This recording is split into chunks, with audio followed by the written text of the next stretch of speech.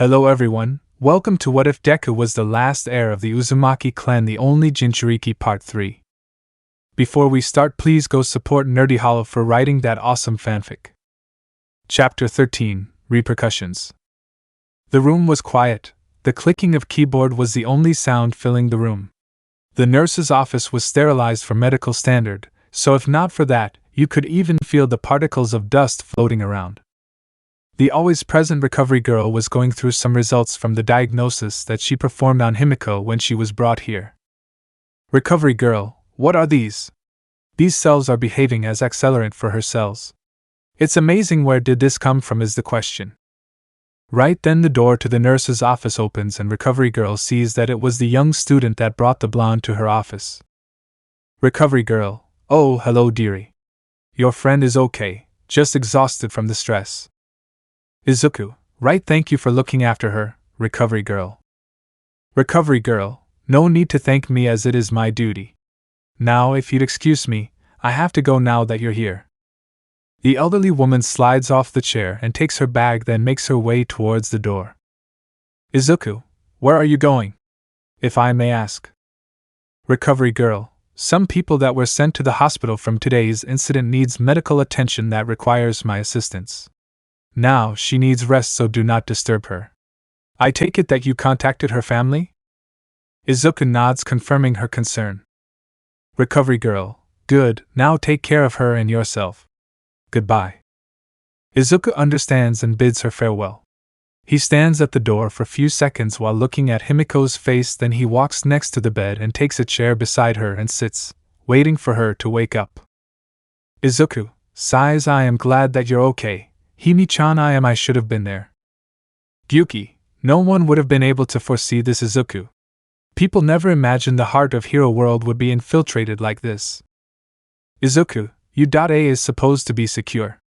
It's even compared to Tartarus, which is the most secure facility this country has. Gyuki, but it happened outside U.A, several kilometers away from the main building. They knew that they didn't have a chance here. Today's curriculum presented an opportunity to them. Izuku grunts to himself. He looks at Himiko's hand and hesitantly holds it between his own. Izuku, why would they do this? What was their motive for attacking the students? Gyuki, that brat said something about killing All Might. That Numu was a weapon designed for him is what he said, remember? Izuku, but why bring the students into this? If they wanted him, they could have just held them as hostage and killed him. Gyuki, you want the symbol of peace to die? Izuku, I don't fucking care about All Might. It may be a heartless thing to say, but no one is invincible. He's not immortal, so he will die sooner or later. People need to come to terms with that. Even I am not invincible with all this power. He hears the door open and turned to see who it was. It was All Might in his weakened form. The young man could see that his face was riddled with guilt and shame. All Might, how is she? Izuku, she's fine. Recovery girl said that she was tired and needed rest. I called her mom, so she must be on her way here. All Might, that's good.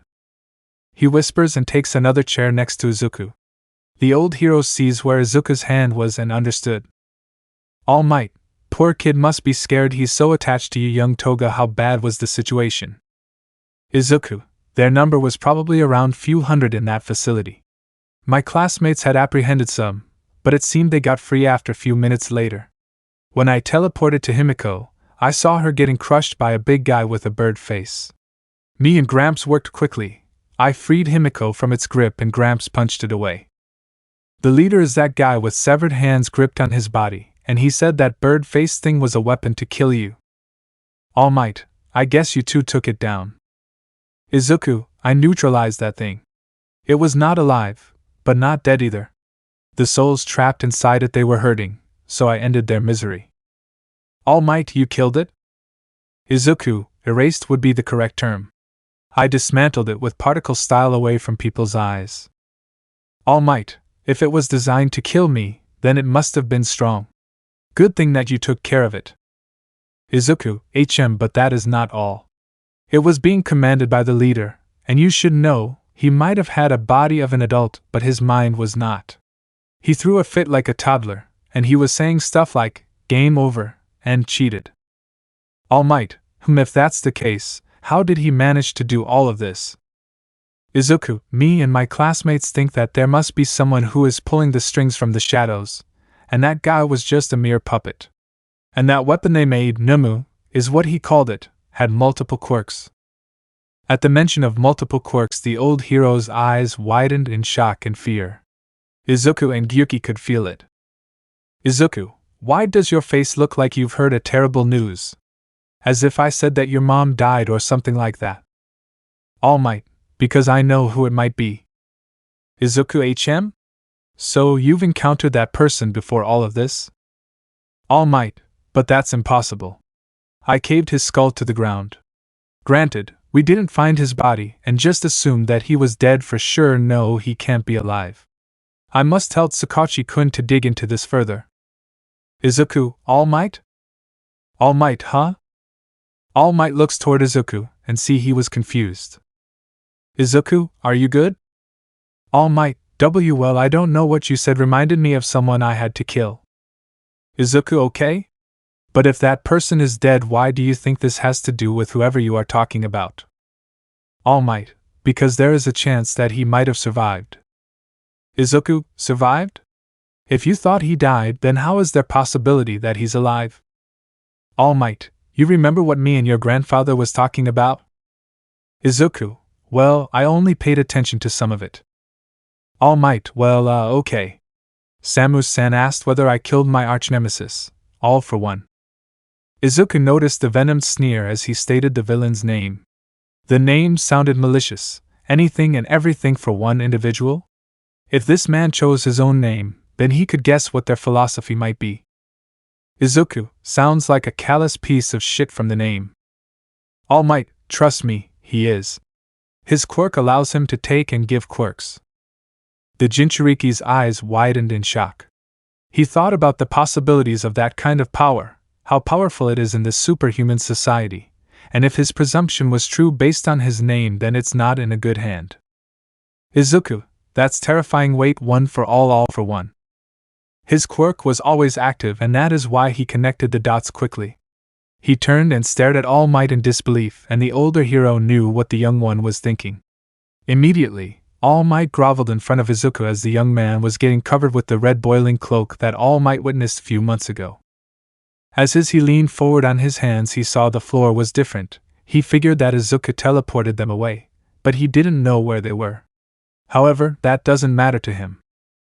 All Might, I am truly sorry, young Shimura. If I had known that he was alive, I would have never transferred that power to her. Izuku, how dare you?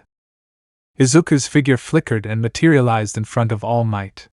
He kicks All Might up into the air, and then leaps after him. All Might, KGH, what a tremendous strength. Even though I barely activated one for all on time, it still hurts like a hitch. In hopes to decelerate, he opens his arms wide, but he was met with Izuku's full power punch to the gut. Blood and saliva shoots out from All Might's mouth. All Might, my wound. Izuku shifts his body downward and sends All Might to the ground fast. Dirt and dust covers the area around All Might as he struggled to sit upright. All Might, yeah, this kid is strong. And not to mention that he used my injury to his advantage. He hears a shuffle beyond his vision, and assumed that it was Izuku. He struggles to get on his feet, but he had to in order to survive against him. All Might, it's as if I am his prey. He could end this pretty quickly, but he's tormenting me as long as he can. Shimura boy, please let's be civil. His body froze and his breath shook when he saw Izuku in front of him, millimeter away from punching his injury again. Izuku, you are despicable. He spits to the side and turns away from All Might. The dust cloud settles and Izuku was nowhere to be seen. All Might sighs, I won't deny that, Shimura boy. With Izuku. He walks closer to the door leading into the nurse's room for the third time that day. He hopes that this won't be a habit in the future.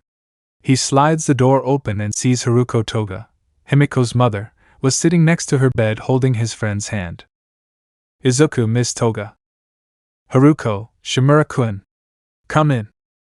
He walks in and takes the other chair next to her and sits on the other side of the bed looking directly at Haruko. Haruko, I ran into your classmate on the way. He said his name was Mono and no. At the mention of that name a tick mark grows on his head with his frustration. Haruko, Mono, I know it was Mono something. Izuku, Monoma Nito. Haruko, ah yes, Monoma. Such a young gentleman, Fufu. Izuku, alright, I swear I have a hate and love relationship with blondes.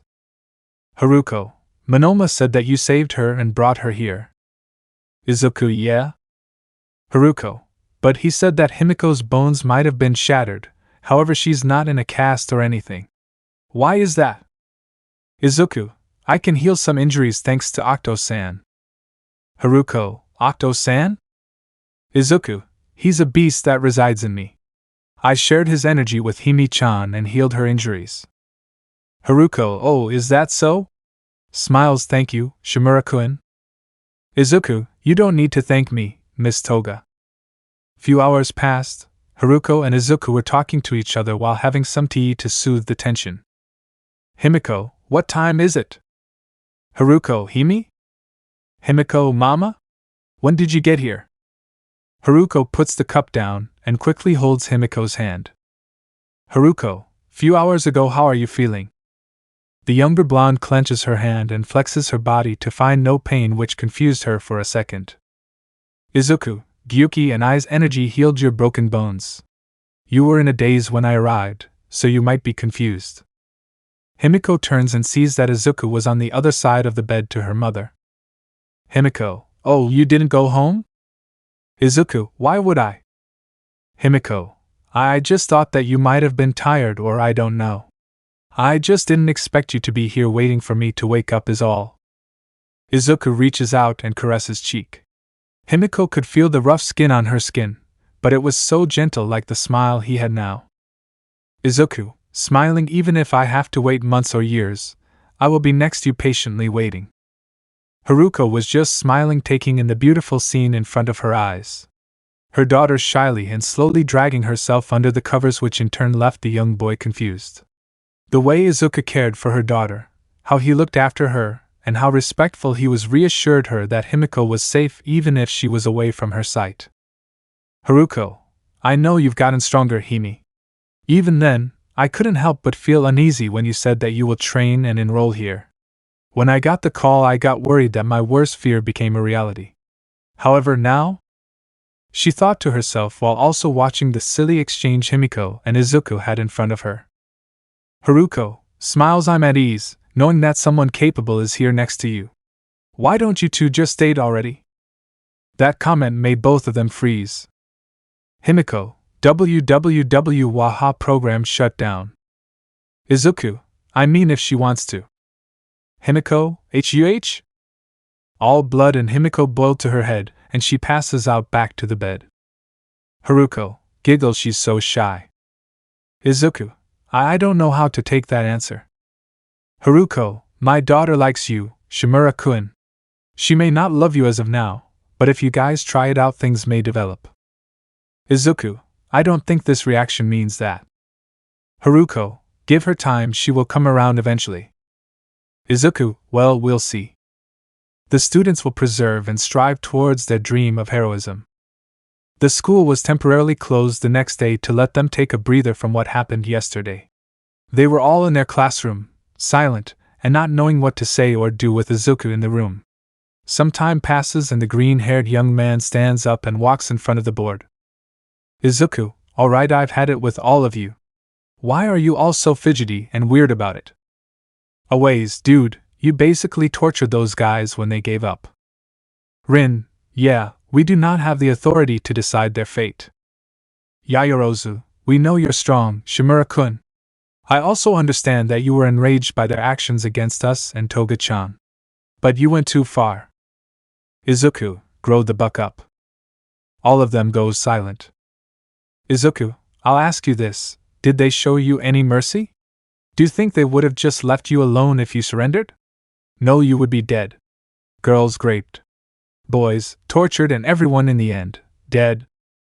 All lives are sacred, but sparing the ones who don't respect that is naive and foolish way that will lead to your premature death, especially in this career.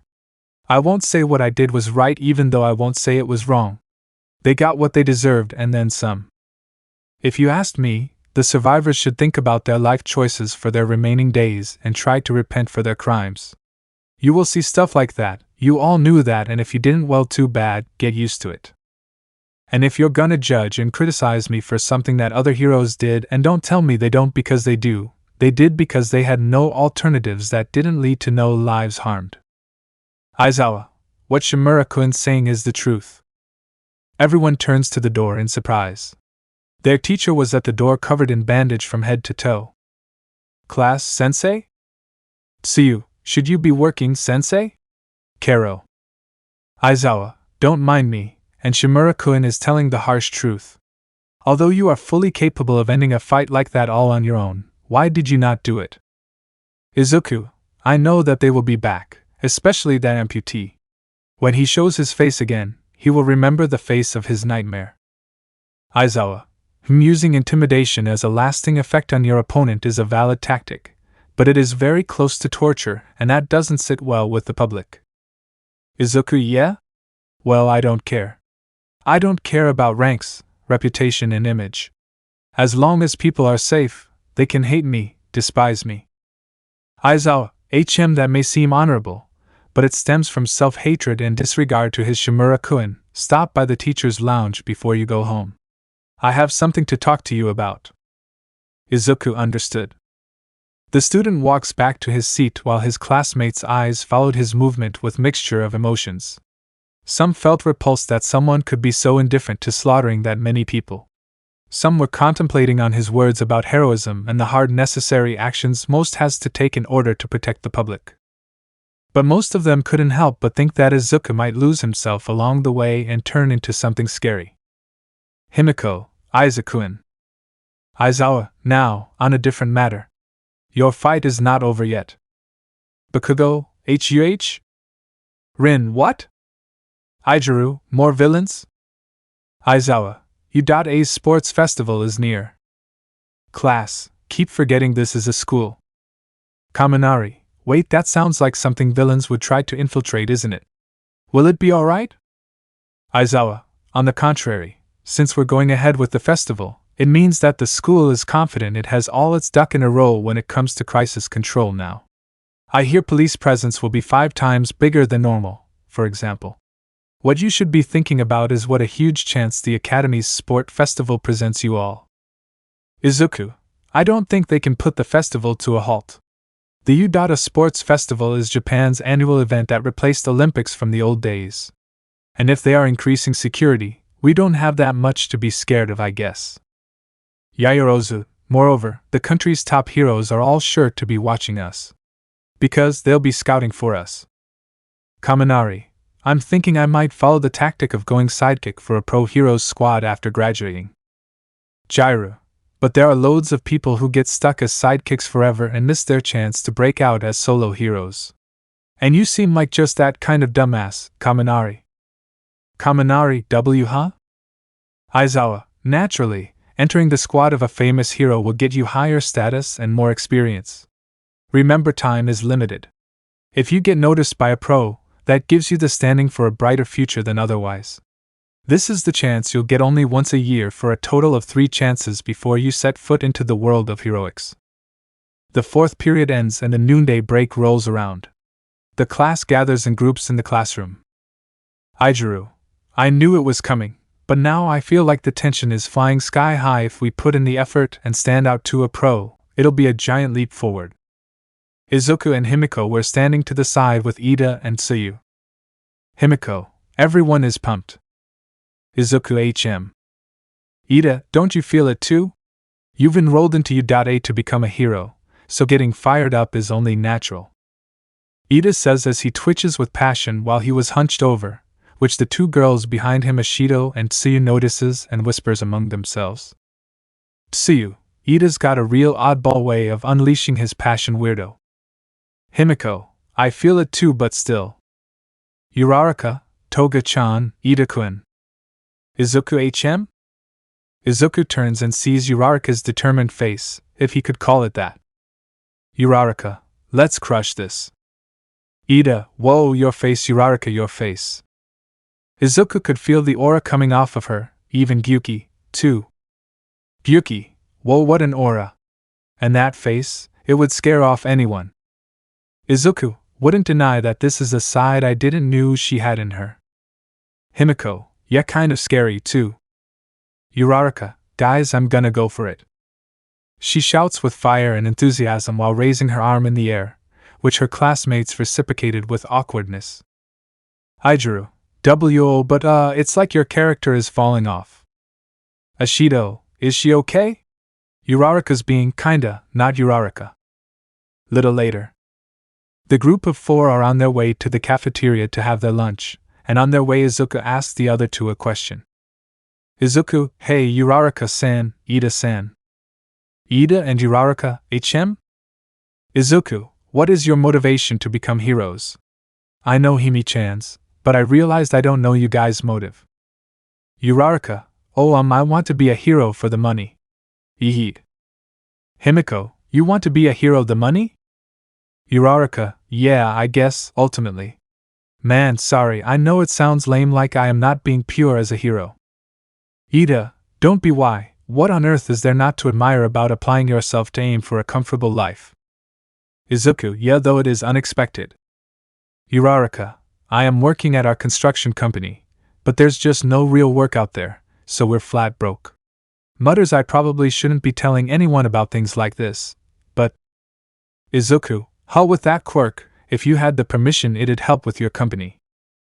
Ida, that is right. Uraraka, that is what I told Dad, too, but he told me that it'd make him and Mama happy if I made my own dream come true for them, so I am going to become a hero, and earn money without fail, and I am going to give my parents an easy life that they deserve. Himiko, that's a very great motivation, Ochako-chan. Ida, bravo Uraraka. Izuku, she's doing this for someone else too, huh? Gyuki, no one in this course will hold out for this long if they had some trivial ambitions like that. Or even make it in with such trivial goal. Then suddenly, All Might in his buffed-out form comes sliding around a corner. Upon laying his sight on him, Izuku's face turned sour, which was not unnoticed by his friend Himiko and the old hero himself. All Might, there you are, Toga, my girl. Izuku, what do you want, All Might? His lips were strained that his words came out as sneer.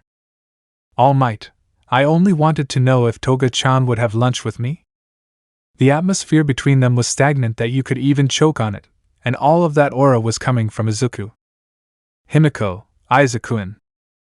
Without any words, he pulls Himiko away from All Might and the other 2. Ida, Shimura-kun, it is rude to walk away from a conversation.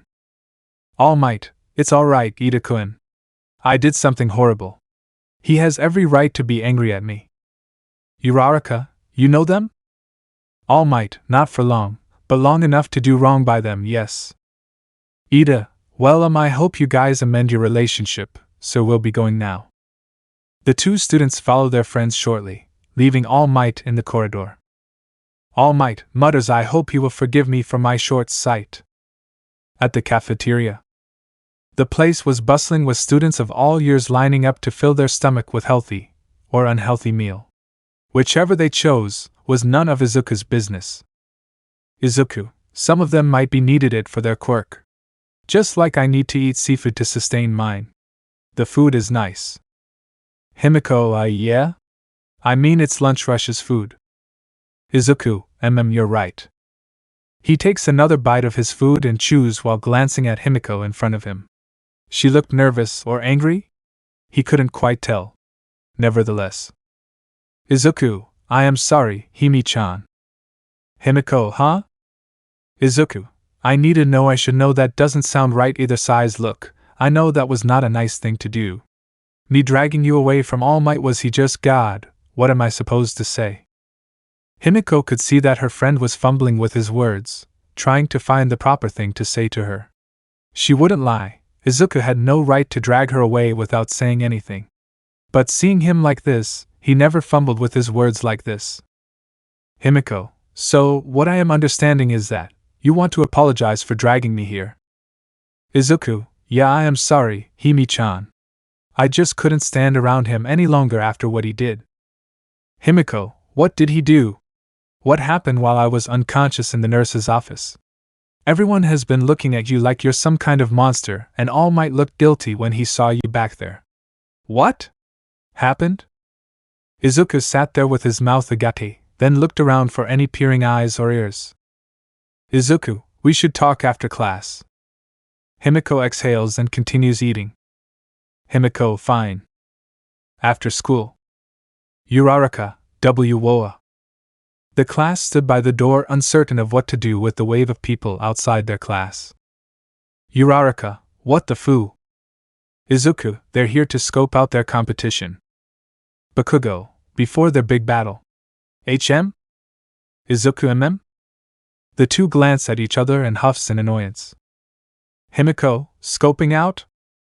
Monoma, we face real threat like the pros, of course they would be here. Right, Shimura-kun? He says teasingly from behind Izuku. Izuku, shut up before my patience runs out. Monoma, what did I do? Izuku, exist. Monoma, hey. Himiko, I guess that's a smart thing to do. We're all going against each other, after all. Bakugo, it's pointless to try, so why don't you just buck off, you goddamn mob? He raises his voice angrily at the big group of students in front of the door. Ida, don't go calling people names, Bakugo. Izuku, don't stop him. Sometimes people need rough treatment to understand things. It's only human. Ida, don't encourage his behavior. Himiko, why yeah. I came to see what you kids were made of, true, but I didn't think you'd be this arrogant. Are all the kids enrolled at the Department of Heroics this way? Bakugo starts to boil. In the back, Ida and Himiko tries to stop whoever it was taunting by making an X with their hands. Bakugo, huh? I'm a bit disillusioned. So that's it, huh? There's lots of kids that wind up in general education department, or other departments because they failed the heroics test. Did you know that? Izuku, that's unfair. What if someone had a quirk like Aizawa-sensei? Now that I think about it, how did he get into heroics? And based on the results of the sports festival, people can be even come under review to be transferred to heroics. And the reverse is also a possible outcome. Izuku, I guess that is how. Scoping out the competition? If nothing else, a general ed kid like me is thinking, hey, why don't I try pulling the rug under those heroics kids while they're on their high horses? So consider it a declaration of war. Izuku, Dek. Hey you, I'm from Class B. I heard you knocked around with villains or whatever, so I came to hear it direct, but I don't want to hear from some snot-nosed punk. Himiko and Uraraka. And they keep on coming. Don't embarrass us during the main event, you hear me? The explosive blonde doesn't even say anything in response. Just stands there, looking indifferently at them, which angers the other guy even more. Aijuru, hey man, aren't you gonna say something? Now we're gonna get haters all up on us. Bakugo, it doesn't matter. Aijuru, what? Bakugo, none of that matters once you're on top. Izuku, however, there's only one winner in this festival. Which means that logic doesn't apply to any of us. But Izuku walks up next to Bakugo. Izuku, as long as it's someone from our class, I guess your logic stands. Bakugo smirks, and that will be me. Izuku smirks in your dreams. The redhead clenches his fist with tears in his eyes. Aijuru, such manliness. Tokoemi, they do have a point, the top, huh? Kaminari, don't listen to those dumbass. All they did was make more enemies for no reason. The class was in disarray with their classmates' declaration. The students went home one by one, and it was no exception to him and Himiko. Izuku, now, hold on. He stretches his hand to Himiko, who takes it, and they were now somewhere in a forest. Izuku, I chose somewhere that no one will come. Himiko, okay.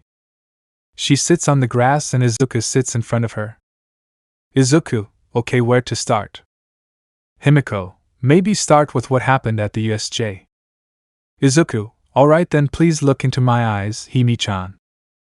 Himiko, huh? Himiko looks around and sees the scenery has changed back to USJ. She then starts to see everything play out in front of her. The erasure of that Numu, the torture of Shigaraki, and then the one-sided massacre of the rest of the villains in USJ.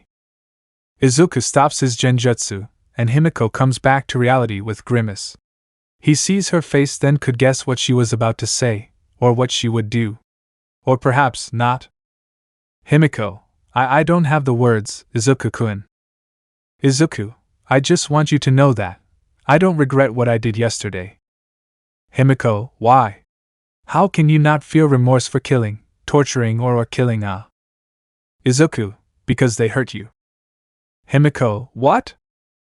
Izuku, they hurt my friends, they would have killed them without remorse, they would have killed you and then thought nothing of it.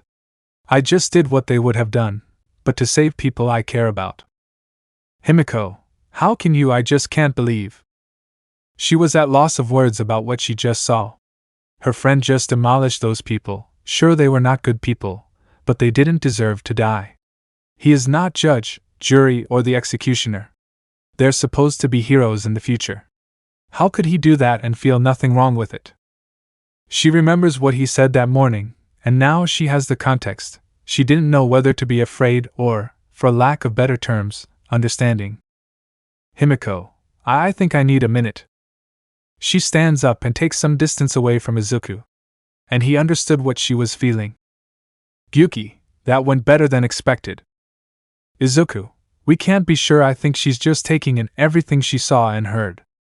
He sighs and gets up, then stands at a distance, close but still some distance.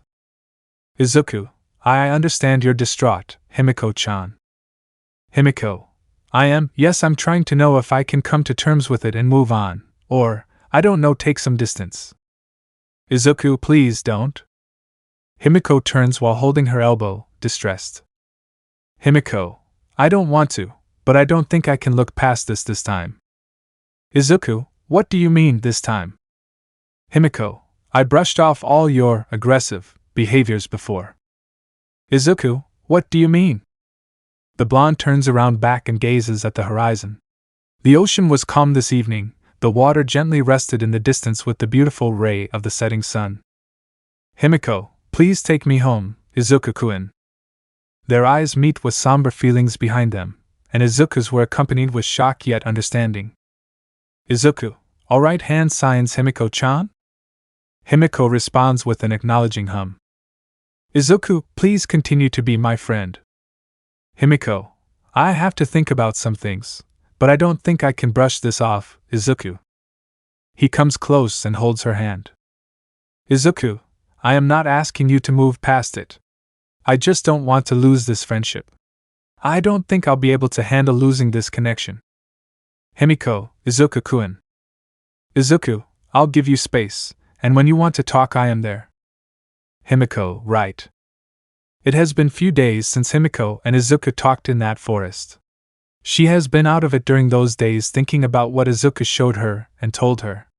She simply couldn't find a way to sympathize with Izuku's view, but she also knew that he was right on some aspect. They would have to make decisions like that in the future, but she didn't think that they could, or would, make that decision early before they became a full-fledged heroes.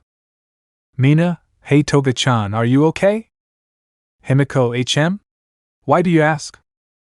See you've just been strange lately.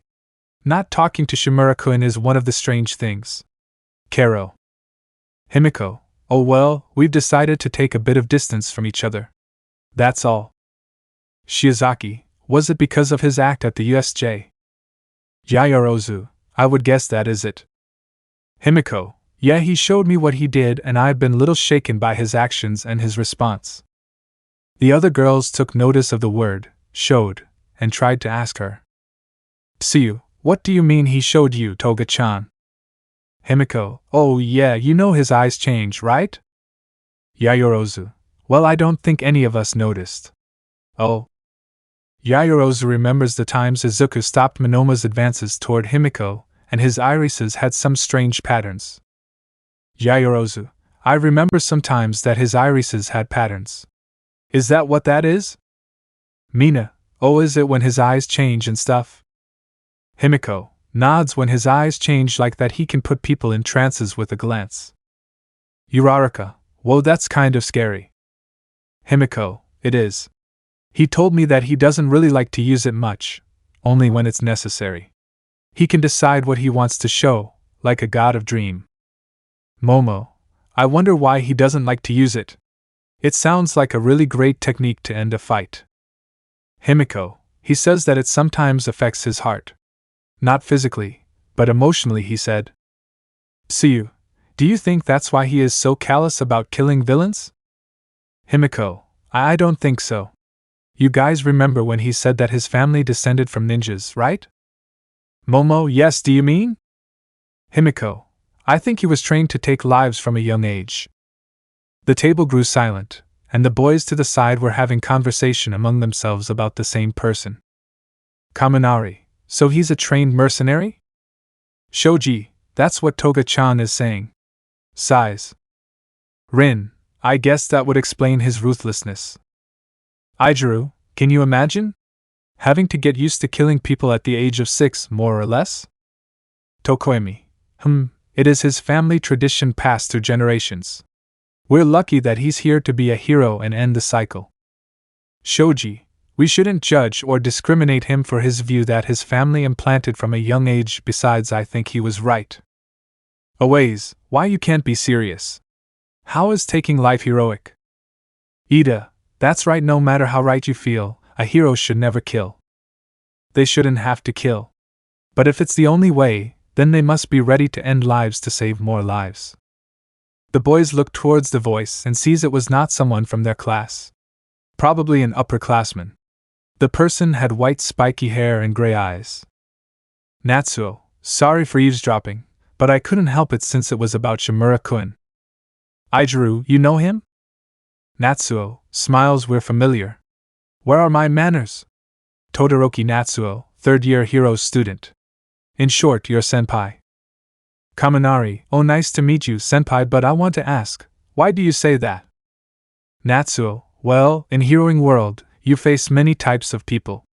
Rapists, human traffickers, murderers, narcissistic pricks that think they're helping humanity through their heinous acts. People like them will never change, so in order to save more lives in the future, there will come a time that you will have to end their life. Ida, but heroes put them away so they can face their punishment under the law. Natsuo, it is the truth of our harsh reality that sometimes the system can't change a person. It can't change who they are deep within. You must understand that this line of work is a harsh one that changes who you are. Shimura-kun's just ahead of you guys. The boys were now silent in deep thought as well. But the older student was not done with his teachings. Natsuo, Tenya-kun, right? Ida, what? How? Natsuo, I started working with your brother in my work studies. He's proud of you, you know. But he told me that he's afraid for you as well. Ida, my brother? Why? Natsuo, because he knows how hero lifestyle is. Even though he's an exemplary hero, he had to drench his armor in blood, too. Every hero has killed during their duty, may it be directly or indirectly. I think Shimura-kun didn't want to risk them escaping or holding grudges and hurt you guys later on. Although, I heard there were few who managed to live. Shoji, Bakuga had to stop him from killing their leader. And one survived without scratch because he wanted to work with the police to save his life. Natsuo, HM. Rin, wait, Todoroki, are you? Natsuo, Shoto's big brother? Yes, how is my brother, by the way? Kaminari, the guy could use some energy. Natsuo, chuckles, well, his childhood was not easy. So, go easy on my little brother, okay? The boys nod. Natsuo, even Shimura-kun. Be understanding. And don't blame him for taking those guys' lives. Meanwhile, Izuku was melancholically eating his lunch with Bakugo, Todoroki and Monoma with him around the table. Bakugo, TCH, dumbass, talking as if you can't hear them from here. Monoma, what can you do? People have their opinions, you can't change them. You could only hope that they will understand that it was necessary to do. Bakugo, Half and Half's brother seemed to have made them understand. Monoma, you never talked about your brother before. Shoto, didn't think I needed to. Monama, well, even so, it would have come up during conversations if you were any normal teenager, that is. Shoto, Shimura. Izuku, yeah? Shoto, why is Toga not here? Izuku, well, she wanted to take some distance and think about all this. I think our friendship is over, so if you two want to take your shots, I wouldn't get in your way. He says as he glances at the two blondes at the table. The two look at each other and turn back to their respective food. Bakugu, don't buck and give up so easily. Monoma, you could word it better, you know. Bakugu, I'll say it however I want to say it. The Pomeranian snares. Bakugu, who you callin' a Pomeranian, you buckin' bone MAW? Get. The buck. Back in. Your universe kicks Bakugu. Bakugu, GH. Well, let's continue. Then continues what he was saying. Bakugu, you did what you had to do to protect our classmates against numbers of villains. We could have fought them, but even I know some of us, if not all of us, would have been injured severely after it. If they can't buck and understand it, they will face the truth and get maimed or even killed because they couldn't kill to save. Monoma, he's right. And the others may not be able to accept the truth, but Toga-chan is smart. She will come around eventually, Shimura-kun. Izuku, why are you two consoling me? The two staggers back a bit. Bakugu grumbles while Monoma scratches the back of his head with an awkward smile. Bakugu, because it would be boring competing with this asshat. Monoma, you'll never stop calling people by some derogatory term, huh? Bakugu, TCH. Monoma, well, in my case, I've been observing you and Toga-chan. And I could see that you guys have this connection. I don't want to see that spark snuff out. Besides, grins winning because my opponent gave up is not Monoma style. Izuku's eyes shift between the two few times. He looks down with his eyes closed and huffs, then he begins to chuckles. Izuku, you two who knew I would accompanied by you two at times like this. Bakugu, don't get comfortable with this, mosshead. Izuku, your language is very colorful, do you know that? Bakugu, huh? What do you mean by that? Izuku smiles, I just find it amusing and entertaining, that's all. He takes a bite of his food while the other three did the same. Shoto, big brother said that Shimura is strong, maybe stronger than All Might Shimura. Izuku, yes, Todoroki? Shoto, my brother said that you are very strong. He said that no one else has seen your full potential yet. Is that true? Izuku, yeah, he's right. Bakugu and Monoma's action halt, and their eyes widen in surprise. Their eyes land on the greenette who wasn't paying attention to them. Bakugu, no one has seen his full potential yet? Monoma, are you telling me? Bakugu and Monoma, he's still holding back? Shoto, then, seeing as you're the strongest in this class or maybe in this school. One day I'll have to get stronger than you. Izuku, Shoto, so, I am declaring a war against you. I will best you during the sports festival, and then prove to him that I will be the number one without using his power. Shoto says while looking at him with fire in his eyes. It was a sight that him and the others never saw from Todoroki. Izuku hums in amusement by the declaration from his classmate. He then smirks slyly at the dual-haired Todoroki. Izuku, then, come at me with all your power. Shoto, Izuku, when I say all your power I mean, all you power. Your ice and your fire. At that, the kid with heterochromia flares with anger. Shoto, I won't use my fire. I will win without it. Izuku, then I won't take you seriously, Todoroki. Shoto, how you decide to take my declaration doesn't matter. Just know, I am coming for you, Shimura. Izuku's expression remains unamused while Todoroki takes his tray and starts making his way to their classroom. His eyes continue to track the red and white-haired classmate. Izuku, well now I have 3 dogs chasing my ass. Monoma, oh, we're dogs now? Bakugu, this dog will take your leg and then your arm. Izuku grins, the pom-pom thinks he can stomach it. Bakugu, what why say buck face? Their classmates watch with amusement while Bakugo tried to grab Izuku, which the other teleports behind him, making the blonde even more angrier. Tsuyu, those two seem to have gotten closer. Mina giggles at this rate. Bakugo-kun is going to burst. Kodai, I would like to see that. Natsuo laughs. You guys seem to have fun during classes, huh? Always, I guess. They're usually hostile with each other, but I think they respect each other. Rin, which is strange from Bakugo. Dude's a walking anger issues, but once you get to know him, he's decent. Shoji, he's focused on himself and his goals. Tokoemi, which is something we should model after. Natsuo, well, lunch break is almost over. We should all get back to class. The night was quiet in her neighborhood while she did her schoolwork. The lamp was the only thing lighting the room and her table. Dinner was nice. Her mother always makes the most delicious food, which she loved even more than lunch rush's food.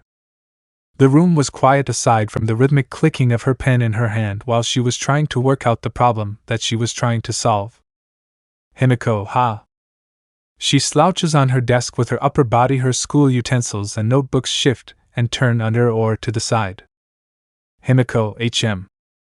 She grumbles on her desk with her face between her arms. Himiko, wonder what he's doing now, probably training.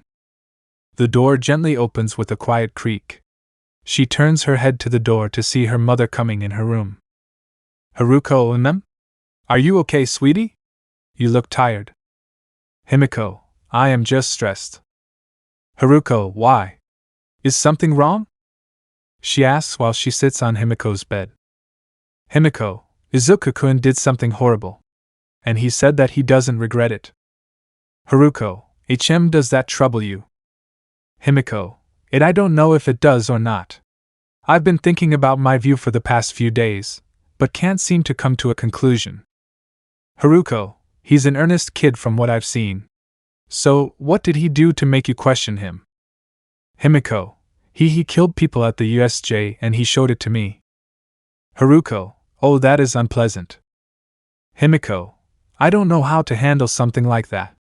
I can't imagine hurting someone, let alone take someone's life. Haruko, I understand, even though I don't think it was necessary. I think he did it because they hurt you. Himiko, but that doesn't excuse his actions.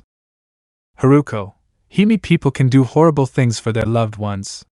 I may not be as capable as heroes, but I will do anything to anyone who hurts you. Shimura-kun did it because he loves you.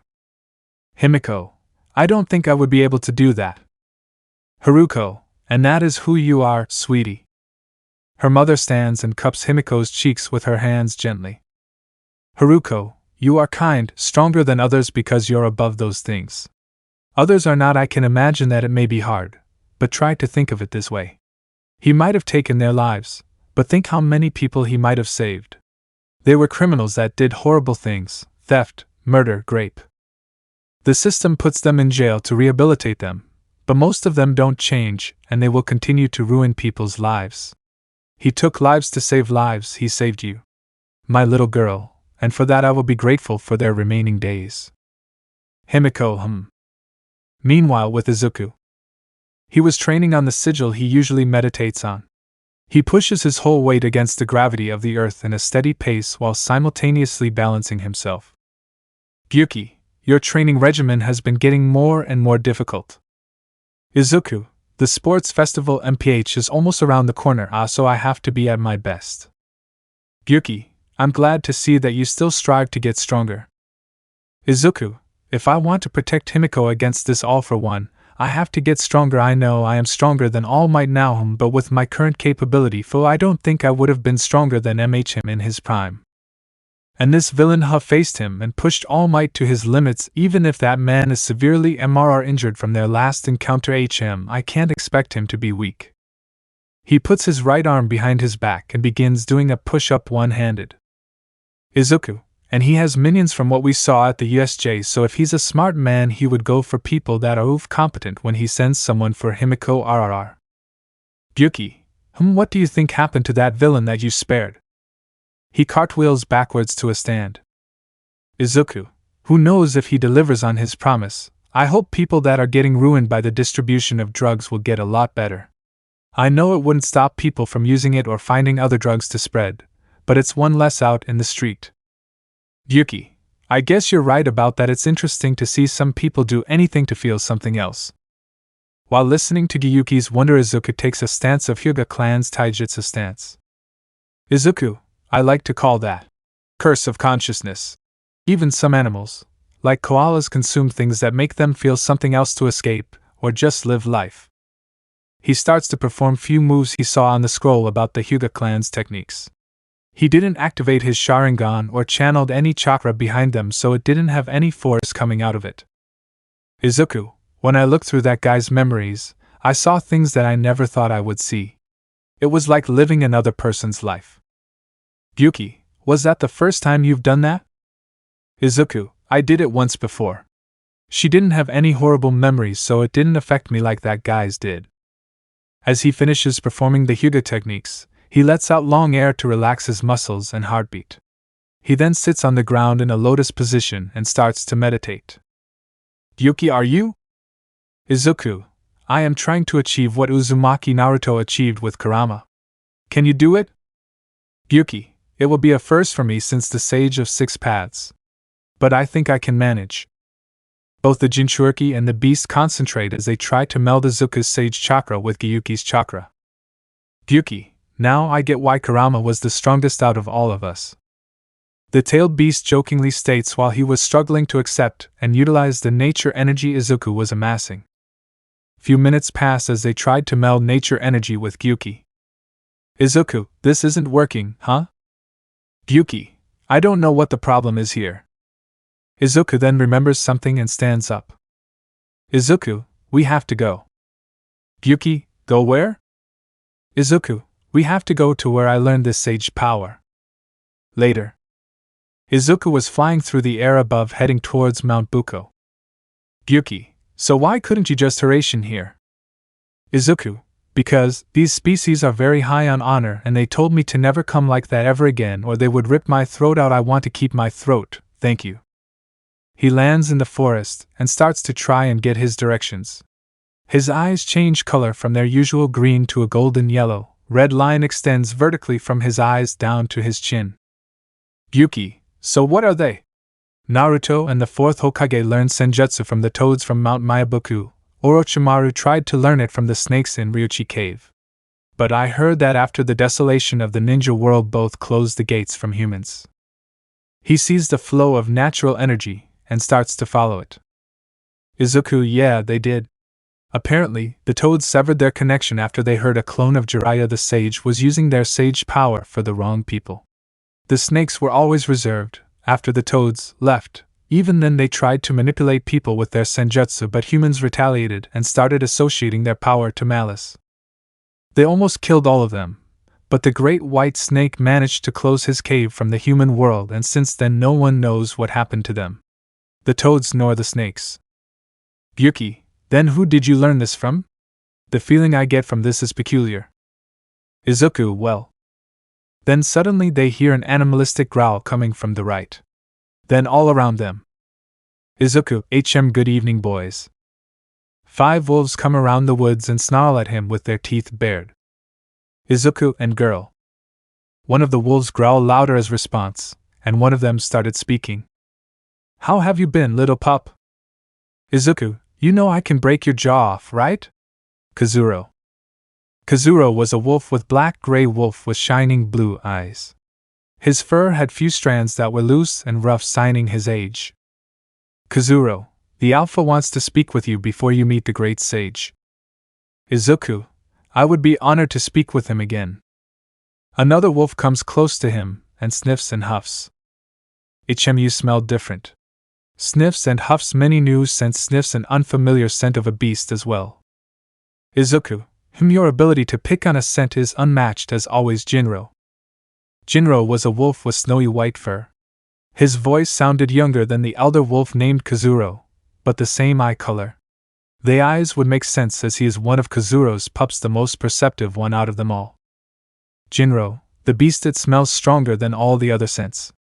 As if it's still here. Izuku, A year after I went back home after training here, I became a Jinchuuriki of Gyuki, the eight-tailed beast. Eight-tailed beast? One of the last two unknown wolves asks. It was the female one. Her fur had yellowish accent with few black spots on her mane. Her eyes were of gray, different from her kins that Gyuki has seen so far. Her name was Haneo. Her voice sounded worried as she heard a tailed beast. Haneo, why would you involve yourself with one of them? They are a bad omen. However they may seem to possess great power, they suppress their vessel's chakra control. It may have already infected your precise control over senjutsu, or even your own chakra. Izuku, I understand your concern, but those afflictions would happen if I was trying to suppress Gyuki entirely, his soul, body, and chakra. I am merely containing his body and soul in my own. You needn't worry about me, he explains to the she-wolf with a gentle smile on his lips. Gyuki. His speech pattern has changed back to formal as he continued to have conversations with the wolves. So he used to talk like that because of them. Kazuro, come. We will talk about this after he sees the alpha. The elder wolf and his white pup leads the group, and the other two trots beside Izuku. What else has happened in your life, Izuku? Your aura seems different. The last wolf asks Izuku as he gives him the detail of his observation. Shiro's appearance was always majestic to witness for Izuku. One of the few wolves that took responsibility for Izuku whilst he was studying their found power. His black fur was as black as the night sky, as if his body contained the vast peacefulness of infinite space. Aside from their alpha, Kazuro and Haneo, Shiro is a calm and collected as well as intelligent. But indifferent to them, he is always calm even amidst a hunt or a fight. He is someone that always had the level-headedness of great leader. Izuku, I always wondered why he didn't challenge the alpha. Even though he is as strong or even stronger than him, he chooses to follow his leadership. I don't understand that, but maybe someday I will. Always the one to notice the trouble, huh? Shiro, it is my talent.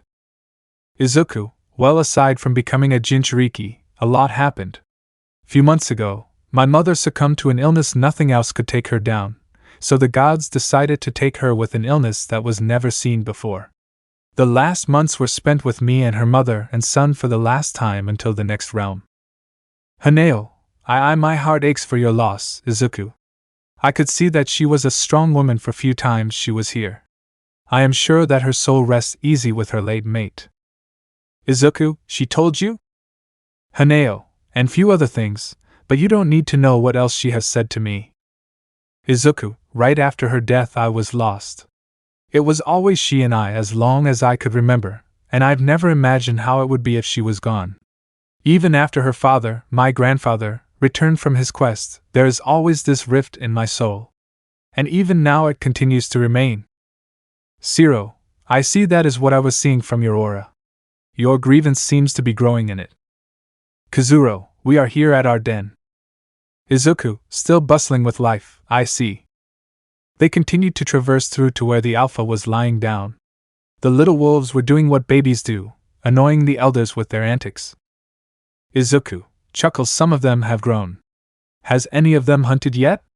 Or found their power? Haneo, one little pup has found her strength among the pack. Does your memory recall a certain pup that used to run around you? Izuku, are you talking about Natsuru? He remembered a wolf pup that would always jump around him asking different questions about humans, and nibbling on his hair whenever he lied down to rest during his training. The pup had a reddish-brown fur that looked like a fiery blaze. He had no doubt that Natsuru would grow to be a strong wolf. He was still a pup, but he knew that he has gotten big now after almost 2 years. Haneo, yes, he has grown, but he still needs to mature. And with his power accompanied with his age, it is hard to contain him. Izuku chuckles. I could imagine. As a little pup he was very active. I would imagine he is sane but bigger and dangerous. Kazuro, your guess would be correct. He can be out of control, but luckily the alpha is patient and understanding to all. Jinro, he should start understanding that he's getting lucky. Always careless and irresponsible with his actions. The alpha should really start being strict with him. Shiro, he has something planned for him is what he said, only I don't know the intricate details of his plan. Haneo, let's not get off topic and get going. They continued their walk after their momentary stop to converse. The group reached the cliffside where the Alpha was laid looking towards the forest with the crescent moon shining above the sky. Izuku bows with the others in show of respect to the leader of the pack. Son of the night and moon, master of senjutsu. He is said to have lived for at least few centuries as his body was huge, bigger than any wolf that Izuku encountered. Izuku, Yamaru-sama. His name was contradictory to his origin as the Yo character meant son, but he explained to Izuku in the past that their goddess gave him that name as a blessing. Yamaru, what is the reason for your visit, my child? Izuku, I'd become a vessel of a great beast during my time away from this forest. I attempted to unify the power of the great wolves with the beast, however I was unsuccessful. Which led me back here to ask the great wolf god to assist me in my effort. The great sage hums at his predicament. The wolves are not ancient like the toads or the serpents, but their sage power was commendable compared to those predecessors. Yamaru, I am afraid the goddess is not able to assist you now, little whelp. Izuku, is she not here? Yamaru, she ventured to the next world. Izuku, eyes wide and she passed? Yamaru then laughs at the young man's exclaim. It was humorous to the old canine that Izuku would consider their goddess could die. Yamaru, no. She is a being of no mortal flesh, thus it allows her to pass through worlds however she pleases. You needn't worry. Izuku, oh. Forgive my wrong assumption, great sage. Yamaru, it is fine. It pleases me to know that you care for her. It means you care for us. Izuku, I consider the pack as my extended family, Yamaru-sama. Your pain, your delight, your strength is all mine and mine are yours till my time arrives. The wolves around him all huffs in appreciation as their leader smiles to Izuku. Yamaru, may I speak with this great beast? Gyuki, why? Izuku, I don't know, would you like to? Gyuki, I would, yes. Izuku bows and allows Gyuki's head to materialize from his back. Gyuki, it is a pleasure to make company of a great sage such as yourself. Yamaru, so it is you who dwells in my child? Gyuki, the eight-tailed beast. One of the nine-tailed beasts that the sage of six paths brought to life from a divine tree of the Otsutsukis. Gyuki, you are knowledgeable, great sage. Yamaru, our goddess is the one that gave life and name to this old wolf, and she was always present since the beginning of our world. None could know her existence before. But after the era of ninjas ended, she saw how the world would be out of balance without its great sages. She herself then descended from her domain to bless us wolves with great power that kept this land nourished with chakra after the toads. She passed the knowledge of the world before us to me, her enforcer. I only heard of you, but could never see you from my age-afflicted my sight. Gyuki, the power she gifted you. How different is it from the toads or the serpents? Yamaru, the toads could only utilize the power of nature, the purest form of chakra, to themselves. They had to be still, unmoving. But we wolves share this power with each other with no restriction to our movements. On the contrary, we gather natural energy by using it. One from the pack holds all the gifts that the gods and deities bestowed us through our goddess. All of us holds each other in spirit and in body through our sage power. It is very different from the way the old sages used it. Nature surrounds us, it contains and amasses chakra as life continues on, but with none to use it, then the world grows out of balance. It can corrupt the weak-minded as the presence of the natural energy can convert one's soul. Gyuki, I must say that is fascinating. No beings, from my knowledge, could share their power through natural energy. Yamaru, we keep to ourselves after the humans almost purged our kind. We can't leave this world like our sage predecessors, for we are bound to this land. We can't live nor leave. They think our kind is extinct in these parts. But we know better, he knew better. The old wolf turns to the young man. Izuku, I believe fate allowed me to find you all. Or the goddess allowed me to find you. Even then it doesn't matter, for I am happy by my affiliations with this pack. Yamaru, smiles, our kinship binds us to each other. Which is why you couldn't share Gyuki's power with our power, little whelp. Izuku, then, can a beast such as Gyuki become part of the pack? Yamaru, Izuku, If a human can, then a great beast can they not? Yamaru smiles as shrewd as ever, little whelp. Yes, he can. Gyuki, it's alright. I think I am part canine even though I have straight teeth. Chuckles. Yamaru, the tailed beasts have similar traits to animals, but I don't think you were molded after us, great beast. But even then, such things matters little to become part of our kin. Gyuki, understood. What do I have to do? Yamaru, if your physical body was here, we would have been able to teach you. But seeing as your dwelling is inside him, I see no other way than asking our goddess to make you part of our pack, I am afraid. Only she has the power to do so. Izuku, do you think she will be back? Yamaru, she is not bound to these woods like us. By the time she returns, I will tell her your request. I don't think she would mind coming to you herself. The old wolf smiles as Izuku bows in gratitude and then swiftly cuts the distance between them into a hug. Yamaru, we all felt your pain few moons ago, Izuku. We grieve with you. Izuku's eyes well up as he immediately understood what the alpha said to him. Izuku, thank you, Yamaru-sama. Yamaru, we care for you as you care for us. Izuku, be strong, and hold your snout high to the moon, for we stand by you. The young man nods in his fur before letting go of him.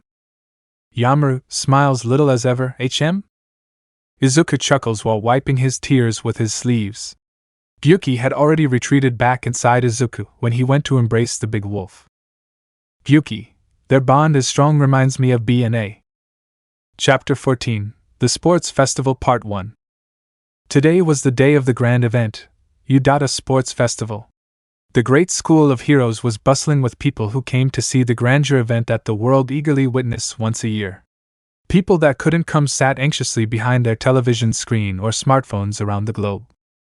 The audience consisted of civilians and heroes alike as they wanted to witness the class of first-year students, the rookies of U.A, specifically the kids that survived a real villain attack. Moreover, all of them, aside from their teachers, survived it unscathed. Everyone was impressed and intrigued by the aftermath and had a question: how did they get out of it with no severe injuries? No one could answer that question as U.A didn't disclose the fact that just one of them defeated hundreds of villains alone. The villains who were apprehended refused to give a word due to their humiliation, or maybe it was trauma. For some it seemed it was both. In 1A's waiting room, the students roamed around their appointed waiting room, preparing, warming up, or trying to shake the jitters out of their systems since it will be their first time in front of a big audience as this. Himiko was a bit fidgety while trying to think of a way to approach Izuku after few days of distance. She couldn't find a good conversation starter as to not make it awkward between them. Himiko, okay Himiko, just get close and find a less crowded place in this room, which is nowhere. Okay, new plan. I will approach him during the break, or whenever there is a chan. No, it would distract both of us. I can't think of a better time than break time, to be honest. It's gonna suck trying to avoid him till then, sure. Izuku, Himiko, you're mumbling. Himiko, huh? She comes out of her splutter when Izuku spoke. She didn't realize him getting closer nor that she was mumbling out of her nervous habit. Himiko, oh, sorry. Izuku, no need to apologize. I think it's a cute little quirk of yours. Her cheeks gain a faint pink tint out of embarrassment by his statement. Izuku, hey, I wanted to say that I am sorry if my method came off violent and rough. I knew you will have strong opinion about it, which is why I wanted to keep you away from that part of me. But when you asked to see it, I couldn't refuse even though I knew the outcome. Himiko, why didn't you just hide it? Or lie about it? Izuku, because I don't like keeping things from you. Ever since we met I told the truth. I may have refused to tell you some things, but whatever you asked I answered. Himiko, OHM. Izuku, I just wanted to say that. If this creates a rift between us, I don't know what would happen. I really don't know, please don't. Himiko, Izuku-kun, can we talk during the break? We won't have time during the FES. Ida, everyone, are your preparations complete? We're set to enter in no time. Mina, damn, I really wanted to wear my costume. Rin, they're not allowed, so to even the playing field. Todoroki, Shimura. Izuku turns to Todoroki and the rest of the class also turns back to them, interested to know what was about to transpire between two of the strongest in the class. To gossip or whatever? Izuku HM? What is it, Todoroki? Todoroki, on an objective basis you are the strongest one out of us all. And Toga is strong, definitely one of the strong students in this class aside from few others. Izuku turns his whole body to him and continues to listen to him curiously. Todoroki, you and Toga managed to get All Might's eyes on you, right? I feel no need to pry into that, but I am going to beat you too. Kaminari Oho? What's this? A declaration of war from one of the strongest kid from the class? Ijuru comes from the side to intercept. Ijuru, hey, what's with the belligerence all of a sudden? Don't spring this on them right before. Todoroki, I am not here to play nice or make friends. But whatever. Izuku, well, this is definitely an interesting turn of events, isn't it? What do you wish to accomplish with this, Todoroki Shudo? Recognition? Respect? Acknowledgement? Approval from Daddy? Todoroki's fist tightens and he notices. He hums in amusement and starts to circle around the dual-haired boy. Izuku, okay, I think I am starting to understand. So I would say, good luck. You're going to need it. Todoroki's face turns sour as he steps closer to his face. Todoroki, your arrogance will be your downfall, Shimura Izuku. Izuku circles around him again as antagonizes him, trying to rile him up. Izuku, oh, you think so, don't you? You see arrogance, but I see certainty, the reality or the truth. And remember, there are students from other classes, general education, support class, management class, and even our sister class 1B. You're not the biggest fish in the sea, Todoroki. The biggest fishes are here in this class, yes, but there might be someone that will surprise you with what they can pull off. So again, and this time I will say this in good faith, good luck. He then walks out from the rest room with Himiko following him since the announcer started calling out the classes. And it was none other than Present Mike. It's the freshman stage and the students are making their entry now. The Udata Sports Festival where the hero worlds in Koet little eggs aim for each other's throats, and the top are grand yearly melee, and let me guess, all you miscreants came to see them, right? The freshly formed miracle stars that shrugged off a mass villain assault with wills of steel the Department of Heroics. The freshman class, I mean, we know that's not entirely the case. Haha. Class 1A comes out marching from a tunnel led by Izuku and Ida. Present Mike, you're here for Class 1A, right? Himiko mutters wow, that's a lot of people. The students look around in awe melded with anxiety. This many eyes on them, and they were the main attraction of the day. Present Mike, can you draw out your best performance with so many eyes gazing from all directions? Let the fervor enfold you, and may students turn warriors. Other classes of freshman year comes out from the same tunnel one by one while Present Mike calls them out as they pour into the stadium. Present Mike, and following Class B, here comes Classes C, D and E from the Department of General Education, and now here are Classes F, G and H of the Department of Support, now for the Department of Managements. One of the student from a general education course sighs and calls out. Student, man, they're treating us like we're just their foils or something. Crack. Midnight, now, fair play. Midnight cracks her whip on the podium as she places her hand on her hip after she swayed seductively. She then enticingly winks at the camera for the men and boys to see. Hero, hey, check it out if it isn't the 18+ only heroine. Midnight, she's the chief referee for the freshman stage this year. Hero, where's the principal? Hero, as usual, he's overseeing the senior stage. The heroes at the bleachers converse with each other as the people shout in excitement. Tokoemi, wait, did you say 18+ only? Even though this is high school? Is that okay? Midnight silence. My tenure here is perfectly on the level now. Player Rep Shimura Izuku come up the stage. Class 1A turns to him in surprise while he also stands there mouth agape, startled. He then quickly composes himself and makes his way onto the stand. He turns and his eyes run through the bleachers. The sea of people was intimidating to behold, but his inherent quirk helped him process his mind to a conclusion of what to say. Izuku, whisper, is there some time limit? Or number of words to say? Midnight, there is no such thing, handsome. Some are long, some are short. So, just speak from your heart. Izuku nods and turns back to the people seated above. Izuku, I have few things to say. It may be long, so please bear with me. He could hear some groaning and some murmurs spiraling among them. He inhales and starts his opening speech.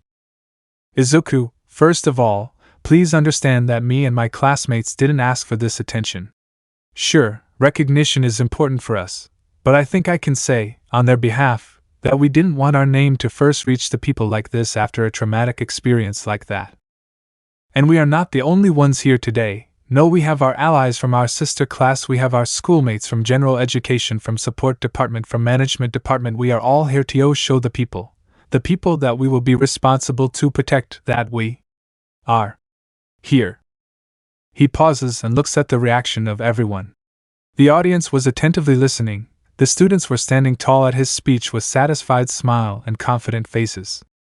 Izuku, this is the start of our journey, the day to show you all why we deserve to be here, and show the villains that we will be out there someday to bring retribution to them. This is our starting line, and we will give it our all. Like our school motto says, plus ultra. He raises his fist as he recites the motto, and all the freshmen raises their fist and says it after him. Freshmen plus ultra. The crowd cheers and claps as he begins to walk back to his class. Hero, yeah, plus ultra. Present Mike, what an opening from our freshman representative.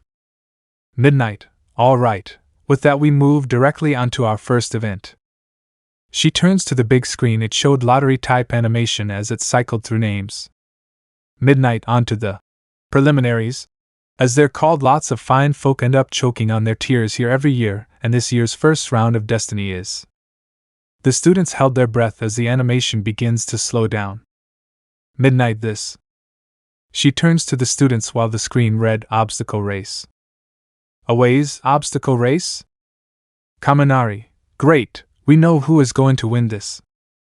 The blonde mutters as he looks towards Izuku and Himiko at front. Monoma, you shouldn't sell yourself short. Results may shock you. Rin turns to Monoma and looks at him for a moment. Rin, was that a pun? Monoma, HM? What was? Rin, never mind. Midnight, it's a race between all 11 classes. The course makes a nearly 4 kilometers, 2.48 miles for those who use Imperial system. We always sing about our freedom on campus, fufufu. She cheekily giggles while the students all made their way behind the starting line. Midnight, well, this is what it's all about. You're free to do anything, as long as you remain within the course, so let's get cracking on your marks. The 3 lights turn off one by one. Himiko, All Might. Flashback to yesterday. All Might, Toga Shuju, the Udata festival is near. How is your training going? Toga, well, ever since me and Izuku took some distance from each other, I couldn't learn new things, to be honest. With no sparring partner and someone to give me pointers, it's quite difficult. And I wasn't really keen on coming here, but... All Might observes her expression and sees that she was gloomy. He could understand her feelings, as he is also disappointed that his relationship with Izuku was strained now. All Might, Toga Shuju, to be blunt, I don't have much time left to stand as the symbol of peace. My time limit is shortening as each day passes. I can go 3 hours now, but it will shorten in the future. And there are those biding in the hive of villainy who have doubtless already noticed. Himiko's whole being shakes as her idol, her role model, goes on about a melancholic subject. She couldn't imagine All Might standing down, but reality was happening in front of her. She could see and feel his time lessening through her eyes, and one for all. All Might, the reason I granted you this power is because I wish for you to be the next generation's All Might. The Udata Sports Festival is a big event that the whole country will be taking note of. What I am trying to say is, I want you to show the world that you, Toga Himiko, have arrived. Flashback ends. Himiko, I will show them that I've arrived. I will show them that your legacy still lives on. She steels her resolve and gets into a runner's stance. The lights all go dim and alarm blares, then everyone starts running. Present Mike, STAARTO hey, broadcasting live here, are you ready? To commentate, Mr. Mummy Man? Aizawa, sure. Since you dragged me here by force. The underground hero grumbles in annoyance by his loud-mouthed blonde friend. Down at the starting line, Himiko and Izuku stood next to each other with patience as they see everyone else try to push through the tunnel. Izuku, just as expected. Himiko, the first ever obstacle. The tunnel fills up as the students, and makes a human-made barrier. Izuku and Himiko, is this tunnel? Izuku steps closer to Himiko. Izuku, well, I'm gonna help you with this first obstacle, Himiko-chan. Himiko, huh?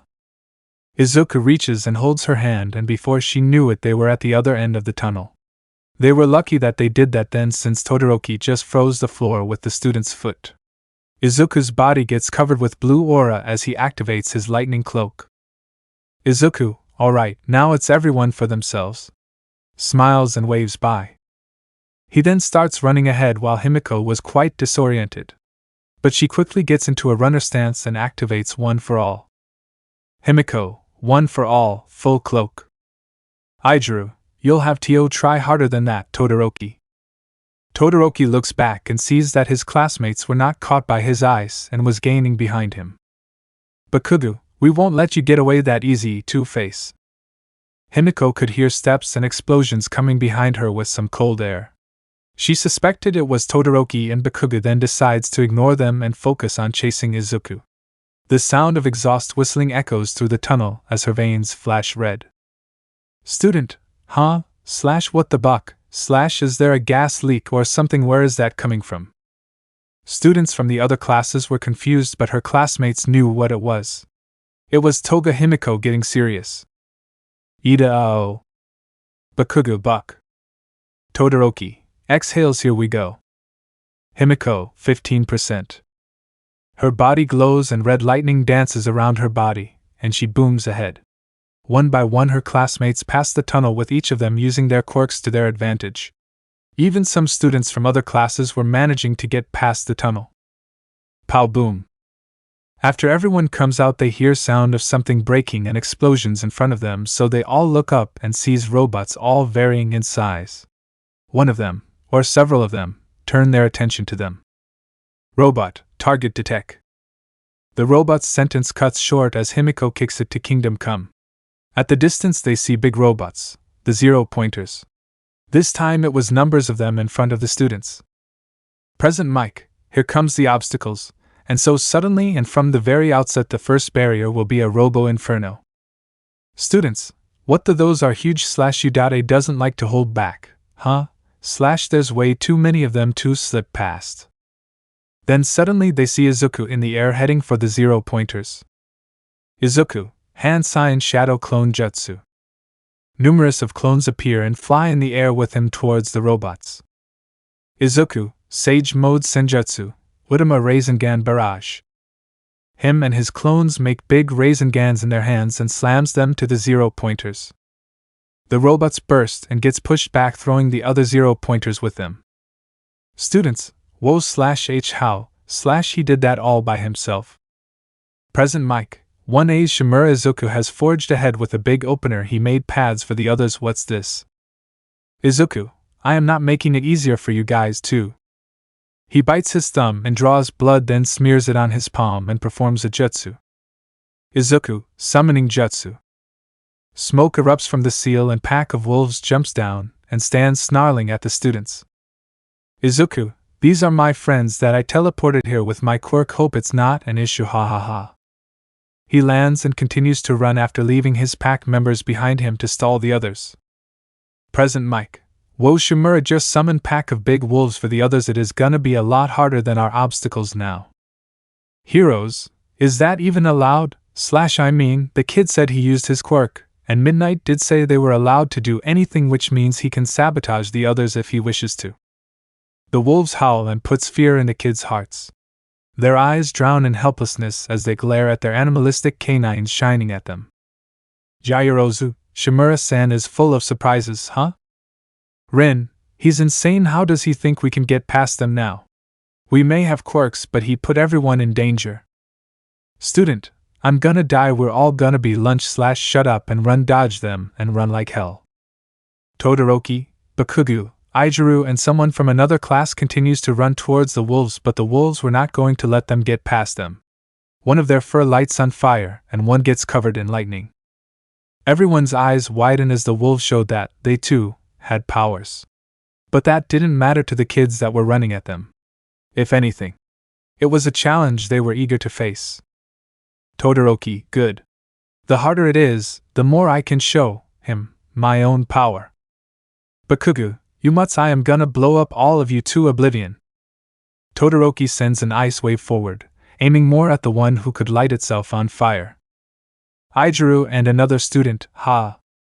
The other two run in, swinging wide with their body covered in hard material. Two wolves lunge at each of them respectively and bites down. The fiery one was not even bothered by the ice and lunges at Todoroki with its mouth wide. Bakugo maneuvers around the air with his explosions. The wolves lunge and miss as the boy dodges and retaliates with his explosions, but it seemed pointless as they still pounced at him after. Few of the pack stays engaged with them while the others run past them to the others behind them. Students, AAHHH. The students steal their fear and hold their bravery in their fists as they rush towards them, too. Present mic. And there you go, the students bravely retaliate against Shimura-kun's wolves. This year's freshman stage is something else, don't you think, folks? The stadium roars in excitement at the turn of events, and some heroes even gossiped among themselves. Hero, the big robots are one thing, since if you're powerful or elusive enough you can get past them. But sentient wolves are another thing, since they're animals with their own thoughts. They can chase after you, they can change their approach as the fight goes on. That is going to be harder than the robots. Another hero nods and adds on. Hero, that kid can teleport anything from anywhere. That is a useful quirk right there. Present mic. Due to some turn of events, the first round's obstacle course was trampled over by one of our students, and were replaced with some hardcore, savage wolves that the competitors now have to run past. The goal of this whole race is to lap around this special-made stadium's outer ring, since the rule is, anything goes. Others can sabotage each other just like our student did. For others, it would be a waste of time, but as you can see, it is no issue for Shimura Izuku from the Class 1A. The camera then shows the students desperately trying their best to trample over the wolves and the animals viciously lunging at them or biting down, then dragging them on the ground and other things. Students, look out / break their legs. They can't do anything if you break their legs, right? / isn't that too cruel for the wolves? / it's either hurt them or get hurt. Present mic. While we were awed by this gruesome event, Shimura, Izuku and Toga Himiko have reached the next obstacle, the FAALL. Izuku and Himiko were running neck and neck, and they didn't stop either at the sight of the dangerous pit ahead of them.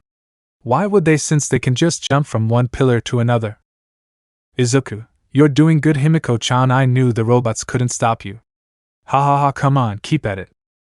Himiko, laughs, you cleared all of them and I was a bit ahead of you, you know? But I am having fun. This is like one of our training sessions. Meanwhile. Present mic. WH, look at them go, they laugh at Udade's effort to make hard obstacles as they easily hops past it. That's rude, kids, and if we go back, we could see that the students are still wrestling with the pack. Can they pass through? Will they be able to catch up?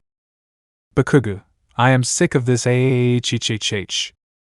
Bakugo shouts in anger as he slams his hands down and explodes everyone and everything around him.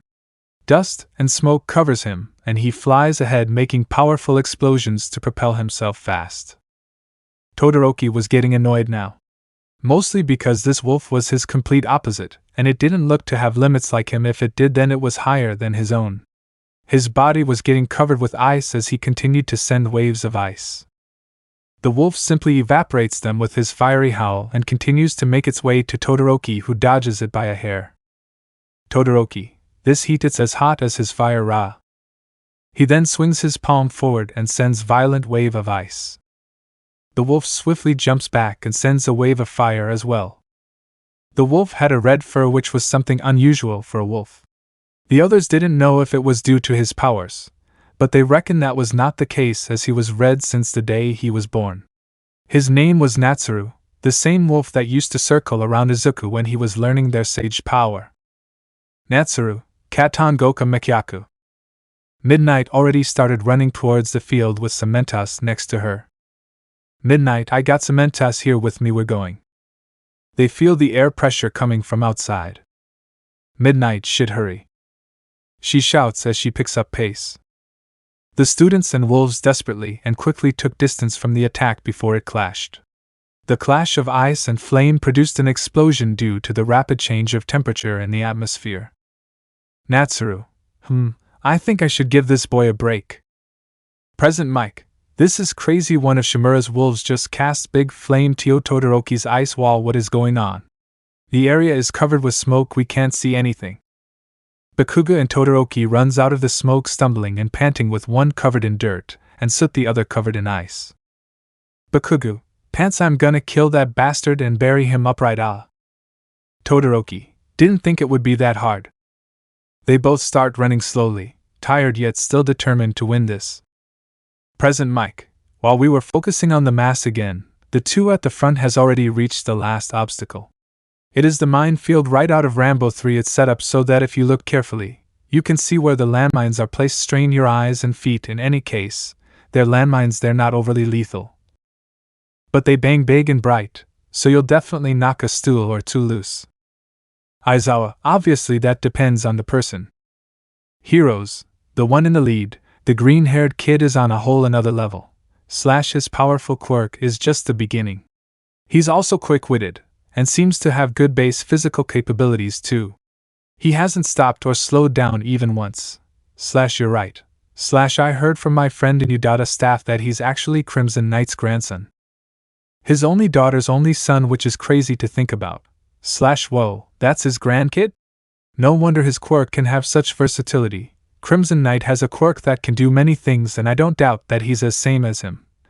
He was said to be strong, or even stronger than All Might himself. They fought once, but no one knows who won.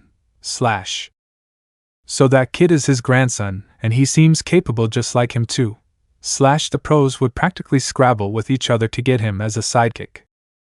Civilian, that is Crimson Knight's grandkid? Whoa, really? Who is Crimson Knight? Are you kidding me?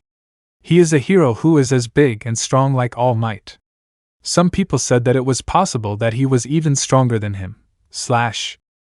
Crimson Knight was a number 8 hero before he went on a covert mission years ago, but he said in an interview that he was never and ever will be concerned where he places in the hero ranks, which what is admirable about him.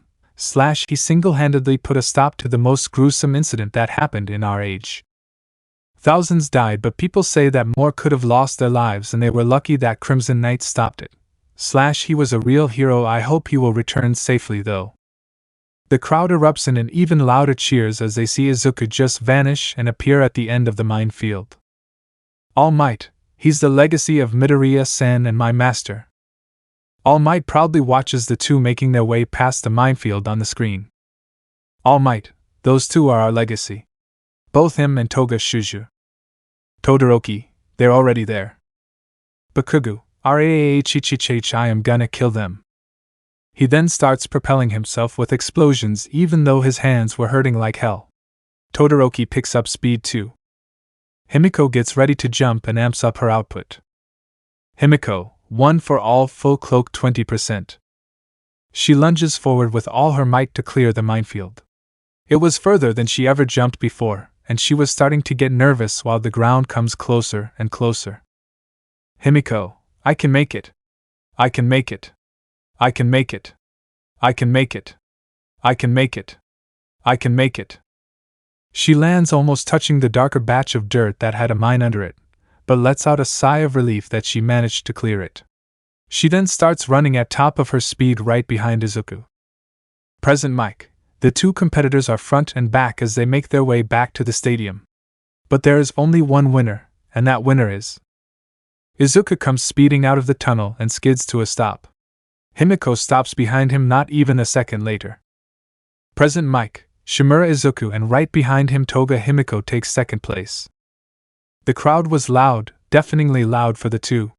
They both spin to take in the scene in amazement. This many people were cheering for their win, and it felt good.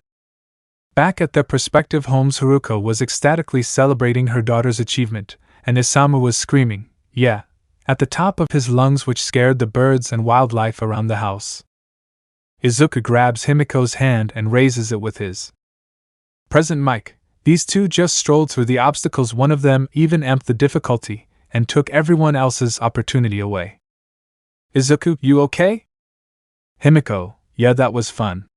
So exhilarating, and now I am pumped. She energetically jumps in excitement, and Izuku chuckles.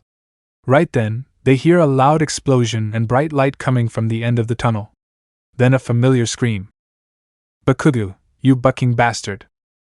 They see Bakugo coming in like a bullet straight at them. Izuku, well, here comes the bomber of the show. He steps in front of Himiko and constructs the ribcage of Susanoo around him and her. Bakugo flies at them and explodes the construct, and dust erupts. When the dust settled, the ribcage receives no damage, not even a scratch. Present Mike, whoa, and Class 1A's Bakugo Katsuki comes in third with an explosive entrance.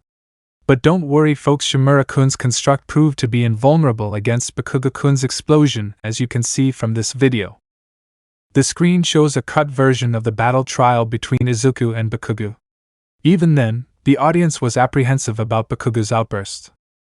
Heroes, even if he knew, that's still dangerous / it shows his immaturity and impatience. / he has potential though. He trusted Shimura to defend himself and Toga.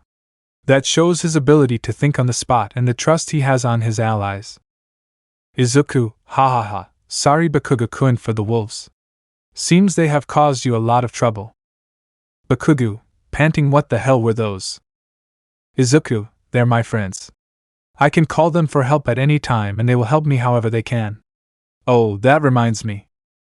He makes a hand sign and the wolves burst into smoke. The crowd gasps and some of the competitors cry out relief. Present Mike, the wolves have all burst into smoke. What is happening? Did they die? We're gonna be accused of animal cruelty by Peter Shimura-kun. Come on, we don't condone that in U.A. Aizawa, judging from how they appeared and how they disappeared, they're back to where they came from safe and sound. So, they didn't die. At that explanation, everyone collectively lets out a sigh of relief. Present Mike, oh then I guess that's okay, and I can say for sure that the students are now relieved that they're gone. Yayorozu, panting, damn, I used too much lipid for that, she says while she throws her net gun that she made to the side. Mina, panting, I didn't want to hurt the wolves, so it was exhausting in all ways possible. Aijuru, God, that was scary, their teeth were sinking in slowly and wouldn't let go no matter how many times or wherever I hit them. He plants to the ground on his rear, dazed and tired from the shaking and tossing he received from the wolves. Jairu, that was scary. Uraraka, one came to me but just went past me, I think it knew I was scared, she says while her legs were shaking. Rin, they were so big too. A ways, and had powers I couldn't even get close to them. Ida, panting, we cannot stay here, the race is still on, come on. Ida starts running at normal speed without using his quirk, and the ones that still had the drive runs after him. It took a while for everyone else to finish the race as they were drained from their first obstacle. Midnight had already came back since she got a word that everyone was fine. And as the referee, she must carry on the show. Midnight, and so, even with all that mishap at the start, it is over. Now everyone, here are the results.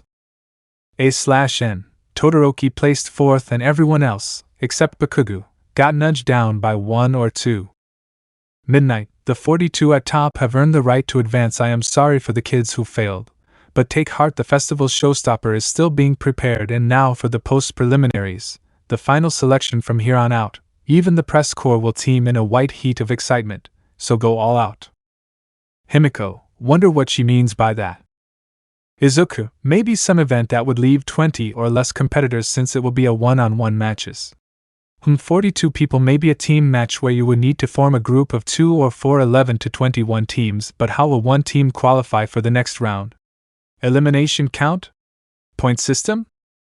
Midnight, human cavalry. Himiko, whispers, you were right about the team event. Midnight, you can all form 2 4-person teams freely and form a horseback configuration. Basically it is the same rules as a normal human cavalry battle. Swipe enemy riders' headbands and guard your own. Except for one thing, everyone will receive points based on their performance in the last trial. Izuku, so the higher you placed, the higher points you will have. So if you have higher points, you could just focus on protecting your own headband. Let's hear how the points are appointed. Midnight, your point will be 5 points if you placed 42nd, 10 if you placed 41st, and so on, with the exception of first place, whose head is worth 10 million points. Izuku loses his cool momentarily as the appointment surprises him. Yuki, you're a star now, Izuku. Izuku, great HM? He could feel all the eyes were around him, digging holes through him. Izuku, smirks, come at me then. The whole stadium shakes from the pressure coming off Izuku. The students and Midnight all get pushed to the ground by the heavy pressure. The audience could feel the air get heavy, and they could feel the violent wind in their face. Heroes, well, that is some pressure. Is that coming from Shimura? Izuku? Gotta say, kid can put some pressure on people. The boy stops and everyone starts to relax. Himiko, did you just do that thing you did on the first day? Izuku, just to intimidate. Fortunately, I can direct it. Although, I didn't intend to aim it at Midnight. Midnight stands up and exhales to gain her composure. Midnight, it's alright. You run into something like this from time to time. Ahem, back to the rules. The time limit is 15 minutes. The point value of each group's headband is worth the total point accumulation of each warhorse's members. And the one to wear the headband will be the warhorse's rider. Think of him, or her, as a standard bearer. Until time is up, you will all be fighting and stealing as many of each other's headbands as you can. You may not equip your headband on any area besides above your neck. They're all Velcro since we're aiming for ease of yanking. As more and more headbands are taken, maintaining control of the situation will become more and more demanding, and the most important aspect of our human cavalry game is that even if you should lose your headband or crumble as a horse configuration, you're still not out of the game. Izuku, right, that is some interesting terms. Himiko, even so, aside from getting teammates, you just have to protect your headband, since even if one of the team were to collect every other band's, the total wouldn't even be close to yours. Izuku, you're right. Yes, Midnight, I have a question. Midnight, alright, ask away. Izuku, if I don't manage to recruit someone to my team, can I form a cavalry consisting of my clones? Midnight, clones? Izuku, hand sign shadow clone jutsu. 3 copies of Izuku steps out from a puff of smoke that suddenly appeared out of nowhere. Midnight, HM? She puts her finger on her earpiece and listens to the voice on the other side. Midnight, understood. Well, Shimura-kun, the principal has allowed only 1 clone for you to make, as long as you have 1 or 2 teammates. Izuku smiles, that shall suffice, since I have my other teammate here. He says as he holds Himiko to his side. Her cheeks heat up in embarrassment with all the eyes on her, while Izuku confidently smiles to Midnight. Midnight, you two are so cute, squirms, it sends shivers down my spine. Alright, since you all now know the rules, you have 15 minutes until the round starts. Now form your teams. The others approach each other and starts to form teams. Izuku, since our team is settled, let's strategize, shall we? He looks down and notices Himiko cowering behind her hands with her embarrassment going above the limit. Izuku, Himiko-chan? Are you okay? Himiko, why would you do that? Izuku, why? Did you not want to team up with me? Himiko, no, I was planning to, but dragging me into you so suddenly. Izuku smiles, I am sorry. I won't do that again. Himiko looks up and sees his smile. She grumbles and huffs to relax. Himiko, thank you, so, is this the tea? Let's team up, Mr. First place. A girl with pink dreadlocks wearing pair of goggles shove her face in front of Izuku. He was not really fazed at all, unlike Himiko, who jumped back a little bit. Izuku, who are you? Hatsum. I'm Hatsum May of the Department of Support. I don't know you, but I'd like to use your position.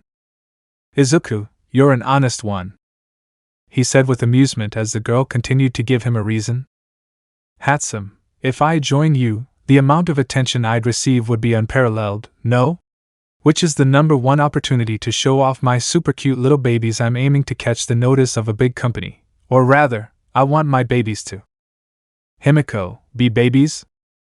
Handsome, and naturally, I also think your group has quite a bit of merit. The Department of Support has its purpose in developing equipment that makes heroes' quirks easier to use. My babies number many and sundry, so there's bound to be one that suits you, I should think. Izuku, I appreciate the proposition, Hatsume. However, I don't think you have the means to assist me at all. I have a quirk that is quite versatile that allows me to shape and form my own energy however I can. Hatsum, what is your quirk? If you explain it to me, I might have something. Izuku, well, Himiko-chan? Could you please show your note to her? Himiko, sorry, I don't have my phone on me now. Izuku, then I guess this'll do. He activates his Sharingan and puts Hatsum in a genjutsu to show her what she can do. She staggers for a second with empty eyes but comes back to her senses later. Hatsum, huh? What? What happened? Izuku, I can channel my energy to my eyes and do number of things. But you should know by now since I just showed you. Hatsum, oh, that's what that was. Okay, now I know your quirk. I don't think my babies will shine, so bye. Izuku, Hatsum, wait a moment. Hatsum doesn't stop when Izuku tries to call her back. Izuku, think your babies can help Himiko-chan here? The pink-haired girl halts and turns back to the duo to see Izuku pointing to Himiko like a prized horse. Himiko, I am a horse now. It's a description, don't worry. Go back. Present Mike, wake up. Eraser, their 15 minutes to form teams and strategies are nearly up and 13 warhorses have lined up on the field. Eraser's eyes skim through the field and sees the teams.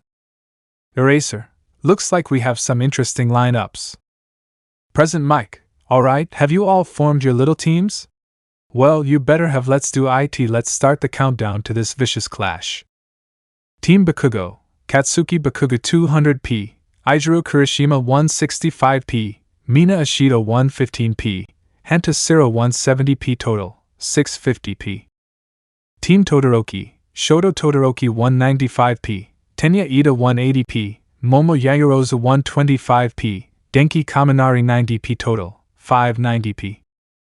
Team Shimura, Izuku Shimura 10,000,000p, Himiko Toga 205p, Mei Hatsum 10p total, 10,000,000, 215p. Present Mike, 3, 2, 1 start. Every team on the field immediately jump at Izuku's team. Hatsum, they're coming. Izuku, well, let's respond in kind, no? Clone, ready? Himiko, ready. Hatsum, my babies are gonna sheen. Izuku clasps his hand and his body gets covered with white cloak of energy. Then the air around him shakes and trembles as his cloak extends out of his body around his teammates. The field shines white despite it being a bright day. Present Mike, it's happening folks. Shimura just shifted his gear to the next level. You might not know this, but US faculty knows what is happening. Would you like the honors of explaining, Eraserhead? Eraserhead, Shimura-kun was gifted with 2 quirks that, at first glance, don't correlate with each other. One of them is a quirk that allows his own and nature energy to transform and act as however he can purpose it. The other one is a host-type quirk like Fumikage Tokoimi. He has an 8-tailed great beast born from pure energy inside him, and he can use his other quirk to materialize and do anything else he can do with that quirk along with what the 8 tails can do. Gyuki comes out and roars to display his strength. The spectators all stare in awe at the sheer size of him. Eraserhead, as well. Eraserhead's words halt momentarily as he and everyone else sees a green energy dance around the avatar of Gyuki. Then suddenly the armor that his classmates saw the first day of school at the quirk apprehension test cover him completely. Present Mike, well, that's something that even I haven't seen. Shimura-kun is giving us a show of a lifetime, ladies and gents. Eraserhead, I haven't seen that since the apprehension test. He remembers the time that Izuku used both techniques separately on different occasions. His personalized test, apprehension test, battle training, and then at the USJ. Eraserhead, that armor, it's that thing, right? The skeletal construct that he makes when his eyes change. Flashback. Izuku, are you the leader? Flashback ends. Monoma, GG's, that thing is still intimidating as always. Todoroki, Ida, change of plans, go to another team. Bakugo, TCH, let's go. His classmates all retreat and go for other teams to accumulate points to get in second place. Todoroki, it seems like they are only playing defense. If that's the case, then I can just collect enough points to get in second place. Aizuru, were you not going to try and get past that armor? Bakugo, I am not an idiot, hair for brains, that armor is impenetrable. He mutters as he recalls from past that he could never break it. Meanwhile, Izuku relaxes and looks back towards his teammates. Izuku, how are the configurations coming up, handsome? Handsome, my baby will get the eyes of those big companies. Izuku, I take it as. It is ready. HM? He looks down and sees that the ground was getting softer, and that they were sinking. Izuku, ho? Interesting quirk you have there, he says as he looks towards the culprit. It was a boy with medium-length beige-colored hair and teeth that were outside with no lips. You will run out of energy sooner or later, as you have used abundant amount in the first event. Summoning those wolves, surrounding yourself in energy, and running 4 kilometers must have exhausted some of your energy. And I suspect that making an avatar that big would drain your energy like crazy. Izuku, you're right. An astute observation from an ally from our sister class. The boy smiles at the praise, but he gets confused from Izuku's expression. Izuku smiles. What is your name? Hananuki, Hananuki. Hananuki Juzo. Izuku, Hananuki Juzo, you will be a great hero, but sometimes you will face an enemy that is too powerful, and I shall represent that. The armor shifts again, a bright green color shines from the back of Gyuki. Present Mike, Eraserhead, what is happening now? Something is happening to Shimura-kun's avatar. Eraserhead, even I don't know. Something you have to know about Shimura Izuku is that he is very reserved about his quirk. He can surprise you unexpectedly. Hananuki and all the others froze at what they were witnessing in front of their eyes. Aizuru, what? Kaminari, hey, what is happening? He can do that? Jayorozu, Shimura-san is full of wonders, huh? Jairu, this guy. Bakugo and Todoroki could only stare in bewilderment at Gyuki in armor and wings. Izuku smirks. I shall show off a bit, too. The pair of wings flap and wind violently pushes everyone and Gyuki. Izuku, pretty exciting, is it not, Octo-san? Gyuki, only time I am in the air is when I am falling, so it's a nice change of things. Izuku, well, let's respond to their attempt of binding us, huh? Gyuki chuckles. I guess we should. Izuku clasps his hand and Gyuki spews black ink down to the floor. Beings that resembled Izuku sprouts out from the puddle of ink and runs at the teams. The other teams try to keep their distance away from the clones as they didn't know what was about to happen. Izuku and Gyuki, sealing technique, octopus hold. Present Mike, and yet another surprise from our jack of all trades. From the looks of it, that move is supposed to seal whoever it gets a hold of. How will they deal with this? Huh! Suddenly they see Himiko and Izuku's clone flying towards the other team's Himiko with the help of a jetpack Hatsum gave her. Present Mike, what is this? The horses of Team Shimura are flying around the field towards the teams. Is that allowed? Eraserhead, there was no rule that prohibited them from swiping others' headbands. As long as the original remains airborne, then they can do whatever. Ida, if these clones really conceal our movements, it's best to avoid them at all cost. Hold on. The engines cry out as he pushes them over its limits. Ida, I was saving this for the right time, but if we get caught, all of our efforts will be in vain. I have to do this to prove that I am worthy to be here. Torque over, recipro burst. The flames turn blue and they pick huge boost and speed around the field. Todoroki was not idle either, as he was swiping headbands from anyone he could come close. Izuku, is that his trump card? It is not that fast, but faster than before nonetheless. Himiko adjusts herself mid-air and heads for Monoma's team. The blonde boy turns to her after sending an explosion at another team. Monoma, well, I am flattered that my angel is coming to me. However, he cups his hands in a rectangular shape and blows into it. Himiko then feels the air around her shift, and then hits some kind of barrier. Monoma, I cannot afford to be careless, even against you. Do you know this is a quirk that a student from our sister class has? It's really useful, though. His hair then adopts a green color and a texture of a plant. He shakes his head and sends his vine at her. Which was a good choice since Himiko had just broken the vacuum barrier, but gets caught by the vine. Monoma, it is not very sturdy. He rotates his head and tosses Himiko away. The vine hair slithers and rides like a big dragon around the field, hitting and tossing the other teams. Izuku, I always thought that Ibra-san's quirk resembled would release. And after seeing this, I can never unsee the resemblance. Byuki, is she somehow a distant relative of the Senju clan? Or Otsutsuki? Because Hashirama's wood style was influenced by his connection to Ashura. And everyone tried to replicate his wood style, but there was none that resembled his. Izuku, or it is just a big coincidence.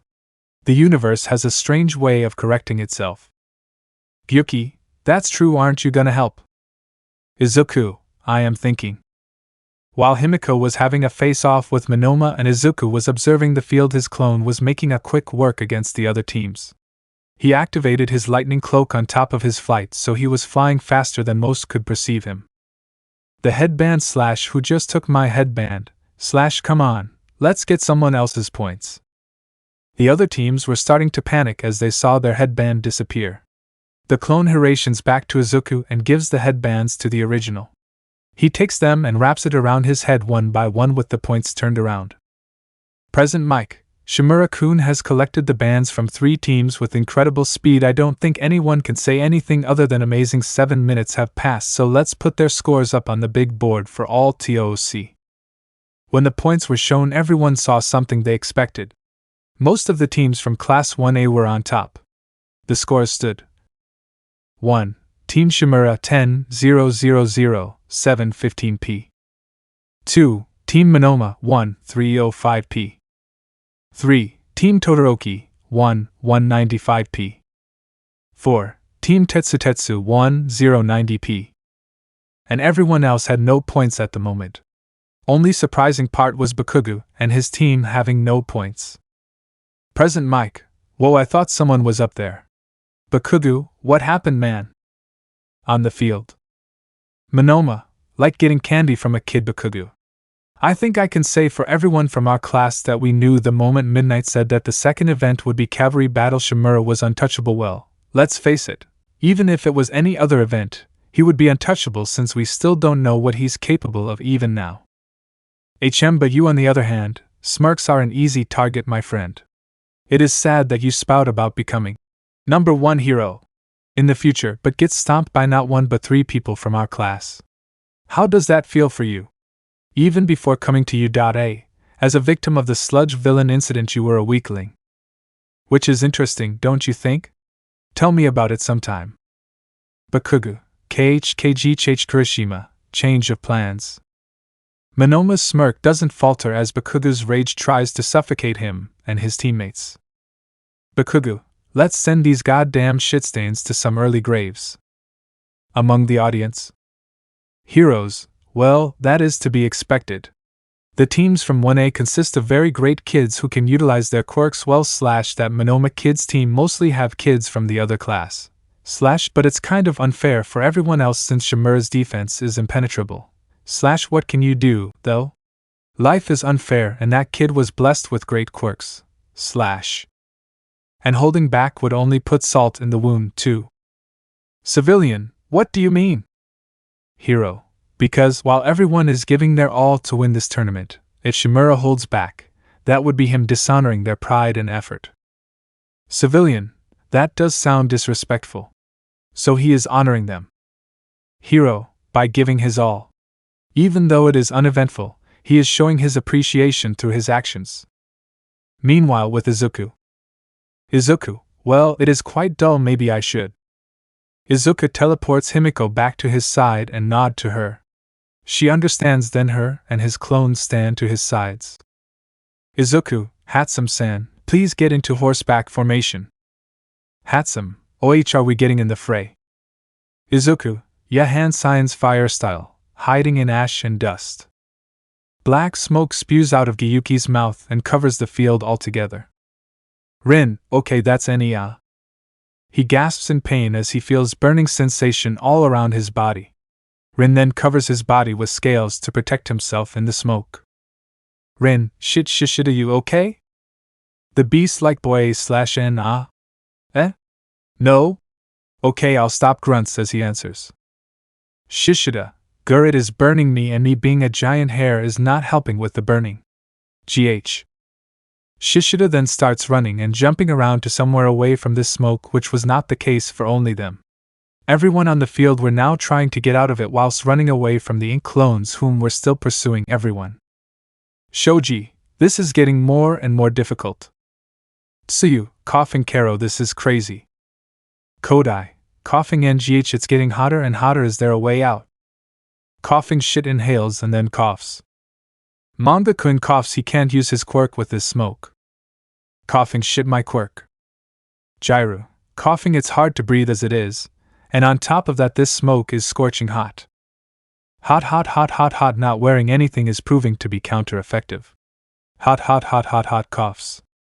Katsuki, Todoroki and Monoma, with Katsuki's quirk, were using their quirks to keep the smoke back as best as they can while also sending some of their swings at each other. Katsuki, shit, that moss head is annoying, the techniques are getting more and more annoying to deal with. HA. He shouts as he explodes an ink clone of Izuku who splatters onto the ground. Present Mike, seems like our top dog is not out of tricks yet, the students now have to deal with the ink clones and this smoke. Izuku, well, this should do, I guess, fire style.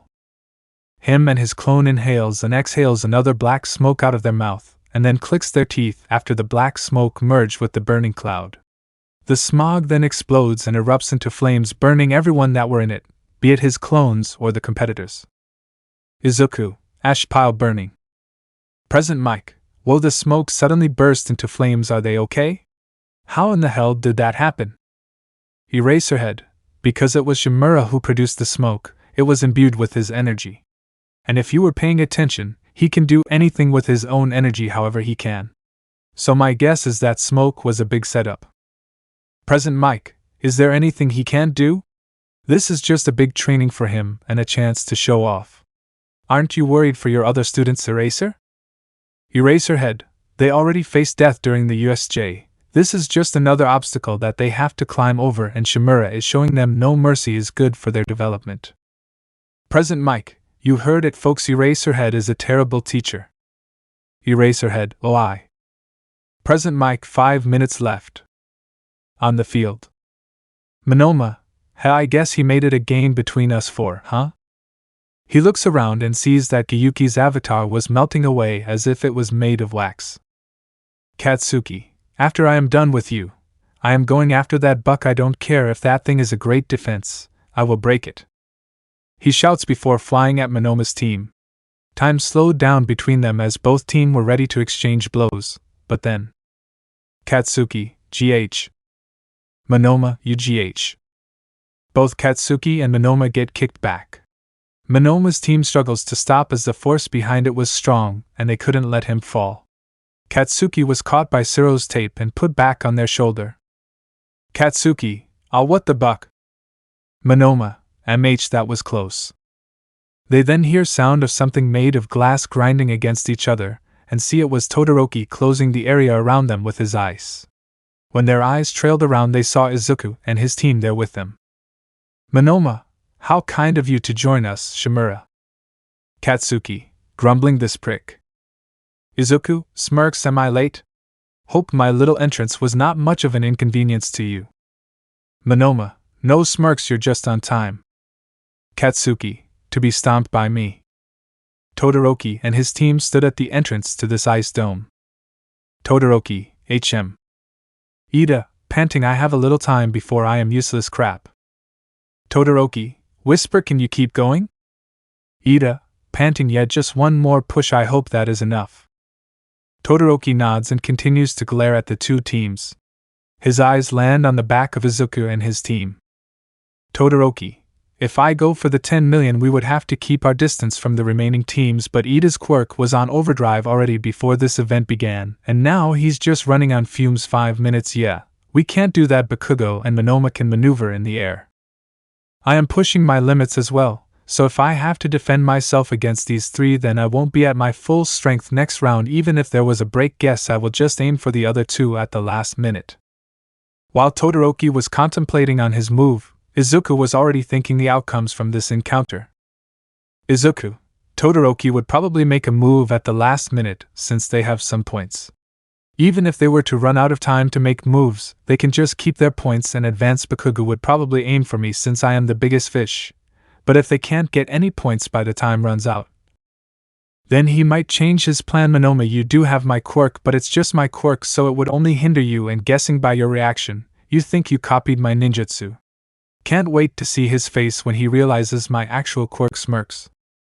They were all standing still, waiting for one of them to make a move. Izuku, the four leaders know all about this, so this will be an effort to get the 10 million. One big push for the effort. Well, since we all know what is about to happen, let me show off a bit more. Then suddenly, Himiko and Hatsum gets covered in a red cloak. The bubbling and grotesque way it moved unsettled some people. Izuku, one thing Gyuki-san can also do is, he can share his and my energy with anyone I come in contact with. Only caveat being our consent. Himiko, I can feel my body getting stronger, and I can feel his emotions, his memories. Himiko freezes for a moment as all of Izuku's feelings and memories rush through her mind. His early years were happy and full. Inko and Izuku's happy times and times they had arguments with each other. Inko, why would you follow me, Izuku? I told you time and time again to never go to the cities. Izuku, 11 years old, because I wanted to see what was out there. Beyond the island.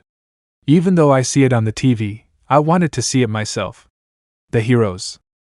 Inko, sighs, I knew this day would come, but not for another year or two. Fine, you already placed your seal there anyway. It is better that I know where you are than you sneaking around.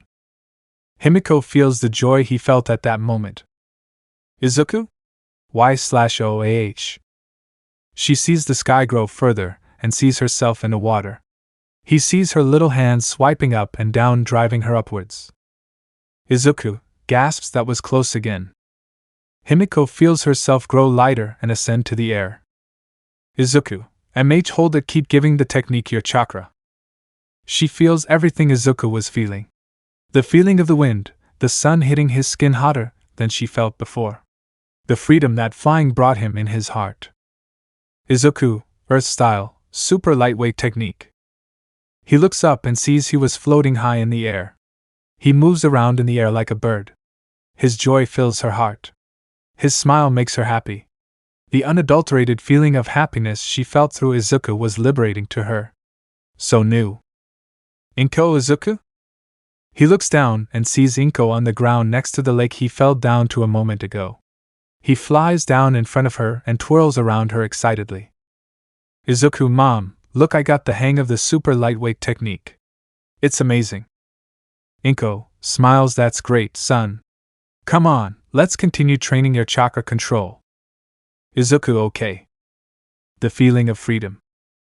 Izuku, whoa, Endeavor's on the TV. The TV shows a footage of Endeavor's fight against a villain. Endeavor's mastery over his quirk fascinated Izuku, and his name motivated Izuku to soar even higher. Higher than the people that came before him.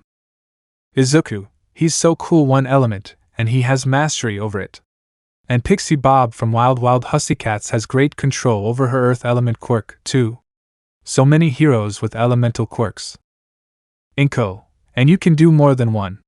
They are restricted, you are not. Your affinity of earth, fire, lightning and wind is something that is unheard of in our society. Which is why. Izuku, I am here because if I am out there, people will do anything to extract the knowledge about the age of ninja and Nishu, which would then lead to great turmoil, tip the balance of this age. Inko, I know you want to be free. But there are many who could threaten your life. But when you're strong enough, you can make your own decisions. Izuku pouts, I am gonna die old here, aren't I? Inko chuckles, no. With the pace that you're going, it will be no time that you will be strong enough. The feeling of trust his mother had in her, and then. Inko, my beautiful boy. The sorrow. Inko, so full of life, so much strength, so much passion, so full of love. You will be great, a hero, a husband, and a father. Izuku couldn't respond, he was sobbing uncontrollably. Inko, I am sorry I can't be there when you be those, starting to tear up. I am sorry I can't be there when you marry to the one you love. I am sorry I can't be the grandmother of your children. I am so sorry. Sobbing. Izuku, sobbing, please mom, I can't begin to imagine a world without you. I want you to witness me become a great hero you always say I am going to be. I want you to be there when I marry the girl I love. I want you to hold my child, and love my child like you love me. Sobbing. Inko softly pats Izuku with one hand, caressing his head with other hand. Inko, I may not be there physically, but know that I will always be there for you, Izuku. The feeling of loss was so much for Himiko that she started crying in her real body. The memories that Izuku's chakra showed her stimulated one for all in her body. The whistling of engine soars from her heart, and the red lightning that dances around her body raged brighter and bigger than she was able to produce before. Himiko, what? What is this?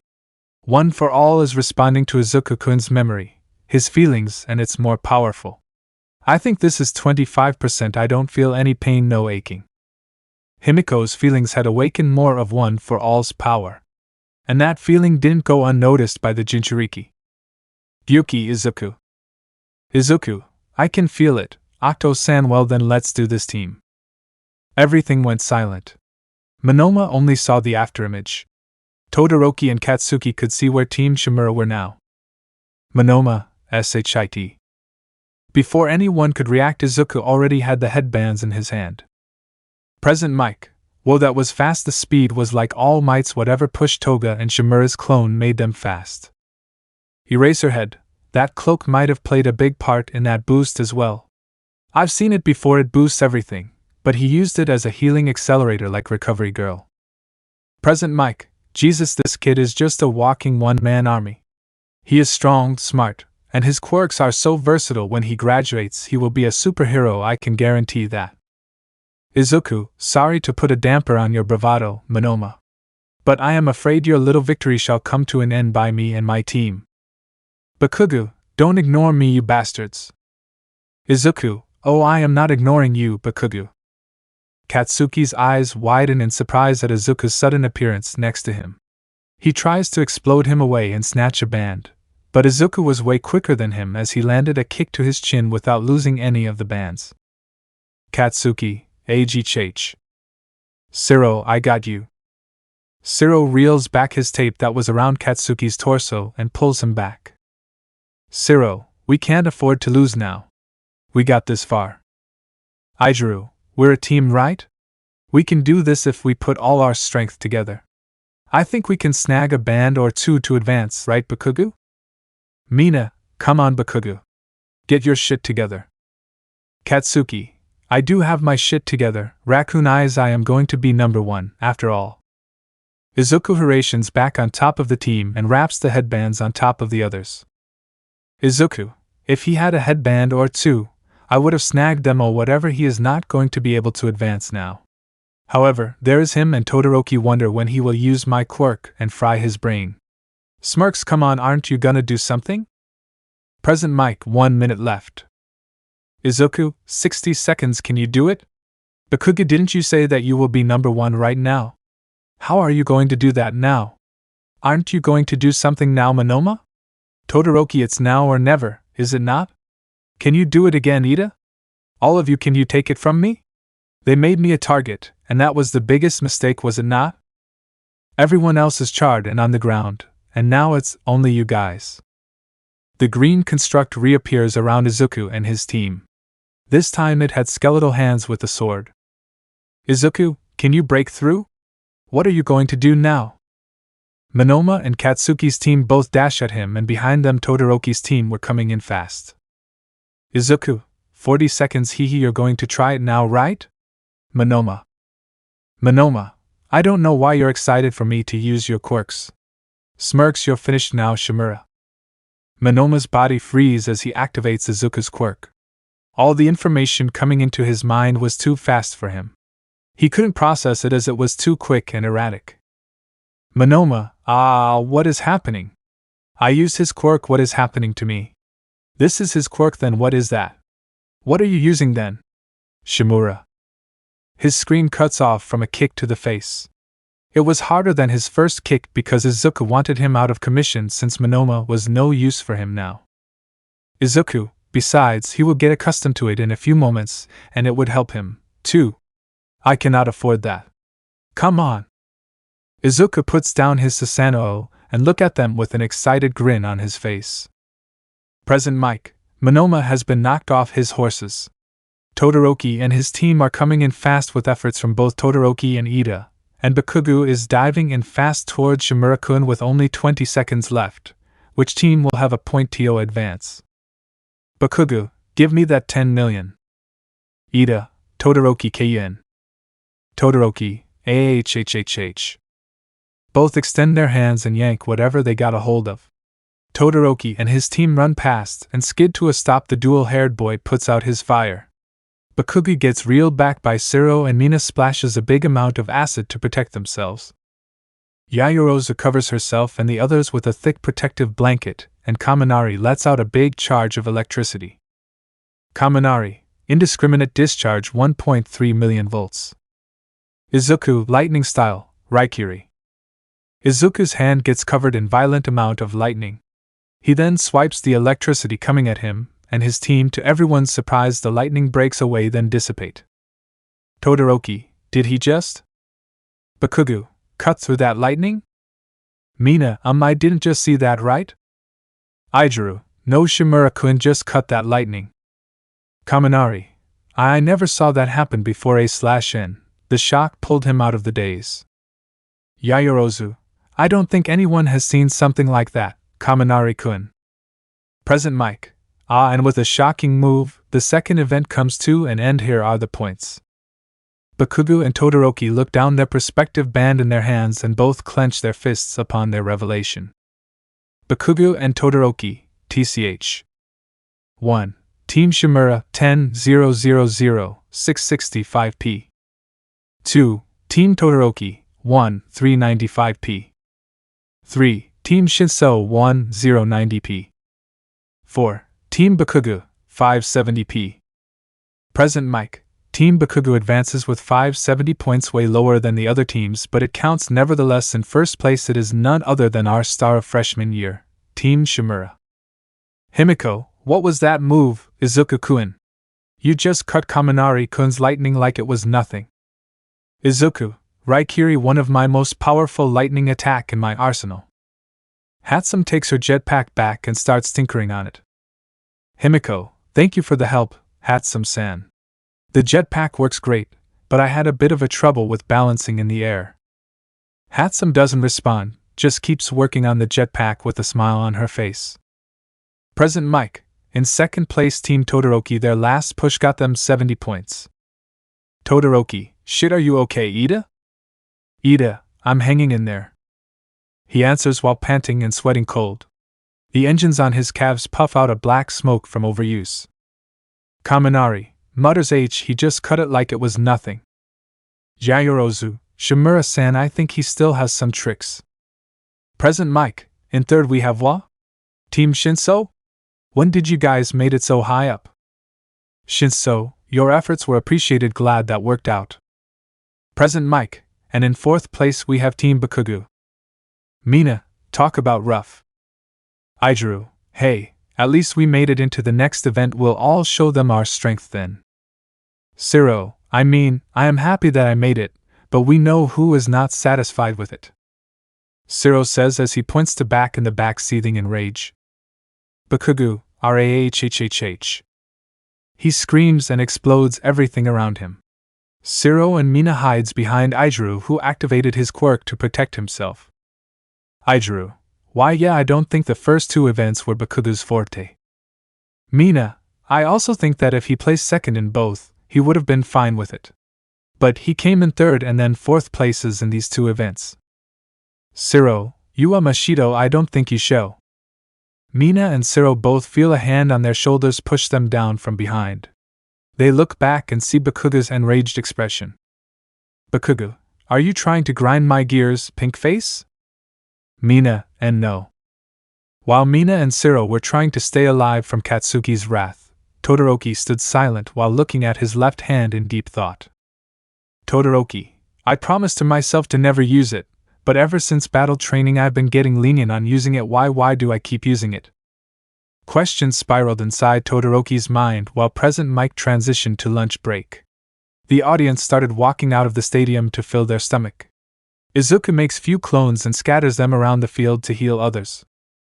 Tetsu, GH man, that class A guy is strong. I will get him next time. He sees Izuku and immediately stands on guard. Tetsu, what do you want? Clone, I am a clone. He made us to heal you guys. Tetsu, what? He looks around and sees that clones of Izuku approaching everyone and tending to them all around him. Clone, are you hurt anywhere? Or just tired? Tetsu, I fainted from the heat, but otherwise I am fine. I guess I judged him wrong. Clone, so no lingering pain in any part of your body? Tetsu, smiles, no thank you though. Clone, smiles, alright, poofs. Tetsu looks next to him and sees the clones healing his teammates. Clone, do you need any medical attention? Ibara, I think that heat was a bit too much for me. The clone sees a patches of red skin on Ibara's body. Clone, stay still, okay. Ibara, thank you, Shimura-san. Clone, hey, it would be rude to burn you all and leave you be, no? Ibara, chuckles, I suppose. Do you have anything else that you are hiding from the rest of us? Clone, grins, of course. Ibara, you're diabolical, Shimura-san. Tetsu, whoa, you have more? Clone, the things I showed are only surface level of what I can do. They are more of a decisive moves that is supposed to end the fight. Tetsu, you mind showing them to me sometime? Clone, maybe someday when we have a joint training. Tetsu, grins, I'm excited, man. Elsewhere. Uraraka, damn, you're on a whole another level, Shimura-san. Clone, sorry. Uraraka, no, it's okay. We knew how strong you are. I mean, you're the one who beat everyone at USJ on your own. Why? Kodai, Izuku-kun saved us. I wanted to thank you for that day, but couldn't do it. Clone, I appreciate that, Kodai-san. With Shinso. Clone, hey, you need a heal? Shinso HM? You're going around healing everyone. You think that will make them like you. Clone, I don't care what they think. I just want everyone to be their best on the next event. Shinso HM, well, it would be rude and idiotic to refuse, wouldn't it? The clone comes close and starts healing Shinso. Shinso, named Shinso Hitoshi, by the way. Clone, Shimura Izuku. Sorry, I would shake your hand, but you know. Shinso, yeah, I know you're a bit naive. Clone, in a way, yes, I was not like this few months ago. Shinso, oh? What changed your mind? Clone, well, someone did. Shinso HM. With Monoma. One of Izuku's clone was healing Monoma's chin. Clone, sorry about that kick, Monoma. Monoma, it's okay, Shimura. Clone, you want to know what happened when you used my quirk? Monoma raises his eyebrow with curiosity and surprise. Clone, I will tell you all when the time comes, but not now. Monoma, okay, you saved us at the USJ. Even though most of us gave you crap for it, we owe you. This much is the least we can do. The clone smiles and nods, then continues healing his injury. With Himiko. Himiko looks around and sees that everyone was being healed. She smiled, seeing Izuku's kindness despite them being his opponents. Himiko, why are you healing them, Izuku-kun? Izuku, well, I want them at their best for the next event. People are watching and it would be boring for them. Also to apologize for the stunts I pulled throughout the events, and I want Recovery Girl to have a slow day today, or else I will get a smack to the shin. He shudders at the thought, making Himiko giggle into her hands.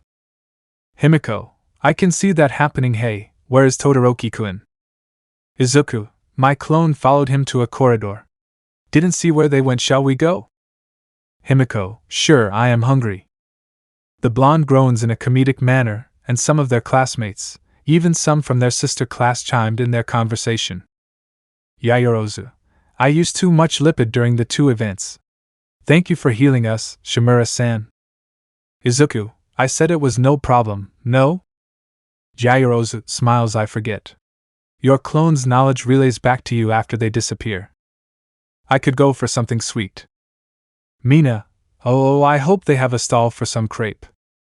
Ijiru, yeah, let's eat. Oh, where is Bakugo? Siro, he stomped off when one of Shimura's clones came to heal him. Izuku, I guess that win was bittersweet for him. I think that's an understatement of the century. A girl with similar colored hair to Izuku and Tsuyu says with a sly smirk. She had a shark-like teeth which was similar to Tetsu and Ijiru that intrigued Izuku's curious mind. Izuku chuckles. I know. I was being sarcastic. He's very explosive. I guess his quirk is his extension in every way. They continued to have a conversation while making their way outside to grab something to eat. Meanwhile, one of Izuku's clone was healing Todoroki in another corridor. Clone, you said that you wanted to tell me something. What is it, Todoroki? Todoroki, I just wanted to vent, I guess. Clone, listen. Todoroki nods and his eyes wanders outside to the sky outside. Todoroki, when Toga's quirk jumped in output it felt familiar. It was the same feeling that All Might gives off. He pauses as he thinks of what he wants to say. Todoroki, is Toga All Might's illegitimate child or something? The question makes Izuku think. Clone, I guess people would think that when they see Himiko-chan's quirk up close. No, Himiko-chan's father left her and her mother years before. If All Might was her dad, she would have been frozen when he came to our class and would want to transfer somewhere else. Todoroki, I see. Do they have some sort of connection? It seems that All Might gives her some special attention. Clone, I thought that too. Then I asked All Might privately, and he said that she reminded him of himself. The power boost side of her quirk reminded him of his early days, and that's why he is giving her some special attention. Todoroki, special attention. Clone, does your father give you some kind of special attention? Todoroki's eyes grow cold at the mention of that word. Todoroki, special, would be an interesting term. His way of attention and encouragement may be different from typical father and son treatment. Izuku silently continues healing Todoroki. His eyes seemed sentimental towards the boy, as if he understood what he meant by those words. Clone, so I take it that he instilled to you his obsession for the number 1 spot? Todoroki, my very existence is for his name to take the number 1 spot. Izuku's eyes widened in shock at the revelation. Who would be inhuman enough to forcefully make a child to fulfill his own endeavor? Clone, what kind of sick son of a? Todoroki, I agree with you. My father made a name for himself during his hero career, firing on all cylinders. But it was never enough to surpass a legend like All Might, who was an unremovable might in his eyes. And because he knew that he could never do it with his own power, he devised a plan. Clone, quirk marriage. Todoroki nods in affirmation and continues with his explanation. Todoroki, I take it you know of it. Clone, it's an arranged marriage to enhance one's own quirk to be inherited down the line, a throwback to a bygone idea devoid of logic. Todoroki, and as man of means and merit he easily ingratiated himself to my mother's family, and took possession of her quirk. All he wanted was to slake his own thirst and raise a hero to rise above All Might. Clone, Buck, whatever he wants, he may be your father, but a man is supposed to be a father to leave a legacy, a part of himself in the world. Not some tool. Todoroki, in my memories, my mother is always crying. She told me that my left side is unsightly.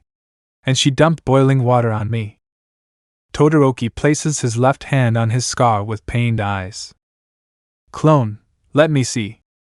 He lets Izuku see the scar on his left side. It was not healed properly. Clone, I take it that your mother tried to ice it. If she had treated it properly, there would have been some minor discoloring, not this big scar. Todoroki stood silent at his observation as he tries to recall. Clone, Todoroki-kun, I don't think your mother meant what she said. Todoroki, she did. Clone, A mother would never say such horrible thing to her child. I wouldn't know a father's love since my father died with his twin and his family before I was even born. But I know a mother's love, and no mother would ever say such thing to their child. And seeing this scar, the way she tried to mend her wrong without thinking clearly, she felt horrible for it. Todoroki's eyes widen at his words and certain memory rushes through his mind. Flashback. He remembered the event after she dumped the boiling water on his face. He remembered his own crying and his mother's frantically trying to ice it. Rei, I am sorry, I am so sorry, Shito. Flashback ends. Todoroki puts his hand on his scar again after remembering her. The scar felt like it burned at the remembrance. Clone, I can think nothing of you trying to trample me or Himiko-chan. But I will not let my classmate think that their mother hates them, because I know a mother can't bring herself to hate her own flesh and blood no matter their partner. Todoroki stood silent to that, and another person stood silent around the corner deeper into the hallway. Todoroki. Clone, I am done healing you. You should be at full strength now. If you have nothing else to say, I am going to eat something, and I advise you do as well. As Izuku's clone was about to burst into smoke, Todoroki spoke and got his attention. Todoroki, Shimura, just know. I will beat you with my right side. I won't use my shitty old man's quirk. Izuku froze for a second, then anger boiled from his heart, then he pushes Todoroki to the wall. Clone, who the buck do you think you are? Huh? You think you're some hot shit? You think you're the only one who has problems? Just because daddy forced himself on your mother doesn't grant you the right to hold back and put everyone else's efforts in the dirt. Himiko-chan went through more hardships than you could imagine. I recently lost my family member. She was a victim of discrimination from young age. But do you see us hold back? Do you see us half-assing this? If you didn't notice, I am using everything in my power to help everyone in our freshman year. This festival is an opportunity for our future, which is the reason for my assistance. Todoroki, you held back too. What makes you different then? Clone, oh Chuckles, I will show you when you're against me. There is a bigger gap between you and me, Todoroki, physically, emotionally, and intellectually. You are years behind with this mindset, but you will realize that yourself. The clone then exploded into a bog of smoke.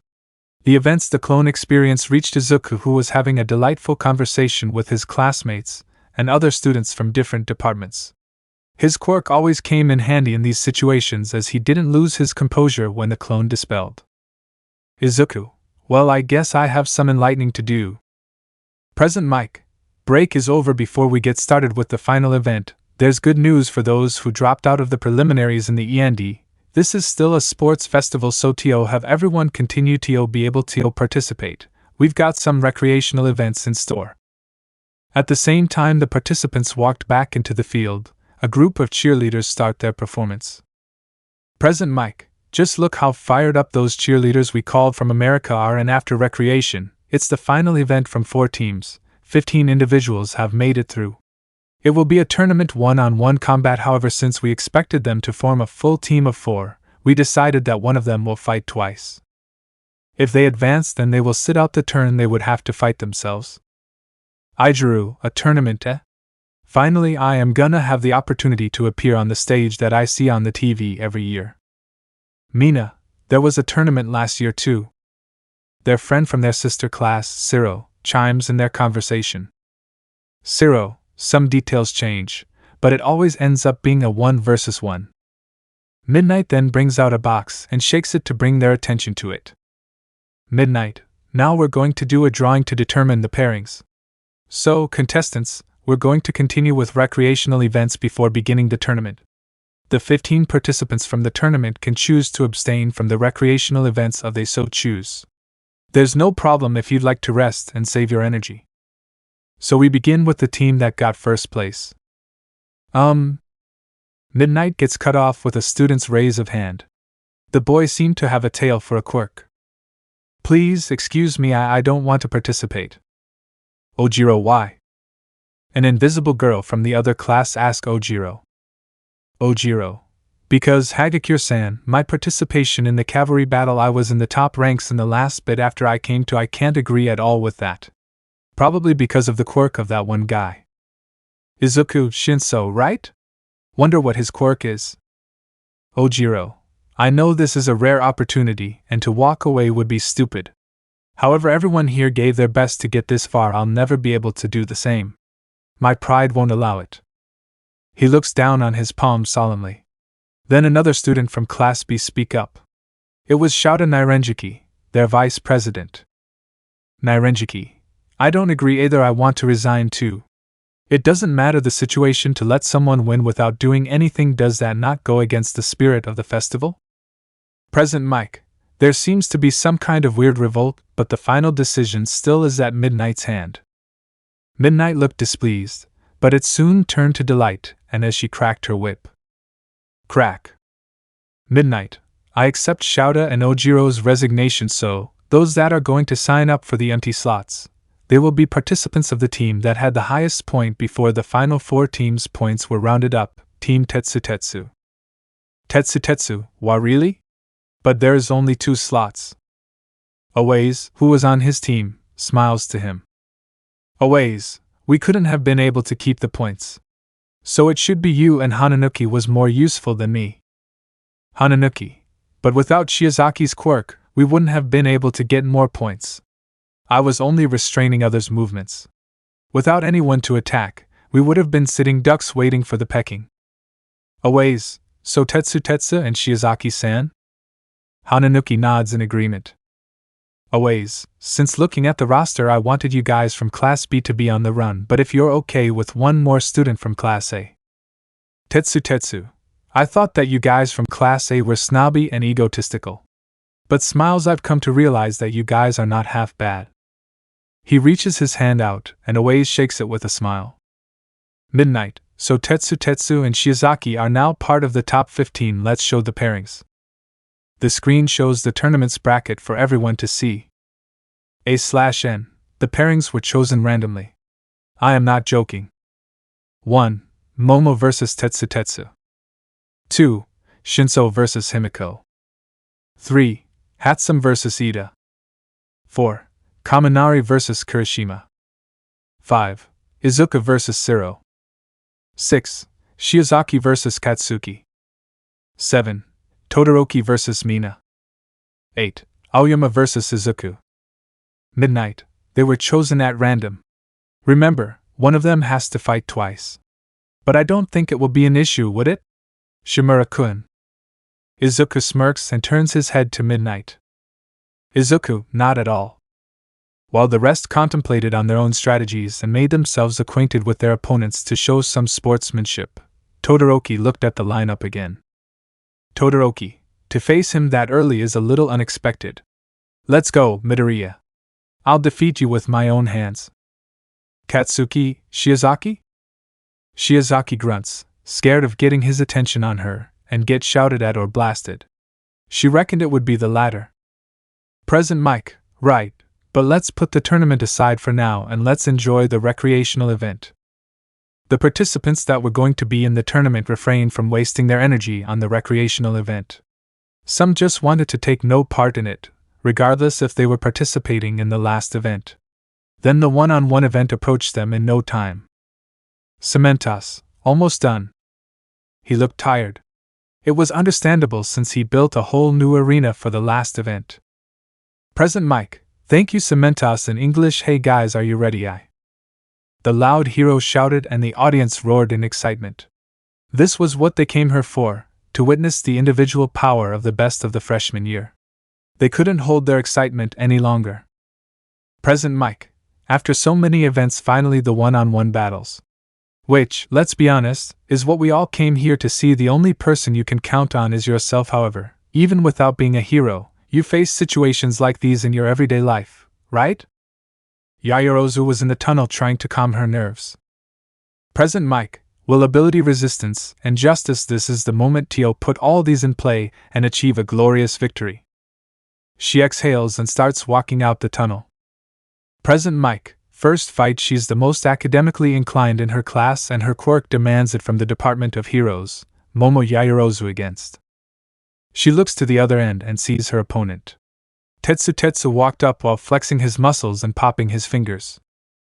Present Mike, His quirk offers him the perfect defense, and it is a great defender, the sword and shield of Class B from the Department of Heroes, Tetsu Tetsu Tetsu Tetsu. Yaoyorozu, may the best win, Tetsu Tetsu-san. Tetsu Tetsu, may the best win. He answers before he punches into his palm. Present Mike, the rules are simple. If your opponent leaves the ring, can't move anymore, or says, "I give up," then the victory is yours. Don't worry about overdoing yourself. Recovery Girl is waiting at the edge of the stadium, so leave your morale to the side and give it your all, but of course to put the life of an opponent at risk for reason is not permitted. If you do that, you will be immediately disqualified. Heroes should only attack without mercy when attacking villains, so without further ado, let the battle begin. Ready. Tetsu Tetsu covers his skin with a layer of steel, and Yaoyorozu creates a staff and twirls it around. Present Mike, begin. They both lunge at each other and start exchanging blows. Sparks and sound of metal scraping metal booms and clangs from the ring, and the audience cheers and shouts in excitement at the display of skill. Tetsu Tetsu spread his palm and used it as if they were blades. He swipes and thrusts, then dodges and guards. His skin of steel proved a match against Yaoyorozu's metal staff. Yaoyorozu, at this pace I will only end up tiring myself out then. She jumps back and thrusts forward her staff, then pushes Tetsu Tetsu back. He slides to a stop and tries to close the distance, then dodges the incoming metal staff. Having an opening, Yaoyorozu made another item with her quirk. It was a pair of Kali sticks. Her opponent smirks and confidently runs in close. He thrusts with his right arm, which Yaoyorozu sidesteps, and then the end of the sticks crackle with electricity. Before Tetsu Tetsu could respond, she thrust both sticks on his body. One on his neck and one onto his side. Tetsu Tetsu AGH. Present Mike, Momo uses her wits and electrocutes Tetsu Tetsu.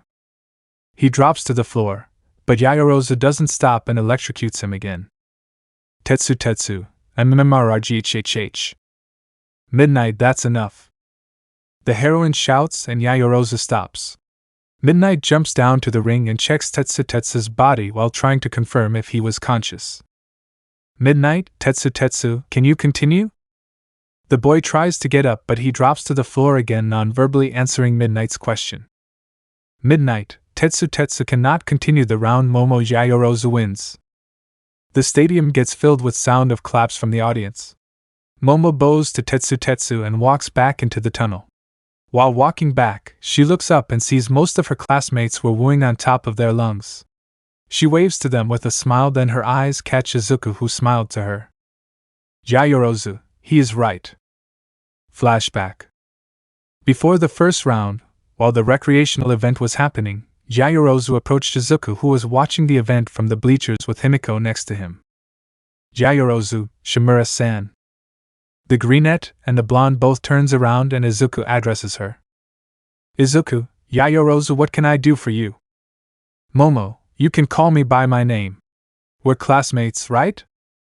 He nods and addresses her by her preference. Izuku, what is it, Momo? Momo, I wanted to ask something privately. Izuku raises his eyebrow curiously and looks to Himiko. Izuku, I'll come back and then we can work on strategies. Himiko nods. Izuku then stands up and follows behind Momo. They walk a distance away from the bleachers where there was no one at the moment. Izuku, all right. What is it that you wanted to ask privately? Momo, well. She was a bit nervous, ashamed, and Izuku could see it. But he couldn't come to a reason. Momo, I feel useless and bit hesitant. Ever since the USJ, I couldn't help but feel hopeless and disheartened. If you didn't come and help us then, I don't know what would have happened to Kaminari. Izuku, but you kept them safe until I arrived. That's a huge show of strength and a big achievement for a first-year hero student, since I saw how many there were. Momo, even so I couldn't do anything when that man held Kaminari hostage. I can make everything, but why do I feel helpless? She asks while looking down to her hands. Izuku's expression grew wary, then he raised her hand with his own. Izuku, Momo, you are strong. The power you hold is limitless, boundless. But... He grew silent as he thought of what to say to her. Izuku, I noticed your hesitation. I could feel it. Momo, how could you feel it? Izuku, Octo-san can feel people's anguish, despair, contemplation, and such negative feelings. And the feeling I got from you was helplessness. I wanted to help you, but you guys were a bit distant after I took care of the villains. He moves her hands to each other and makes her clasp her hands together. Izuku, you are strong, smart, and brave. You are the face of Class 1A, Momo. Most of us looks up to your strength, even me and Himiko-chan. So don't only focus on where you're lacking, focus on your strength. Your shortcomings? Embrace them, accept them, and learn from them. We're all still human. We are not perfect, but that imperfection? That's how we grow stronger. And you are stronger than you were when you were fighting at the USJ. Only thing that's dragging you down is your habit of focusing on the negatives. Look through it, and you will find a strong person. He lifts her hands gently, which were still in his, into her chest. Izuku, if you have any issue, you can count on me and Himiko-chan at the least. Momo looks up and her eyes meet Izuku's eyes. She now realizes how beautifully green they were, as if he held emeralds in his eyes. Her head slowly moves into his but was stopped by Izuku's hand. Momo, Izuku, I am sorry. I guess I overstepped. Momo moves back her head and composes herself and fixes her throat. Momo, no, I am the one who overstepped. I got caught in the moment. Sorry. Izuku smiles. Hey, no harm done. Don't think you embarrass yourself. I understand that the atmosphere was a bit strange just now. Momo nods. I will take your advice to heart, Shimura-san. Izuku, come on, Momo. I think we both can call each other by our names. Momo smiles. Izuku-san, I will try my best. Izuku, well then show the world how strong you are. Show everyone how strong Class 1A's President Momo Yaoyorozu is. Don't hesitate, don't doubt yourself. Move on headstrong. Flashback ends. At the bleachers, Izuku smiles and nods knowingly. Izuku, now you see. Momo and Izuku, I am strong / how strong you are. Present Mike. With a decisive blow, Momo Yaoyorozu advances to the next stage. Erase her head. Yaoyorozu is probably one of the students with limitless potential. Her quirk can make any non-sentient item, and you can imagine how powerful that is. That quirk accompanied with her intelligence, she is a force to be reckoned with. Heroes in the stadium starts gossiping amongst themselves about Momo. Heroes, damn, that's a powerful quirk too / is 1A full of kids with high potential / I would definitely want her as my sidekick dude / she would be a great hero in the future. Present Mike, and now let's move on to the next match. Are the contestants ready? Himiko jumps and stretches to shake off the nerve. She was going to be out there in front of all these people and so many more through the camera. She was fine during the previous events because all attention was on Izuku, but now it was different. Her acquaintance with Izuku showed everyone how powerful she was, but she was unsure if she could meet their probable expectation. Nervous? She turns back and sees Izuku walking to her with a relaxed expression. Himiko, Izuku-kun, I am, kinda. Izuku, no need to be nervous. Remember our strategy? He asks while holding her soldiers. She focuses and mutters the plan. Himiko, Ojiro-kun from 1B said that he couldn't remember what happened after he answered Shinso, but he gained consciousness when you blazed everyone else with your ash, so he thinks it has something to do with mind control that triggers upon vocal response, so to bypass that I have to not engage in a conversation with him, and if I do get caught I could snap out of it if I would feel any kind of strain or collision to my body, but I am alone up there, so to win I have push him out of the ring or punch him out with lower percentage if he's proficient with hand-to-hand combat. Izuku nods when Himiko gasps to take a breather. Izuku, good, you got it all figured out. Now get out there and shove that foot up his sleep-deprived face. He then bursts into smoke. Himiko stood there for a moment and realized that her name was being called and walked out after understanding that was just his clone. But she didn't think anything of it since it was literally him that could pop into a cloud of smoke. Could he create smokescreen if he made and dispelled 100 or more clones? How strong are they really? He said that they have his potential in every aspect, but how strong is that? She was getting thirsty now, and wondered what she could go for. Iced tea's nice, or something with some sparkle. While Himiko was walking up, deep in thought, Present Mike introduced her to the audience. Present Mike, she's the shy cat from Class 1A, but don't let her stature and expression fool you. This feline can punch and kick a dozen from the Department of Heroes, Himiko Toga residence. Haruko, we'll show them what you got, my princess. Midoriya Island. Isamu, had that boy's gonna be out before they could blink. He takes a gulp from his cold drink and continues to pay attention to the screen. Present Mike, he made an unexpected comeback from an impossible situation. Until then, he showed no special skills but made it here anyway from Common Department, Hitoshi Shinso. Shinso smiles provokingly and spoke to Himiko. Shinso, Himiko Toga, I would have preferred your boyfriend, but you shall do. Himiko sputters from his words and her cheeks heat up. Himiko, no. She quickly stops herself from speaking by slapping her mouth with her hands. Himiko, shoot, I almost got caught, I have to be mindful. Shinso smirks from seeing her reaction, but also grows worried. Shinso, that guy told her how my quirk works, huh? This is gonna be tricky. How can I get her to talk? Mentioning Shimura seemed to almost work, but I bet it won't work the next time. I should have spoke right when the round started. Damn it. Present Mike, ready? Shinso, damn it. Present Mike, begin. Shinso, damn it. Himiko wastes no time and activates One for All at 5% power. Himiko, One for All, full cloak 5%. The whistling came and died when her skin glowed and lightning danced around her body. Shinso, out of tricks and cornered, does his last-ditch effort and run at Himiko. He sees her lean down low, almost touching the ground. Then she leaps straight at him with great speed. He barely guards his upper body by crossing his arms and lets his forearms take the force behind her shove. Shinso, what is her body made of? Present Mike wasn't kidding when he said that she could punch and kick. Whoa! He exclaims as he gets tossed to the ground with 5% of One for All. Shinso, pwh crap, that hurts. The pain rushes throughout his body and pushes the air out of his lunges. Present Mike, Toga swiftly closes the distance and uses her boosted strength to throw Shinso to the ground on his back. That must have hurt. Can he get up? Oh! Toga drags Shinso up and pulls his hand up front, then shifts herself under his arm. She then puts her legs on his shoulders and starts pulling the arm back whilst pushing her legs. A triangle choke. Present Mike, she's trying to choke him. This is amazing. Shinso's trying everything her can to get out of the hold. Shinso uses his free arm and starts punching her side. But it was useless since One for All boosts her body's resistance as well. Shinso, pfff buck, I can't get out, bucker.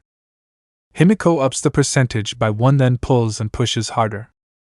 Shinso, tight is this how ILWSSSS lose? His sputtered and muffled shout dies, but the audience couldn't hear anything from up there, so only Himiko and Midnight heard his muffled exasperation. Himiko relaxes and just lies down on the ground, tired. The glow and lightning stops and dims as she pants on the floor whilst basking in the sunlight. Himiko, panting even with One for All choking someone is hard. Midnight Sensei? The R-rated heroine nods and cracks her whip with a proud smile. Midnight winner Himiko Toga. Izuku, let's go. Monoma, will you rocked his world? Mina, I'm wording? Monoma, what? The stadium cheers to Himiko's victory with Class 1A while Mina was explaining what his comment could be interpreted as, who later cringed into his palms and jacket.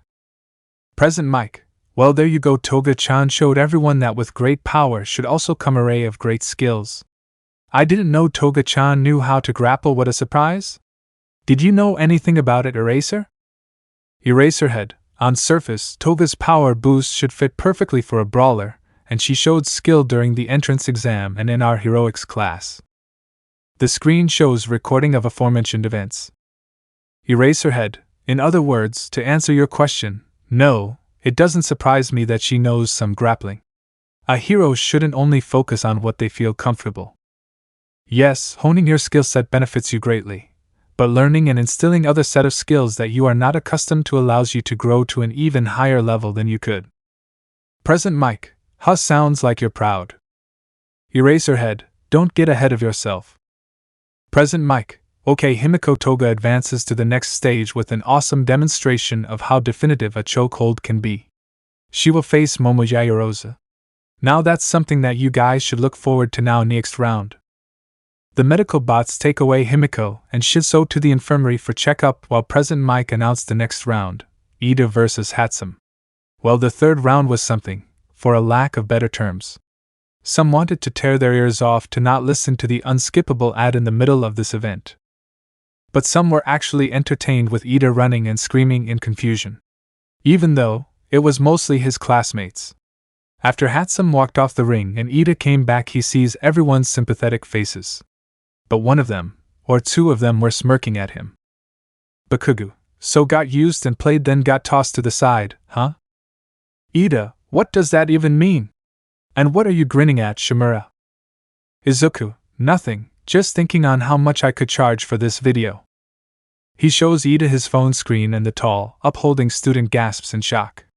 It showed how awkwardly he posed on every new features the support item provided him, and how happily Hatsum was explaining them.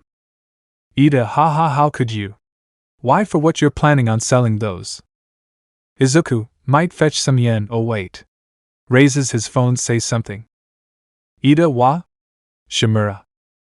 Izuku flies above laughing while Ida tried to catch him and take the phone away. Bakugo, come on, you almost got it, come on, for eyes jump. Bakugo was provoking Ida and Izuku's scuffle with his crazy smile on his face. Izuku, oop, almost got it that time, OOP almost. Some of their classmates laughed while some paid attention to the next round's announcement. Present Mike, alright, aside from that odd round, we move on to our fourth round. Just before Mike started speaking, Ijuru stretched and flexed his muscles and his quirk on separate parts on his body. Ijuru HM. Choose your battles. Huh. Before the recreational event ended, after Momo and Izuku talked, Ijuru walked through the hall of the stadium absent-mindedly, thinking on how to approach his opponent. He loved his friend Kaminari, but he wanted to win. But his friend's quirk posed a threat. He looks ahead and sees Izuku walking out to the bleachers and gets an idea. The redhead lightly jogs after Izuku and catches him before going back out to the bleachers. Izuku, oh, Ijuru. What's up? Ijuru, well, I wanted to know if you has some free time. Oh, you had the same idea? The two turns to the voice and sees Kaminari. Izuku, Kaminari-kun, I could make time for you guys, sure. Hand signs shadow clone jutsu. Two clones pop out of smoke and face his friends.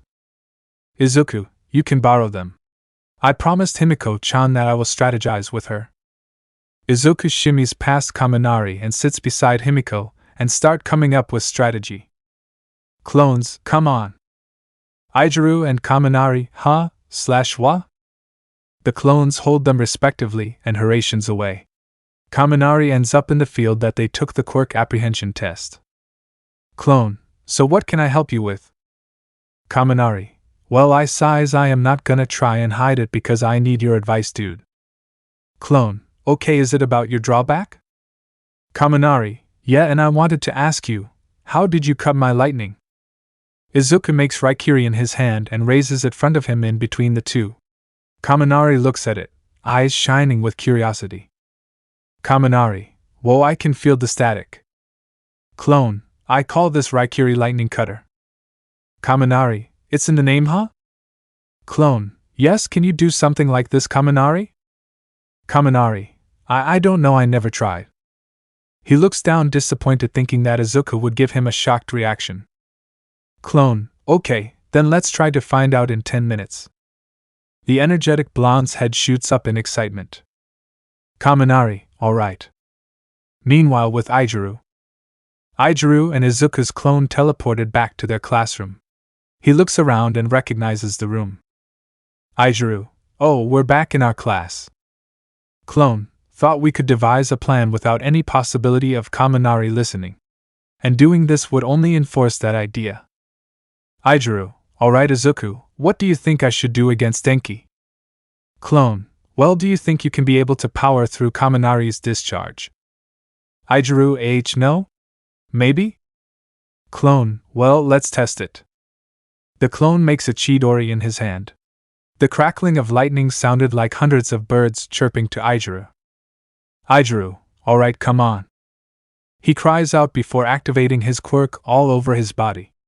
Izuku palm strikes Ijiru and the force pushes Ijiru back, almost making him fly over the tables, but he endured. Clone, okay, how do you feel? Ijiru, mmhh, that stung, but I think that was good. That proves that I can power through his lightning, right? Clone, well, possibly, but I won't bet on it. Ijiru sits on top of a table behind him and stays while contemplating things. Few seconds pass with nothing but silence, and then Ijiru grunts and huffs. Ijiru, I'll just have faith that my quirk will be able to withstand it.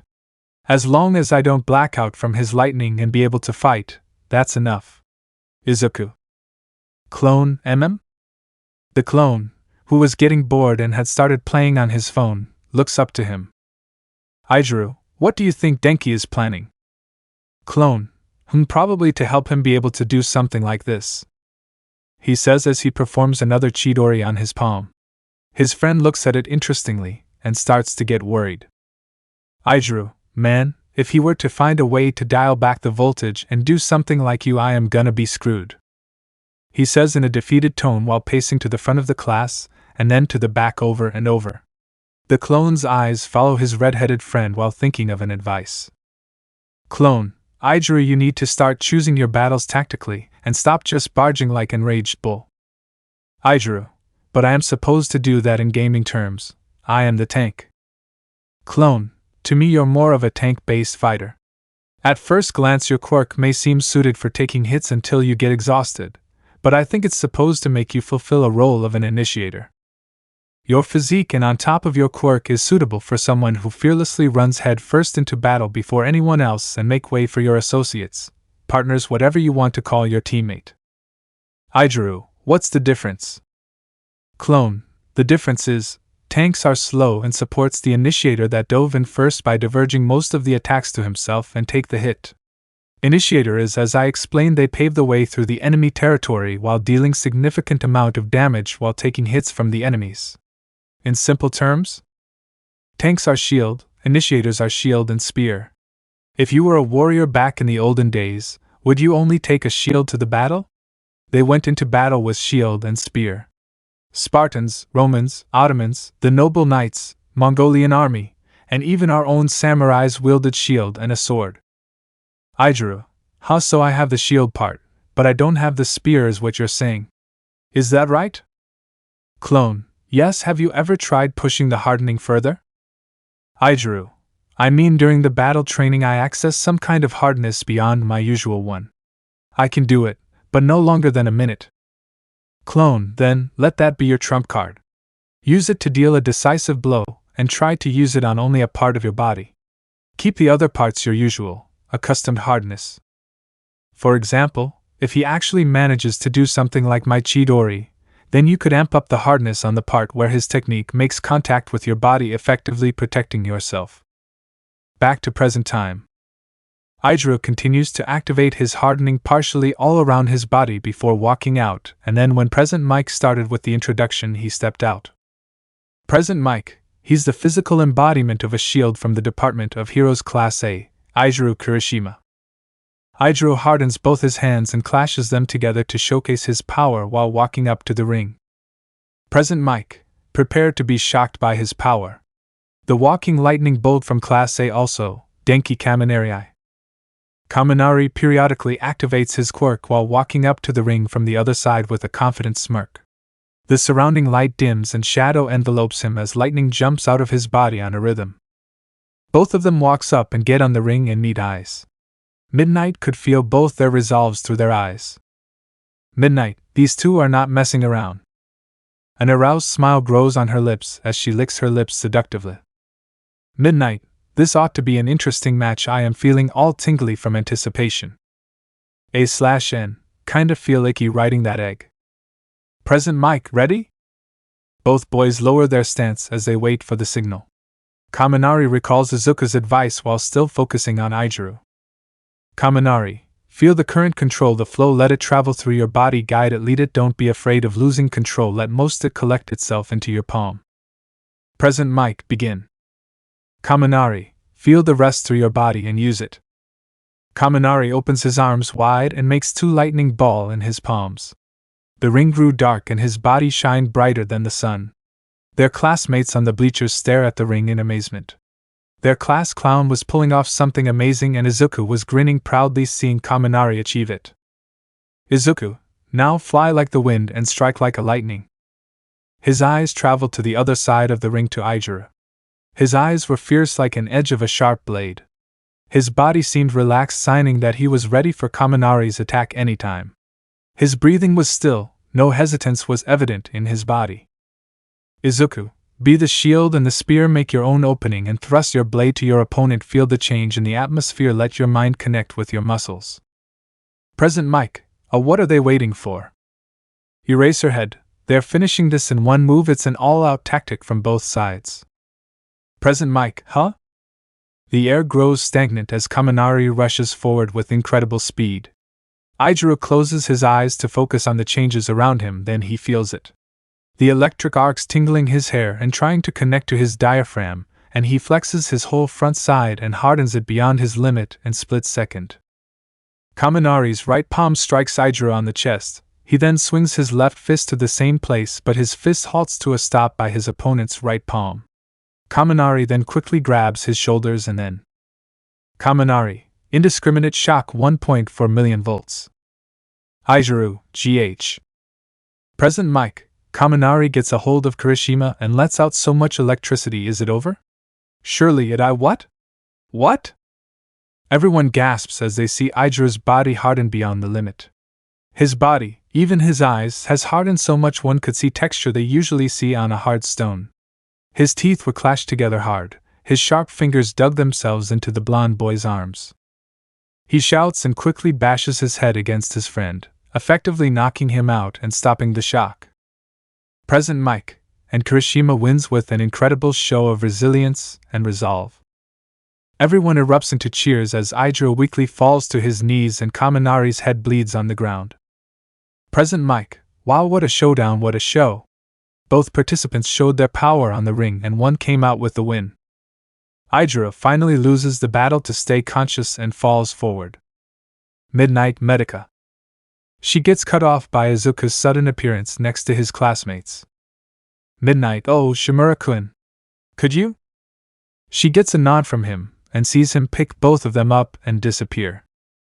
Present mic, seems like Shimura-kun is going to look after his friends and take them to the infirmary. Hurry back, kid, because you are next. We'll go to commercial while he gets back and Hanta Siro gets ready. In the infirmary, Izuku places them on the beds and makes 2 clones to heal their injuries. He looks around the room and sees Himiko seated up on her bed looking at him. Izuku, got your energy back? Himiko nods, and even with my quirk it was hard to choke someone out. He walks up to her bed and sits beside him. Izuku, you didn't break his neck. I think that's a win. Himiko, it's your turn, right? Izuku, yeah, well, I better get going. Himiko, good luck, Izuku-kun. He smiles and puts her hair behind her ear. Izuku, thank you, Himiko-chan. Later with Izuku. Izuku stood at the exit of the tunnel trying to think of what he could do to Shimura Shonen. He doesn't look back, but acknowledges his presence with an answer. Izuku, Yagi-san. Izuku didn't look back to the older hero and remained facing the ring. All Might sighs and starts talking whether he wanted to hear him or not. Yagi, I know that not telling the full responsibility of one for all to Toga Shuju was irresponsible of me. Izuku, and you're supposed to be the adult in this situation, Yagi-san. Yagi sighs, yes, you're right, but I just want you to know that you shouldn't keep me away from her, Shimura. Izuku, you're her predecessor, however, the successor is the one to correct the shortcomings of their masters. Yagi, they can learn from their master. Accept their guidance. Izuku, but if all they did was wrong, they shouldn't hear anything from them. The successors should assess their master's mistakes and come with their own solution to resolve the aftermath. Yagi, so you're taking the chance from her without her consent? Izuku looks back angrily with his Sharingan active. The mud-green iris gave the stare of thousand blades with just a glance. The veteran hero swallows the lump in his throat to ease the nerve. Izuku, you think she doesn't know? I told her. Yagi, huh? Flashback A/N, in a true Naruto fashion. It was the night of the USJ attack. Himiko and Izuku decided to just relax on the island's peak. The place that Izuku buried his mother's body. Himiko, it's peaceful here. She turns to the stone and reads the engravings. Here lies Inko Shimura. A strong woman, loving wife, and the world's greatest mother anyone can ask for. Her heart aches for her friend. How much pain he must be feeling even after few months. How long will it take for him to make peace with it? What would she do if her mother ended up like that one day? Himiko, you chose a great place to lay her body. Izuku didn't look to the stone. He still couldn't look at it without crying his heart out. Izuku, I chose the tallest place on this island, so when I have a family of my own she will be able to clearly see them and watch over them. She turns her head forward and looks forward. She could see his home from there and all the other areas that they frequented there. She smiles solemnly at the scenery. Himiko, you really can see everything from here. Sniffles. Himiko's dam finally broke then, and her tears started rolling down. Izuku already enveloped her in a hug which she nestled into for search of comfort. Izuku, I am sorry for being late. Only if I was there from the beginning. His fist and teeth clench in anger. Angry at the villains, angry at Uda and angry at himself. Izuku, I promise Himi-chan. I promise that no harm will come to you again. Because I will always be here. She didn't respond, she could only let out the fear through her tears. Izuku, Himi-chan, I should tell you something that happened while you were recovering. He felt her shake her head, indicating that she didn't want to hear. Not now. But it was important. Izuku, no, please, just listen. You don't have to say anything. I just thought that you should know something that All Might kept from you. He told her what him and All Might talked about. Who might be the one behind the handman, and who he is, and how that person connected to her. How he reacted to the revelation, and what he said to All Might. She listened to him quietly until Izuku finished. Izuku, I said that without taking your opinion into consideration in the heat of the moment. After seeing you injured and finding out the indirect reason for it was because of him made me speak without thinking. Himiko, so this all for one will eventually come from me? Izuku, judging from his reaction, yes. Himiko, oh that's. She couldn't find the words to put together for a moment. Himiko, I think I agree with you, but I can't blame him since he thought that he ended it all back then. I can't fault him for it, and not to mention he almost died too. Izuku, so, are you saying that? Himiko, for some time, even if I understand the reason, doesn't change the fact that he hid something important. Izuku smiled softly while Himiko laid on his lap with her eyes closed. Seeing her finally being able to relax elevated his mood. Izuku, okay, glad you understand that. Flashback NZ/N. It's beginning to bug me a bit. Izuku, she understands your point, but she was still hurt by your choice. So respect her wishes and keep your distance. Or, Izuku, I will squash you like the bug you are. Gyuki, Izuku, you're abusing the power of the genjutsu on very trivial things. Izuku, if it does the job, I don't care.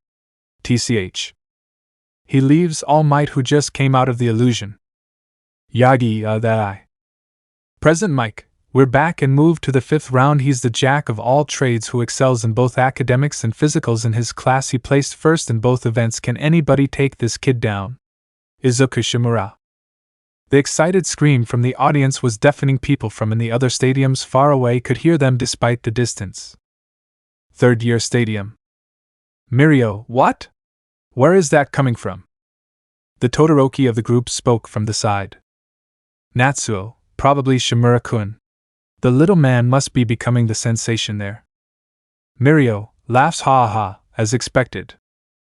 back to the freshman year stadium. Present mic. WH, the audience is riled up for him. I never heard this much noise before. His opponent Hantashiro, who was walking up the stairs to get into the ring, lets out an exasperated sigh. Shiro, he just made my introduction inconsequential. Geez. Both of them stops at the opposite end of the ring and stare at each other. Midnight, you know the rules. Non-lethal attacks you win. If your opponent is no longer able to continue or stepped out of bounds, you win. Are you both ready? She asks while cracking her whip and swaying her hip. Izuku, Hantashiro, please don't give up. This took Shiro and Midnight by surprise for two separate reasons. Midnight, why do you think he wall? Shiro, how did you know? Now the only ones surprised were the Udata faculty, and the people who heard the whole thing. Civilian, can't blame the kid.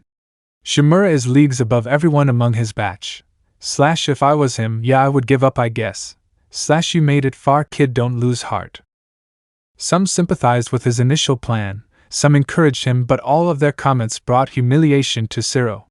He couldn't take his eyes off the floor out of shame. Izuku, I know my actions up until now was to honor everyone's efforts by not holding back. Even if you might not win, please try everything you can, Hantashiro. Shiro, how did you know? Izuku, I could see you trying to come up with a plan by the way you were sneaking around my classmates during breaks. But when you came up to the ring, I could see your face of defeat and could guess what they must have said. He was right. Momo, Shimura-san's weakness? I'm sorry to tell you, but he doesn't seem to have one. Their answers were same. Uraraka, Shimura-kun's weakness? Yeah, he doesn't have one. BB, but maybe you might find it when you face him? I don't know. No matter who, he asked? Bakugo, you can't win. Todoroki, he's too powerful for you. So, giving up might be the right choice. Monoma, I don't know, sorry. Ibara, he's the strongest of the strongest, you might not find a blind spot in his power. Shiro, help him to remember his hope in you does not disappoint, and through your spirit, you pour out your love onto thy heart. She gave him prayers which he appreciated, but he knew it wouldn't be of help. He asked one last person, and Ida, Shimura-kun is undefeated. I am sorry to disappoint you, Shiro-san. No one brought him hope of winning this. So he settled on Todoroki's advice and had decided to give up once the round had started. But now, hearing the sympathetic encouragement from the bleachers ignited something within him. Midnight, Hantashiro. Are you going to continue? Or do you wish to withdraw from the match? Shiro, I was planning on it, but I don't think I can now. Everyone watching goes silent in surprise, but one person was smiling to his dedication. Shiro, even if I am going to lose, I am going out swinging. Midnight smirks, then start. Without wasting any time, Shiro swings and attempts to restrain Izuku. He's surprised that Izuku didn't dodge, so he cuts his tapes and stands ready for any assault. Present mic, huh? What just happened? Eraserhead, Shiro sent the tapes knowing fully well that Shimura can dodge. However, Shimura let him. So knowing his capability, he figured that Shimura must have some plan which led to him cutting the tape so that he wouldn't get caught in it. Present mic, smart, but what was Shimura-kun planning? Has Shiro's response changed his game plan? Izuku, thank you for not giving up that easily, Hantashiro. Allow me to respond to you. Courage with same rigor. I am not someone with only one plan. Hand signs. The ring then gets covered in a thick mist that conceals the two from everyone. Izuku, water style, hiding in mist jutsu. Present mic, woe is Shimura-kun doing that? How? I thought you said that he could only make 4 elements. Eraser? Eraserhead, he did say that he could manipulate elements, so I would guess he found a way to manipulate the element of water. Present mic, the mist is so thick I can't see anything what is going on in there. Meanwhile, Shiro was getting anxious being surrounded by a thick mist that he couldn't permeate with his eyes. He couldn't see anything beyond a meter in front of him. He worriedly turns his head around, trying to find Izuku or anything that might come at him. Shiro, where is he? What is he trying? Ack. He gets punched by something fast, then again before he could even recover, and then again, and again. Should I can't do anything.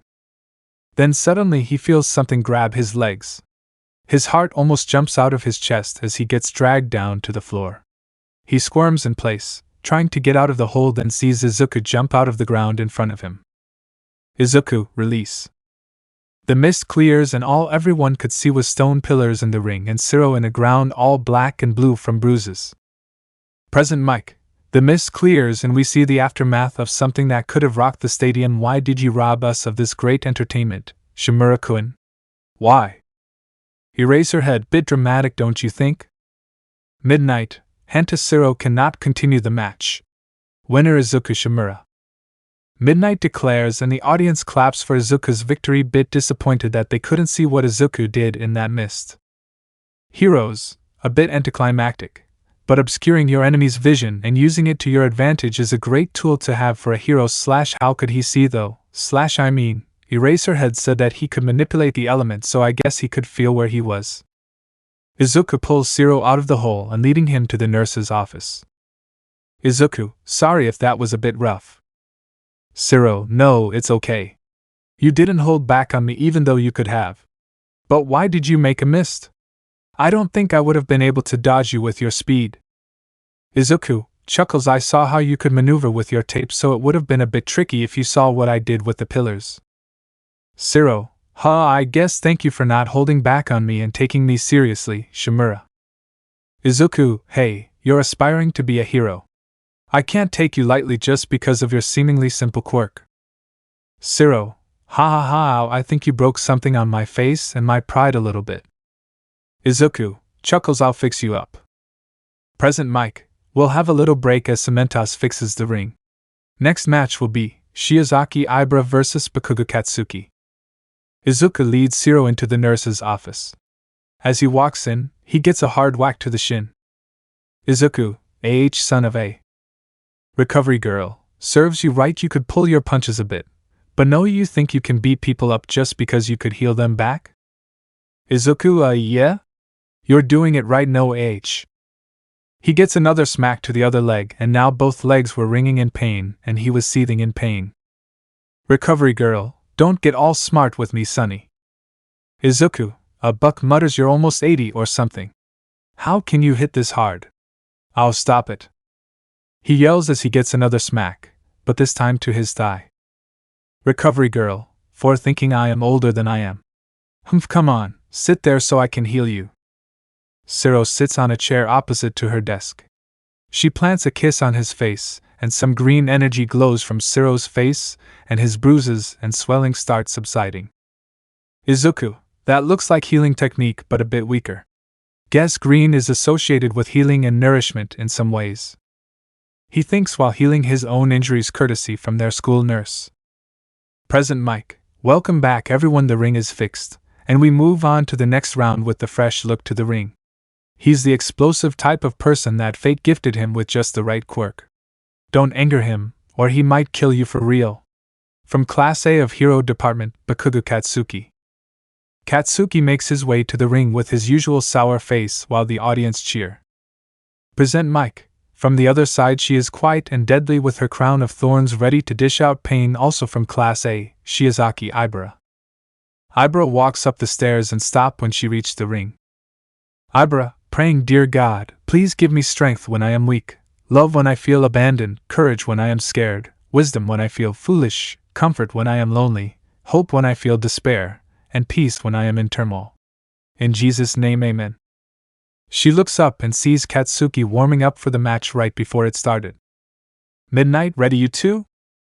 They both get into fighting stance of their own, and nods giving the signal that they were now ready. Midnight, start. Crack. The promiscuous hero cracks her whip and Katsuki propels himself to Ibara. She makes more vines and covers herself in a cocoon of vines and sends few towards Bakugo, who dodges in the air without losing momentum.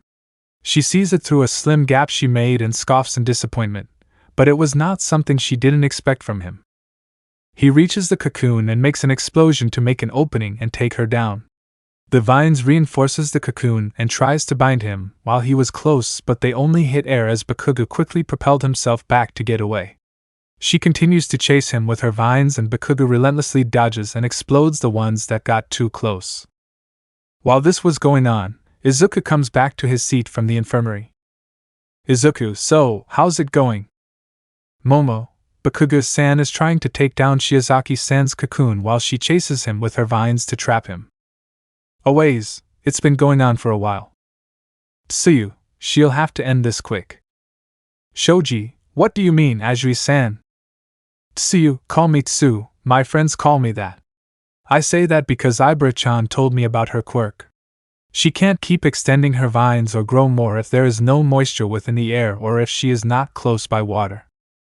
Himiko, besides that Ka-chan gets stronger the longer the battle drags on. Rest of them turn their heads to Himiko with curiosity. Kaminari, what do you mean?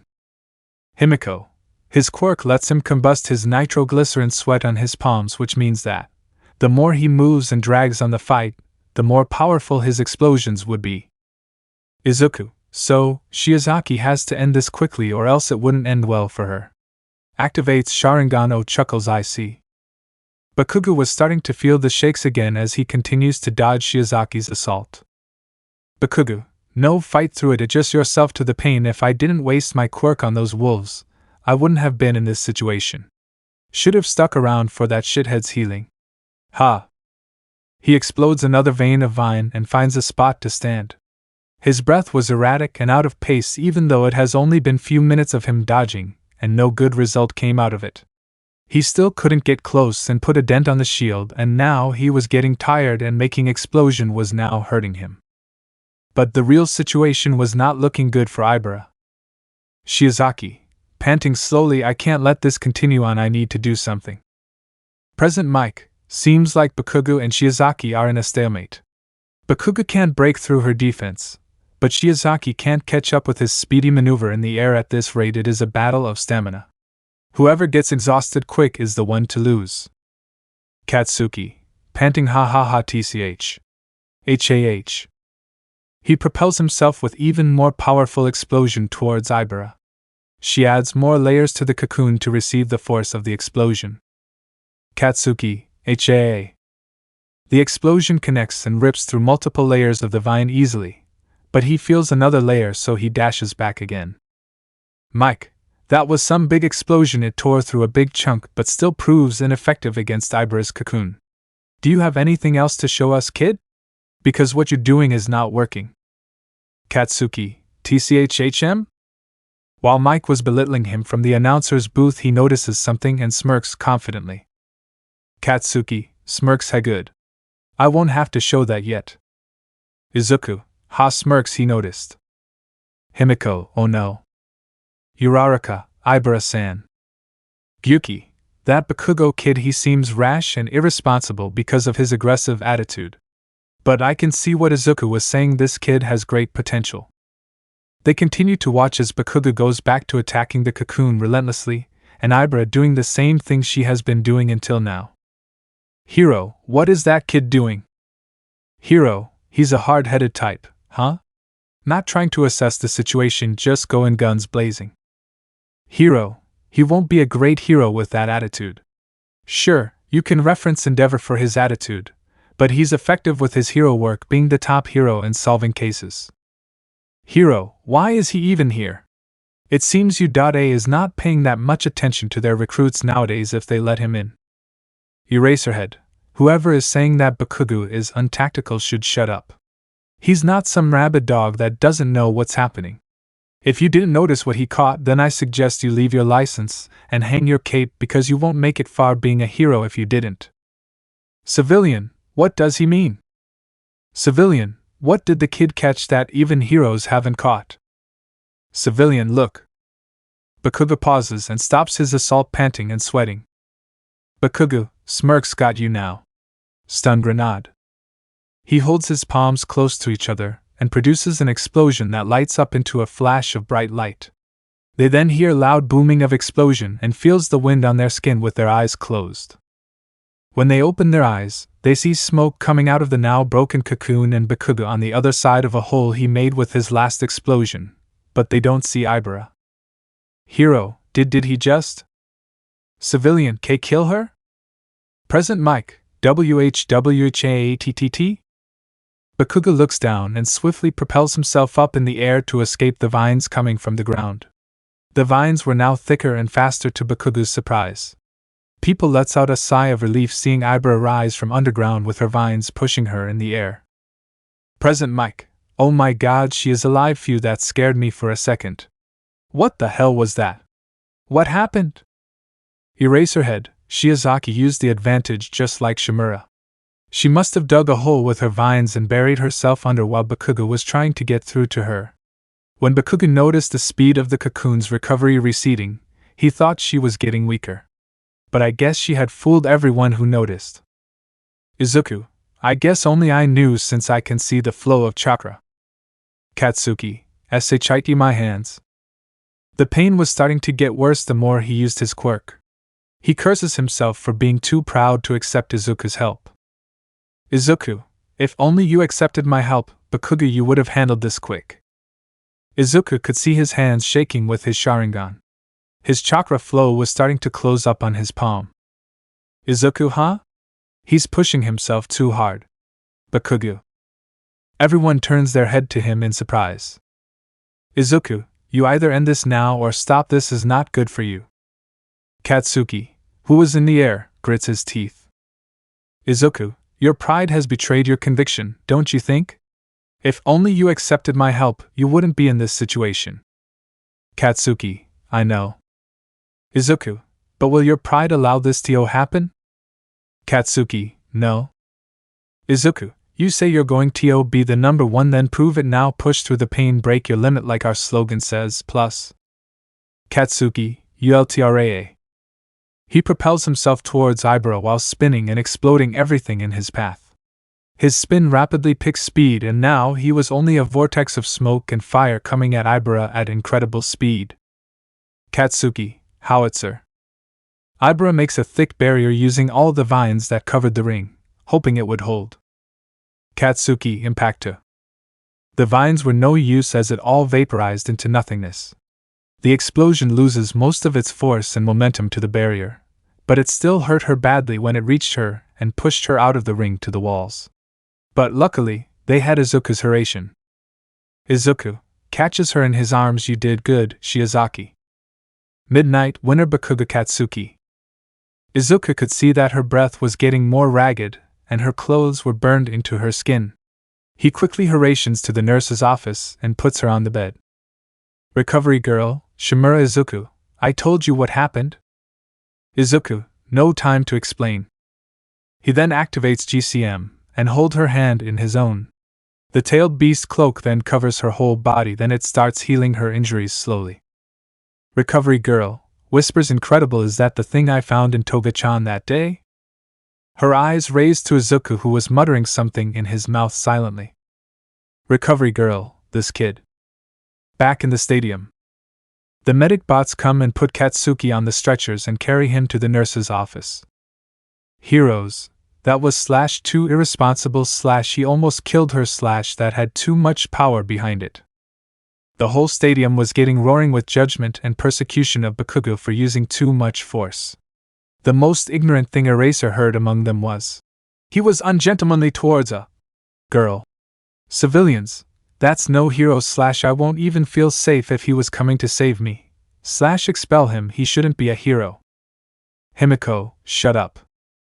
Heroes, why is he even here / he can't even hold himself back towards a girl. How will he be out there saving hero if he is this unbalanced? Himiko, SHU. Eraserhead, so when or if there was a woman who was terrorizing and killing people in the streets, you should hold back because she's a woman? If you're a hero, I will personally come and withdraw your license because that kind of view is something that will put people's lives in danger. Katsuki Bakugo recognized her strength from the start, so he wasn't ever planning on holding back, but she was a strong opponent. Will you just let a female villain kill you and others just because of their gender? How do you expect to be hero with that perspective? You judging him means that you're disrespecting her strength, her valor, as well as other female heroes who are here today. Do you think she is weak? Are you saying they are not strong heroes? Do you expect villains to hold back for her? I'll ask female heroes, has any villain ever held back against you? If they did, how did that feel? Huh? The stadium was silent. They were now just realizing how disrespectful they were to not only Ibra but to women in general. That toxic behavior was just shut down by Eraser and one person's clap. Himiko, clapping. The clap then rallied someone else. Midnight clapping. Then another and another, then another. Uraraka and other girls clapping. Now the whole stadium was clapping with them. Present Mike. Now, after that whole ordeal, we move on to the next round. He's the son of Endeavor, our second-ranking hero. Class A's powerhouse from Heroics Department. Todoroki Shodo. Todoroki walks out, and his face was strained to the limits. He was angry about something, and it didn't bode well for his opponent. Present Mike, and his opponent is also from the Heroics Department, and also from Class A. Hashido Mina. Mina. He didn't even say anything about me in the intro. Both students walk up the stairs and stop some distance away. Midnight ready? Mina lowers her stance and nods, but Todoroki's expression doesn't change, nor does he nod. Midnight, I take it as you are ready. Begin. At the whip crack, Mina skates using her quirk on her feet and skate around Todoroki. But he was not in the mood. Before he walked out. Todoroki, out of my way. His face distorts in anger as he sees his father in his way. Endeavor, your behavior has been nothing but disrespectful, Shoto. The young Todoroki continues to walk. Endeavor, if you had used the power of your left side, you could have crushed both the obstacle race and the cavalry battle easily. Your rebellion is childish and tiresome. So stop bucking around and see to your duty to surpass All Might. He was now enraged. Again with his self-serving purpose. Again with his bullshit, but he passes him without a word in a silent rage. Endeavor, has it penetrated yet? You're different from your siblings, you're my masterpiece. The present. Mina continued to roll around him trying to find out what he was planning. After a second or two, she decides to take the initiative but… Todoroki, sorry. The whole arena gets covered in tall, thick ice. The ice could be seen even from outside the stadium, almost encasing everyone on the podium, but Mina was the only one caught in it. Her teeth and body were shaking, she couldn't move nor activate her quirk. Mina, don't you think that was excessive? Brrr. Todoroki, sorry, I was just a bit upset. Midnight, Mina Ishido. Can you move? She asks while half of her body was also covered in ice. Mina, I don't think so. Midnight, Ishido. Mina is unable to move. Present Mike. With that, Todoroki advances to the next stage. Civilians, it's okay kid. Don't worry, don't mind. The stadium gets filled with echoes of don't mind. But Izuku could see that. Izuku, he seems sad. Present Mike. And we continue next match because there is an odd number. One competitor will fight again, and that is none other than one who stood at the top of the top since the festival started, Shimura Izuku. Izuku flickers at the entrance of the tunnel and starts walking up. Present Mike, and his opponent is from the Heroic Department. From Class A, Aoyama Hyuga. Aoyama walks on to the ring still shining and sprinkling with his flamboyant personality. They both walk up and stop opposite to each other. Midnight ready? Izuku nods and Aoyama replies in his mother tongue with, we. Midnight start. Both of them doesn't miss a beat. Aoyama bucks his hip forward and sends out a laser beam to Izuku, and he dodges and sprints towards the blonde. Aoyama fumbles and hysterically shoots his lasers from his belt. Izuku dodges them expertly and swiftly swerve and dodge the lasers. He finally cuts the distance and reaches Aoyama, who sees that he had the Sharingans active. Aoyama, merci. Izuku grins, no 8 trigrams 1 palm.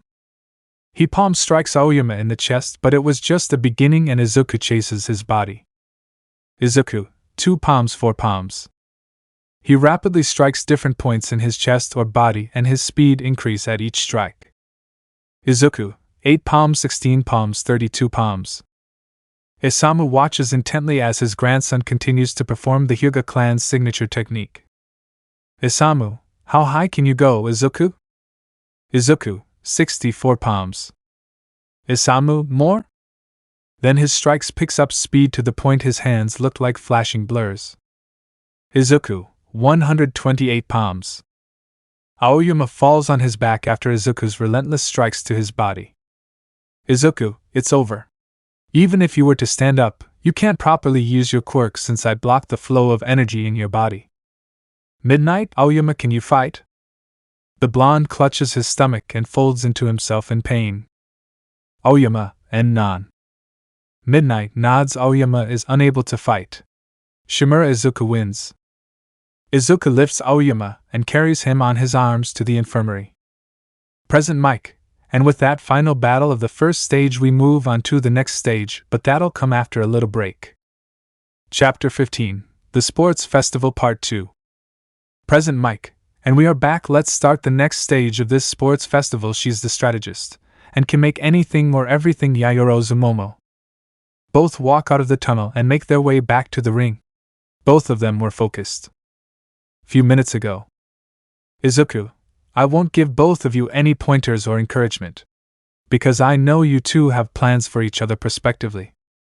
Himiko and Momo glance at each other and turn face to face. Himiko, no hard feelings, right? She reaches for Momo's hand, but she was a little bit surprised by their vice president's hesitance. Momo, yeah, no hard feelings. Momo shakes her hand and walks away to the entrance, leaving Himiko and Izuku at the podium. Izuku, why did she hesitate? Gyuki, he's serious, huh? I will tell you once this is all over. Izuku, does it have to do with what Momo tried to do? Gyuki, I think it's fair to assume. Yes. Izuku, then you don't have to explain. Now I have an idea of why she did. Back to present. Present Mike, and her opponent is the battle queen of Class A, Toga Himiko. Momo, I'll prove to him that I deserve to be considered as his partner besides Toga-chan. They both step on the ring and stop a fair distance away. Midnight ready? Himiko nods and activates One for All. Momo makes another metal staff and twirls it, signaling that she was ready. Himiko, One for All, full cloak. I don't want to underestimate her 15%. The engine-like sound echoes louder and louder until it settled and the arcs of lightning started dancing on her body. Momo, exhales. Come at me, Toga Himiko, so that he can see. Midnight start. At the sound of the crack of Midnight's whip, Himiko dashes forward at incredible speed. Present Mike, Wo Toga opens it with a head-first assault. Momo fast. She jumps to the side and makes a riot shield, then straps it on her hand. She understands that she had made the right decision since Himiko had quickly changed her direction when she dodged and came back at her. Present Mike, Yaoyorozu's on the defense, but it is proving to be effective since Toga hasn't landed a decisive blow. Momo H. Even then, she was sent back a few meters, losing her grip on her tools when she fell to the floor. She then quickly makes another shield, but this time it was made of metal. Himiko kicks it but feels that Momo didn't move that far back, but her feet were still dragged on the floor a few centimeters back. Momo, it's layered but still it was hard to stand straight. You're a force to be reckoned with, Toga-chan. HH. She swings a baton she had created at Himiko, but it misses when the blonde pushed and jumped back from the shield. Himiko lands him. If that baton is like the one she made for Tetsutetsu, it would be a bit troublesome since she can use it effectively. Alright then. One for All, full cloak. 20%. Momo notices the lightning arc's frequency picks up and the arcs grow bigger and brighter. Present Mike, oh, she's switching gears now. It's gonna get harder for Yaoyorozu. Momo, I know what that means, but... She thinks to herself while trying to track Himiko's movement and failing. Momo, that does not change the fact that she's fast. MRGH. She grunts as Himiko hits and runs the shield, but gasps when Himiko hit her back, pushing her forward. She then decides to get on her knees and makes another shield of the same material, then hides under them. Present Mike, Toga's speed has increased and now she's using a hit and run tactic, utilizing her speed. She's so fast. Himiko, turtle tactic, huh? Then I can just shatter it. Or, Himiko then stops above Momo and grabs the shield. Present Mike, oh, what is Toga doing now? She clenches his hand and lifts Momo with the shield above her head. Present Mike, she just lifts Yaoyorozu with her shields. Himiko then throws her outside. Momo, ah crap ahhh. The velocity of her flight was fast and scares Momo. She then lets go of one shield and hides her whole body behind the shield to take the force when she hits the wall. She then bounces back and starts falling to the floor but gets teleported before she could get hurt. Momo, huh? She looks up and sees Izuku, and that she was on his arms. Present Mike, thank you again, Shimura. That would have been disastrous, but I'd bet Himiko knew her friend had it all covered. Midnight, Yaoyorozu Momo is out of bounds. Toga Himiko wins. The audience claps and cheers for Himiko's victory. Momo, Shimura-san. She looks down in disappointment. Momo, I couldn't do anything. She deplorably mutters under her breath. Izuku, no, you were amazing on the ring. Momo, but she just tossed me out of the ring. I couldn't prove my strength to the people I am going to protect or to you. Izuku chuckles, you're smart, but can still say something foolish. Momo, what? Izuku, come on, can't you hear them? She looks up with Izuku and listens. Heroes, they were both good. If the matchup was different, it would have been way different, I think. That Yaoyorozu girl could have won, but this is only a one-on-one setting. If it was in the field, she would be a big help. Civilians, you did great, good job, you'll get it next year, don't worry. Izuku, hear them? They witnessed what our class witnessed. They saw how great you are. Her eyes water, and she covers her face with her hands. Izuku, if only you could see what they see, but I will help as your friend, Momo. He tries to put her down, but...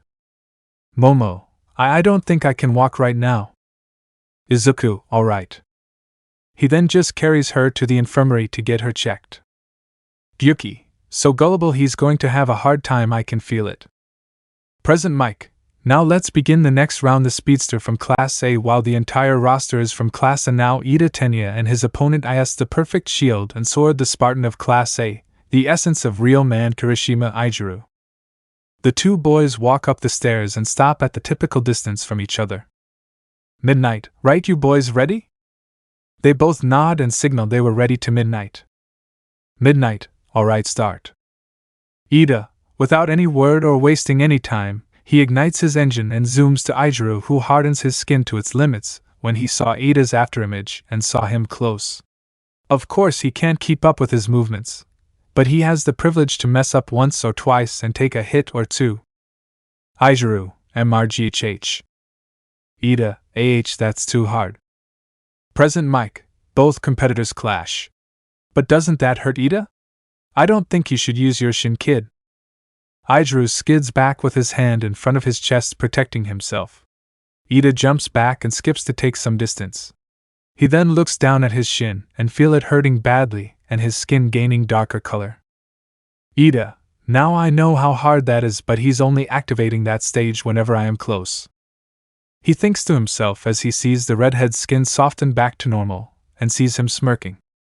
Ida, what should I do? What would Tensei do? What would Ingenium do? Aijuru, HAHHH. His eyes sharpen as Aijuru starts running towards him with his arm hardened from their hands to their elbow. Ida, he would never give up. He runs forward and meets Aijuru in the middle of the ring. Aijuru swings his arms and Ida blocks with his feet while placing his hands on the floor and spin using his engines. He then jumps back from Aijuru using his arms as a platform and runs towards him with flurry of kicks and spins that resembled capoeira. Present Mike, even though it seems hopeless, Ida continues to rush in to put pressure on Kirishima. But how long can either of them keep it up? Kirishima would get too tired if this continues for long, and that is also the case for our speedster here. How will this play out? Aijuru, whoa, those are some great forms. If he accompanies them with his engines, but if he's not careful, he would be the one to get hurt because of Kirishima's quirk. Aijuru only shields himself from Ida's kicks. And the speedster was not letting this opportunity go to waste, so he continues with his advance. He sweeps up his arms, which he had crossed in front of him, making an opening for himself. Ida, chance. He then flips back on his hands, then spins on them to sweep his legs with the support of his jets, which makes it even deadlier. Ijuru, WA. Ijuru falls to the floor and protects himself on the ground as he saw him try to kick him by continuing his spin. He gets pushed back as he was not planted to the ground properly. Ijuru, okay, guard your legs too, noted. He doesn't get a chance to stand up as Ida comes running and grabs him from the leg, then drags him to the edge. Present Mike, Kirishima's getting dragged to the edge of the ring. Is this the end? Ijuru, GKHIT won't be that easy, Ida. He hardens his whole body to the first stage and his limbs to the max. His claws dig into the floor, slowing Ida a little bit, but the move that freed him was a kick to his hand with his free leg.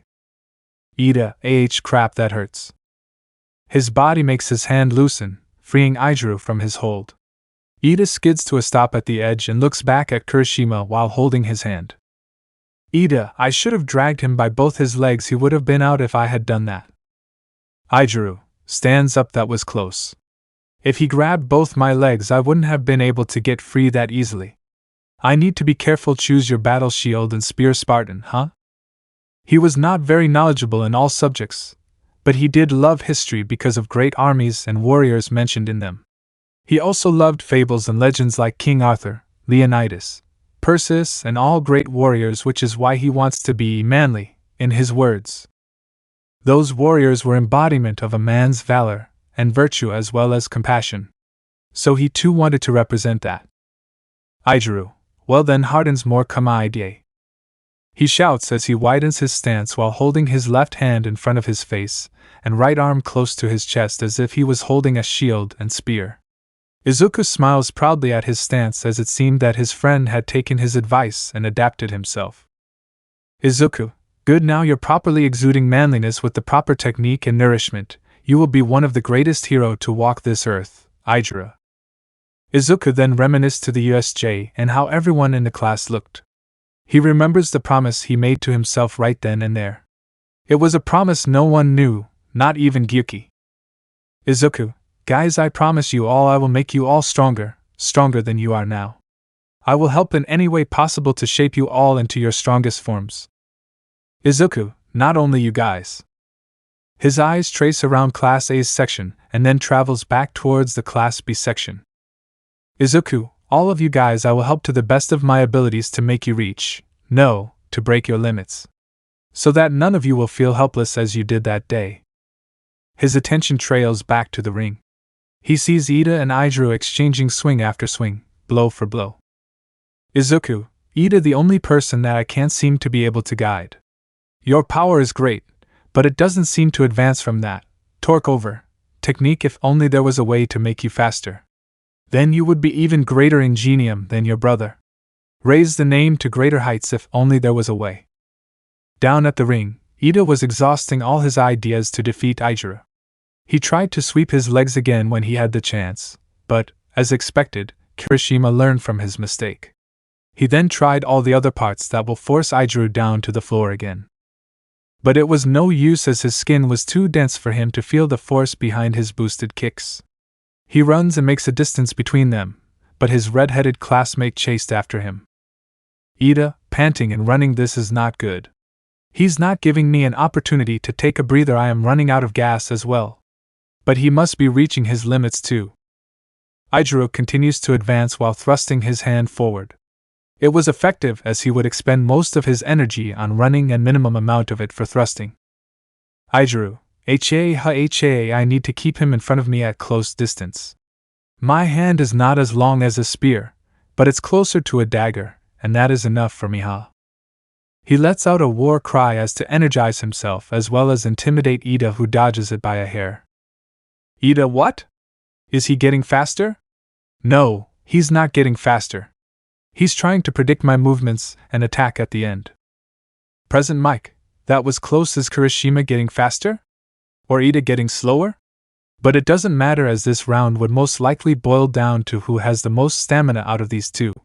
This is the longest and most entertaining match, yet the crowd seems to be cheering for both of them, too.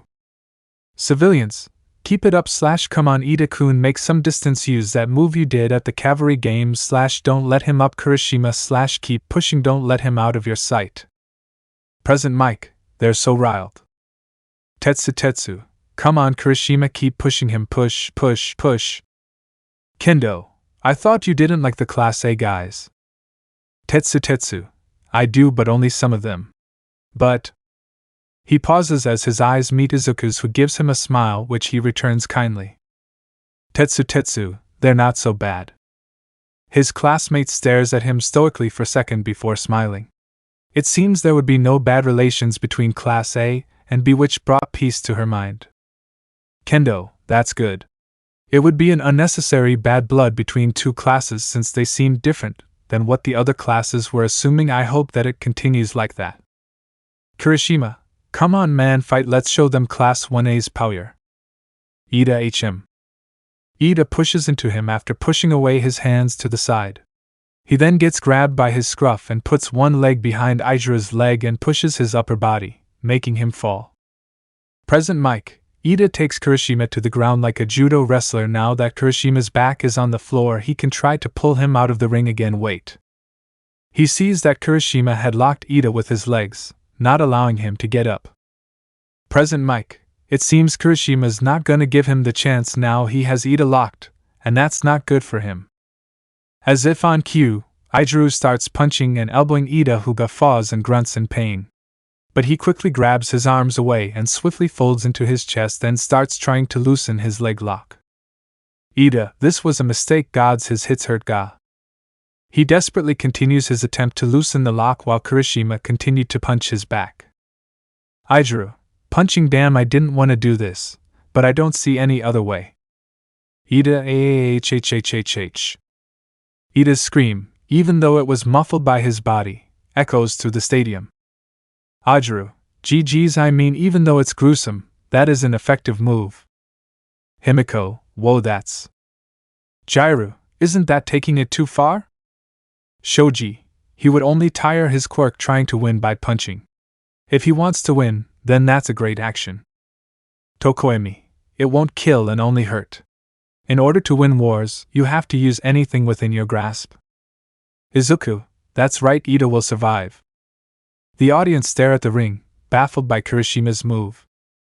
Present Mike, Kirishima uses his hardening to his advantage and digs his thumbs into Ida's sides.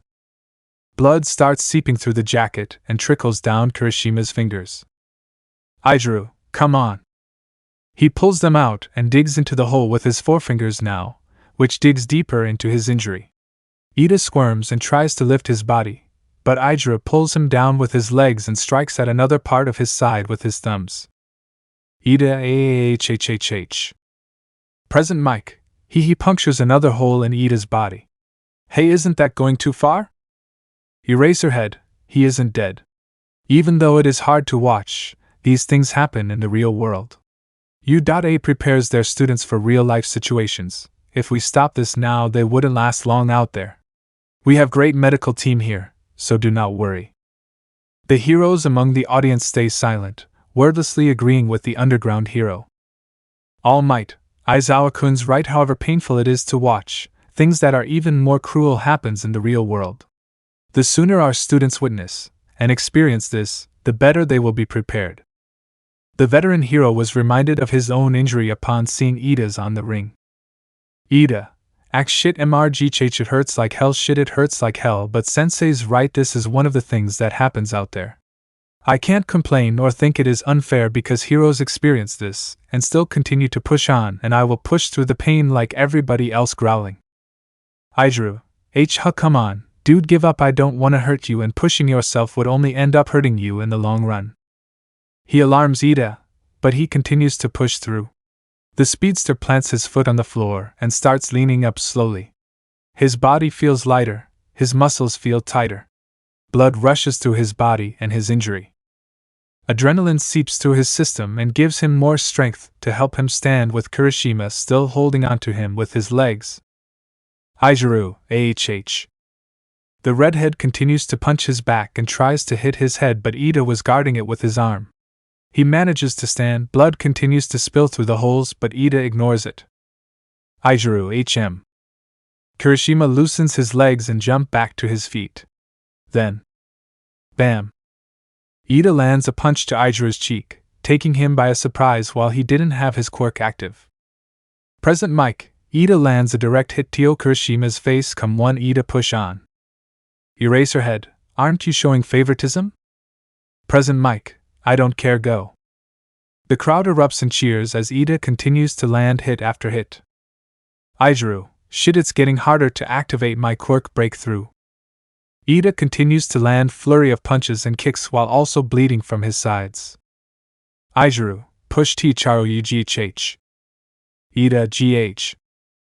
Ida screams in pain as he punches Kirishima's hardened skin. Izuru AHH. Kirishima punches Ida straight to his face, making him fly to the floor. He stands there exhausted while looking at Ida, who was panting and clutching his stomach. Izuru, panting, are you done? Ida, panting, yeah, I'm done, I can't fight anymore. Midnight, match over, Kirishima. Izuru wins. The audience claps and cheers for Kirishima while Izuku harations next to them. Izuku, come on, let's patch you two up. His clone picks up Ida and Izuku places his hand on Kirishima's shoulder and takes them to the infirmary. The clones place Ida on a bed and starts healing his injury with medical ninjutsu. Izuru sits on a stool and lets out an exhale from exhaustion. Izuru few H. Then a smack to the head makes him clutch his head in pain. It was Recovery Girl who hit him in the head with her cane. Recovery Girl, even though it is in the acceptable range, digging your finger into his body was a bit far. It might be infected, you moron. Clone, it's okay, Recovery Girl. My healing can sterilize the wound and then heal. I already cleaned it, so I am trying to close the wound at least. Recovery Girl, nods good. Close his wounds and then I will use my quirk on him. 2 types of healing will fasten the recovery immensely. Izuku, well, I'll be off, my clones will stay until they're done. Present mic, well, after that gruesomely manly match we move on to the next round. I think everyone is eager for the next 2 matches as it is the battle of the strongest hero students. Let's open up for the first pair, the Explosion King, with an attitude to match it, Bakugo Katsuki, and from the other side he stands at the pinnacle of the freshman year. He's been proving that since this festival began, Shimura Izuku. Both walk up the stairs and their eyes meet as they reach the platform. Katsuki could be seen grinning his maniacal grin while Izuku smirks at the explosive blonde. Izuku, so are you ready to be beaten again, Bakugo? Bakugo, I'll kill you right here, don't go regretting your decisions, barf head. He declares as he punches his palm while producing an explosion. Midnight ready? Izuku, HM, we'll see. Midnight start. Bakugo immediately propels himself to Izuku with an explosion. Izuku, heh. Let's go then. I'll gradually up the power scale and see how he fares. His body gets covered with layer of chakra and lightning. Bakugo reaches out with an open palm and makes an explosion. Thanks to the lightning cloak, Izuku dodges it and grabs Katsuki's extended arm, then tosses him down. But Bakugo makes an explosion in the air to push himself up, then sends an explosion at Izuku. Present mic, they don't waste any time, these two are fast. Katsuki, TCH dodged that too, huh? He says as he sees Izuku a few meters in front of him with his shit-eating smirk. Izuku, hey, hand signs. Katsuki, those gestures, I have to be careful. He stands there ready to dodge whatever he was pulling out of his ass. Izuku, fire style, great fireball jutsu. Katsuki dodges to the side and then pushes himself with explosions to get closer to Izuku. The green-haired boy flickers away while preparing for another jutsu. Izuku, wish the stadium was taller, weight hand sign earth style, moving earth core. He slams his hands on the floor and the whole stadium starts to shake. Present mic, WW, whoa, what is happening? The whole stadium is shaking. The audience shrieks in fear as they hold on for their life. Katsuki propels himself into the air but gets shocked when he saw the podium rising with him. Katsuki grins the sky. The shaking stops and all the audience starts murmuring. Civilians, what was that? What just happened? Heroes, GG's, this kid just shook the whole stadium. No. Heroes and workers outside stare at the stadium with wide eyes in shock. MT Lady, W, what the hell? Death Arms, H, how can a kid do this? Kamui Woods, this is a power that even the pro heroes lack. How strong is this kid?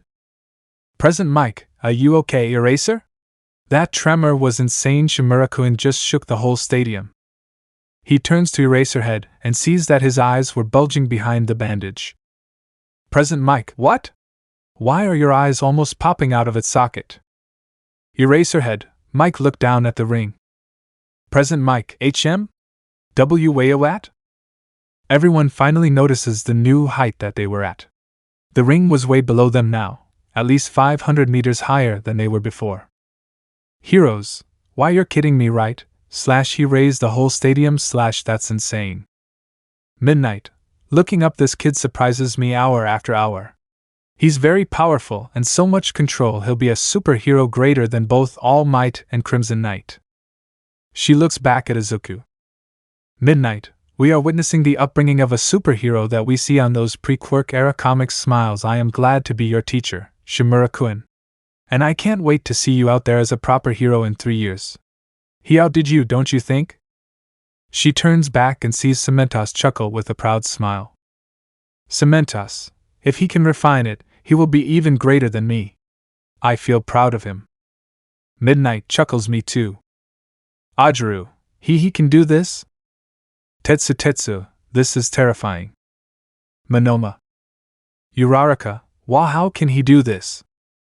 The television shows the stadium from the outside. The world sees the whole stadium lifted in the air with the dirt and rock raising it.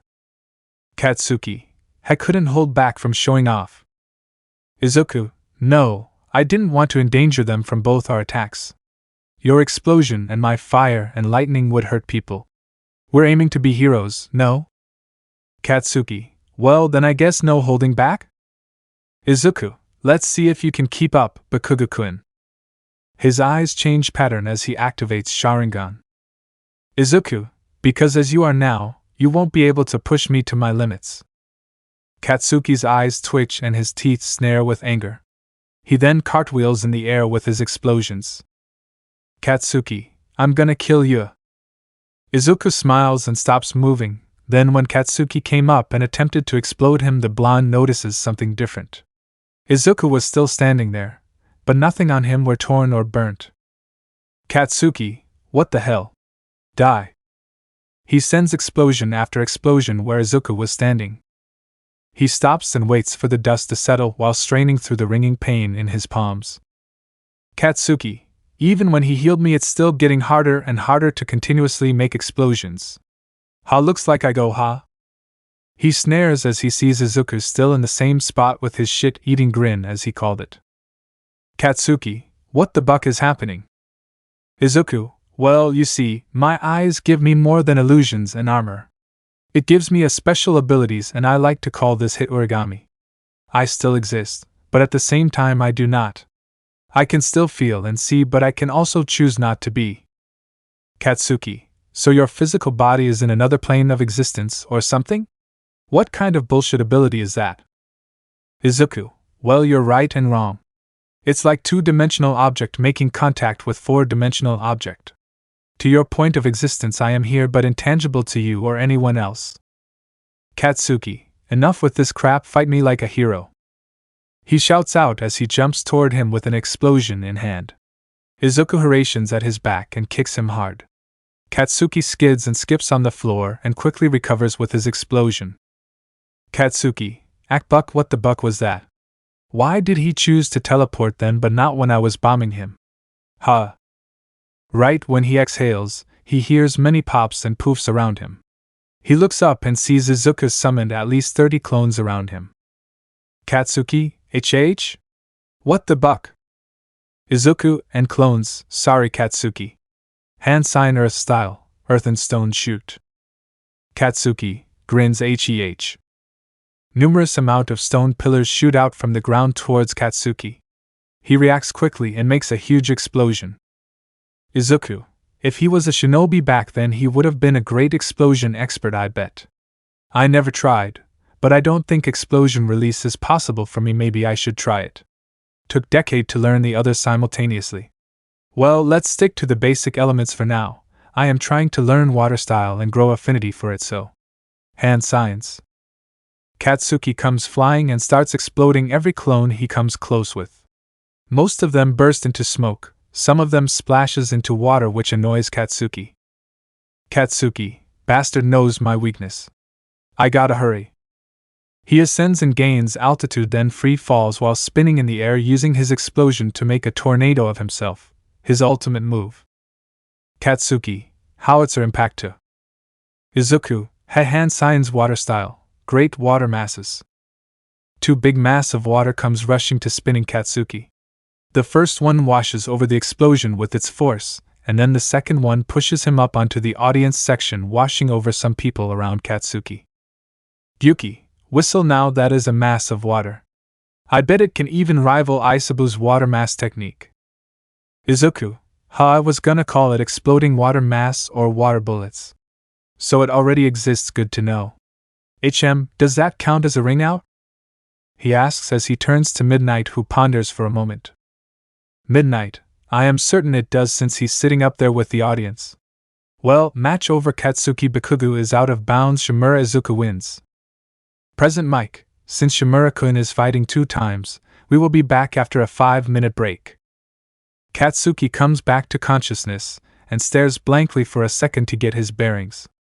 Then his usual scowl and snarl returns, and he stomps away to his class's podium without paying attention to the people around him. Man, you okay? Bakugu TSK. Izuku then harations beside him and grabs his shoulder. Izuku, I think you should go to the infirmary. Your hands. Bakugu grumbles, fine, I will rest as well since I am not fighting anymore. He then stomps to the nurse's office with Izuku following behind him. Present Mike, and we are back, hope you're ready. Shimura Kyun, if not, too bad. We see him standing ready for his opponent, and now we see another powerhouse from Class A, possessing 2 elements on both sides, Todoroki Shuto. Todoroki walks up the stairs and his eyes land on Izuku's frown. He curiously asks from his classmate. Todoroki, what happened to your confident smirk few minutes ago? Midnight ready? Izuku, I am not in the mood for jokes and antics. Midnight, boys, are you ready? Todoroki, yes. Izuku, ready. Midnight nods, alright, get set, start. Todoroki sends mountain of ice at Izuku, who responds with a technique. Izuku, lava shall do, I presume. Hand signs lava style, breath of the earth WYRM. The ice wall gets covered in lava and start melting and making holes straight through the ice to Todoroki, who dodges to the side. Todoroki, lava? Shouldn't it know even if it hardens it would still be hot? Ha! Izuku sees Todoroki try to engulf him in his ice again, and he sighs disappointingly.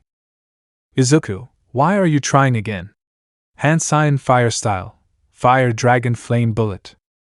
Fire that was shaped like a dragon comes out from his mouth and slithers around to Todoroki. The ice melts and steam comes off from sudden heat meeting cold ice. Todoroki, ah shit. The dragon rams into him and pushes him away outside the ring, but Izuku was not allowing that. Izuku, no, you will get off this ring after you realize. The dragon quickly slaps him back in, and Todoroki quickly covers himself in a thick layer of ice and rolls on the floor, fully protecting his body. Todoroki, he could have won. Why you could have ended this? Why did you push me back in? Izuku, you think that I would allow you to lose before realizing how dumb you are being? Todoroki, you think you're so smart. He shakily stands up with his ragged clothes. Todoroki, so what? I am refusing to use that bastard's quirk. Izuku, you think your fire is his quirk? Todoroki, it came from his blood, that makes it his. Izuku, then die. Hand signs water style, water wall formation. He spits out wave of water out of his mouth to Todoroki, then before it even hit him he cast another technique. Izuku lightning style, wave of inspiration. The wave of electrocuted water rushes toward Todoroki. He makes a pillar of ice in front of him to split the rushing water wave. Todoroki, this is getting hard. Izuku multi-shadow clone jutsu. He summons 5 clones and they all fly up and circle Todoroki, then casts a jutsu. Clones, hand signs fire style, majestic destroyer flame/water style, water waves/wind style, wind wall/lightning style, Chidori current/earth style, mud surge. All the elements fall towards Todoroki before he made a dome of ice. Clones, combined technique, all is suffering. The flame starts melting the ice while the wave of mud and stone cracks it. The lightning and water then pierces through and hits him, while he gets pushed down to the floor by the wind. Todoroki, ahhhhh. Present Mike. This is absolutely insane. Todoroki is just getting bombarded with 5 elements simultaneously and screaming in agony. Izuku, didn't you say that you would win? Didn't you say that you would show your old man the power you possess? Then show it. Prove to him by using all your power. Ice and fire, you were blessed with 2 great elements that puts each other in check, but you're saying that you will not use it? Buck OFF, with that logic his quirk is hellfire, yours isn't. He is not you are not him. The techniques stop and the water flows down the ring. Todoroki lays on the floor spasming and covered in dirt and mud with bruises and burn marks all around his body. Todoroki, GKH. He drags his body up and everyone else gasps in worry. Present Mike. Todoroki, don't you're pushing yourself way too much. Midnight, I should end this. As she was about to announce Izuku the winner. Todoroki, no, I'm fine. Midnight, do not kid yourself, Todoroki. With the way you are now, even if you were to win, you will face him again, and you would most likely end up injured or even die from overstimulation of pain. Todoroki, then I will die. I have to prove He loses footing and drops to the floor again face first. He turns his head and pants from exhaustion and pain. Todoroki, I have to prove that bastard KGH. Midnight sighs like father like son. Even when he hates his gut, he behaves the same. Izuku, just forget about him, Todoroki. You may be his son, but you're not your father. If you use your fire, it is yours, it is the power that you were born with. Your mother didn't even despise you if she desperately wanted to ice your burn. Your father's reason may be to live through your success. I don't know how that feels nor what you should do. But limiting yourself will only do you harm. You don't have to be a hero like your father. So what hero do you want to be? What kind of hero you want to be then? If you keep doing this, you will not be that hero. Todoroki raises himself with his hands and then starts to remember a memory he repressed for years. A memory of him and his mom, her telling him the same thing Izuku just said. Todoroki, I want to. Izuku HM?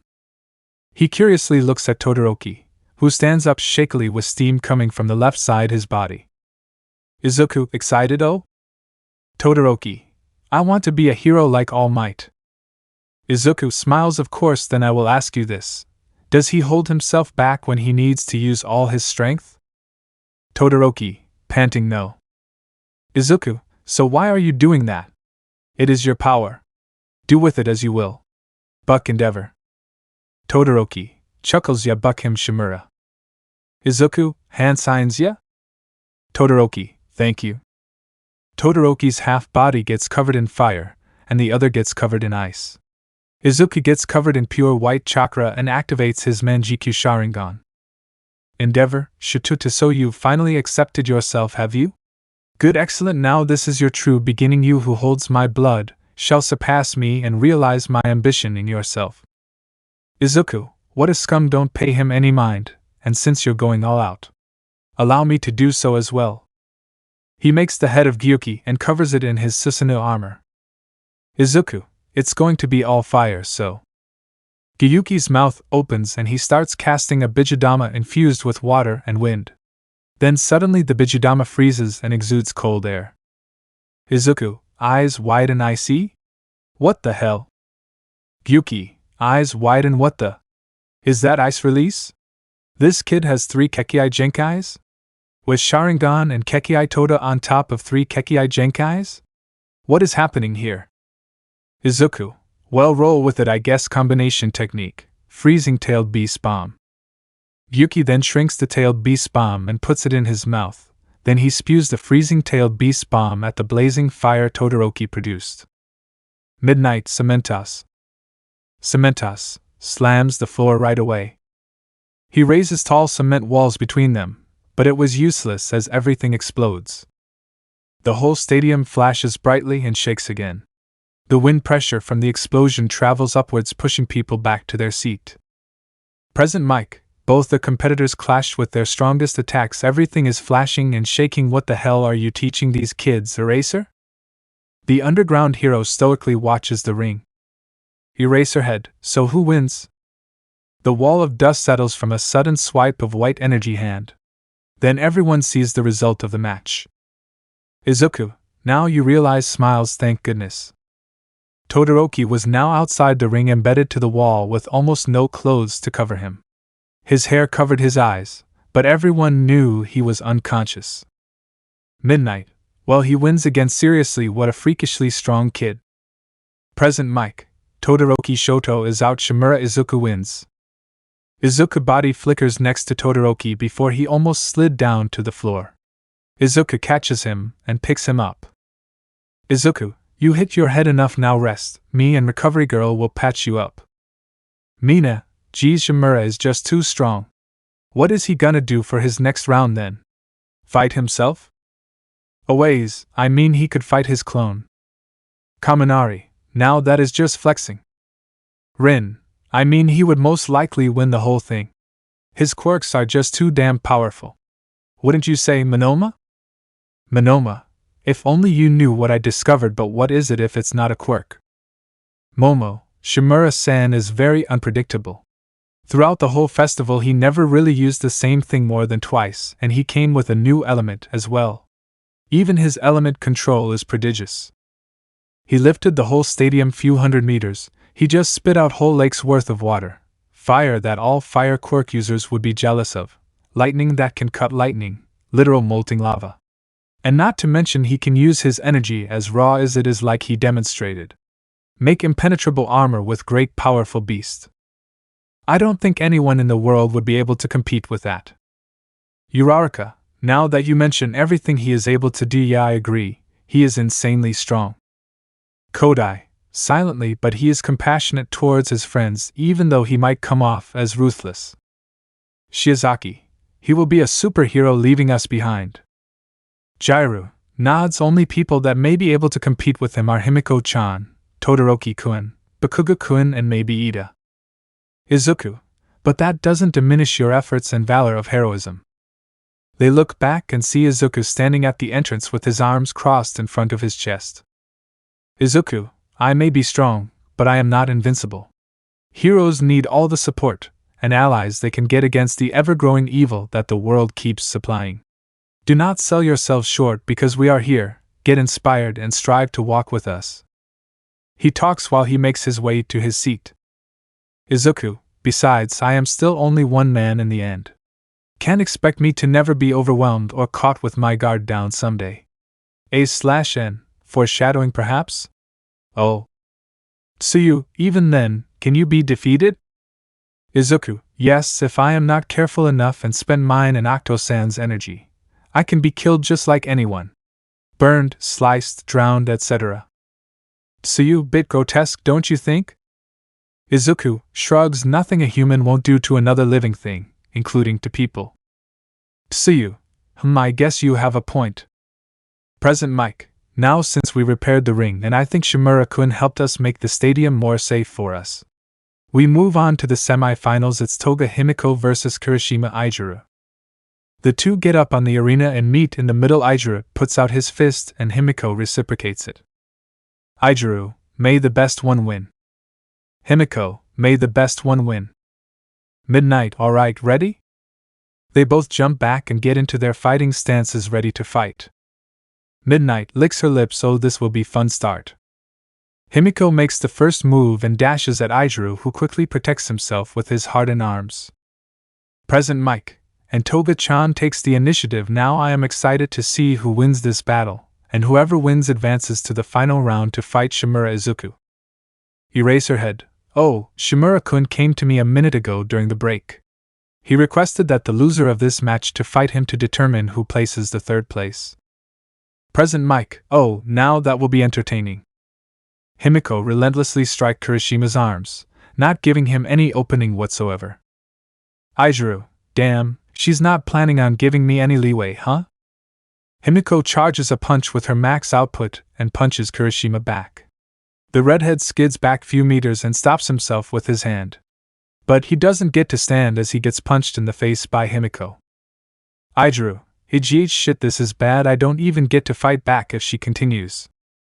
Himiko then kicks Izuru upwards, pushing his head up with tremendous force. He's lucky that his quirk took most of the brunt.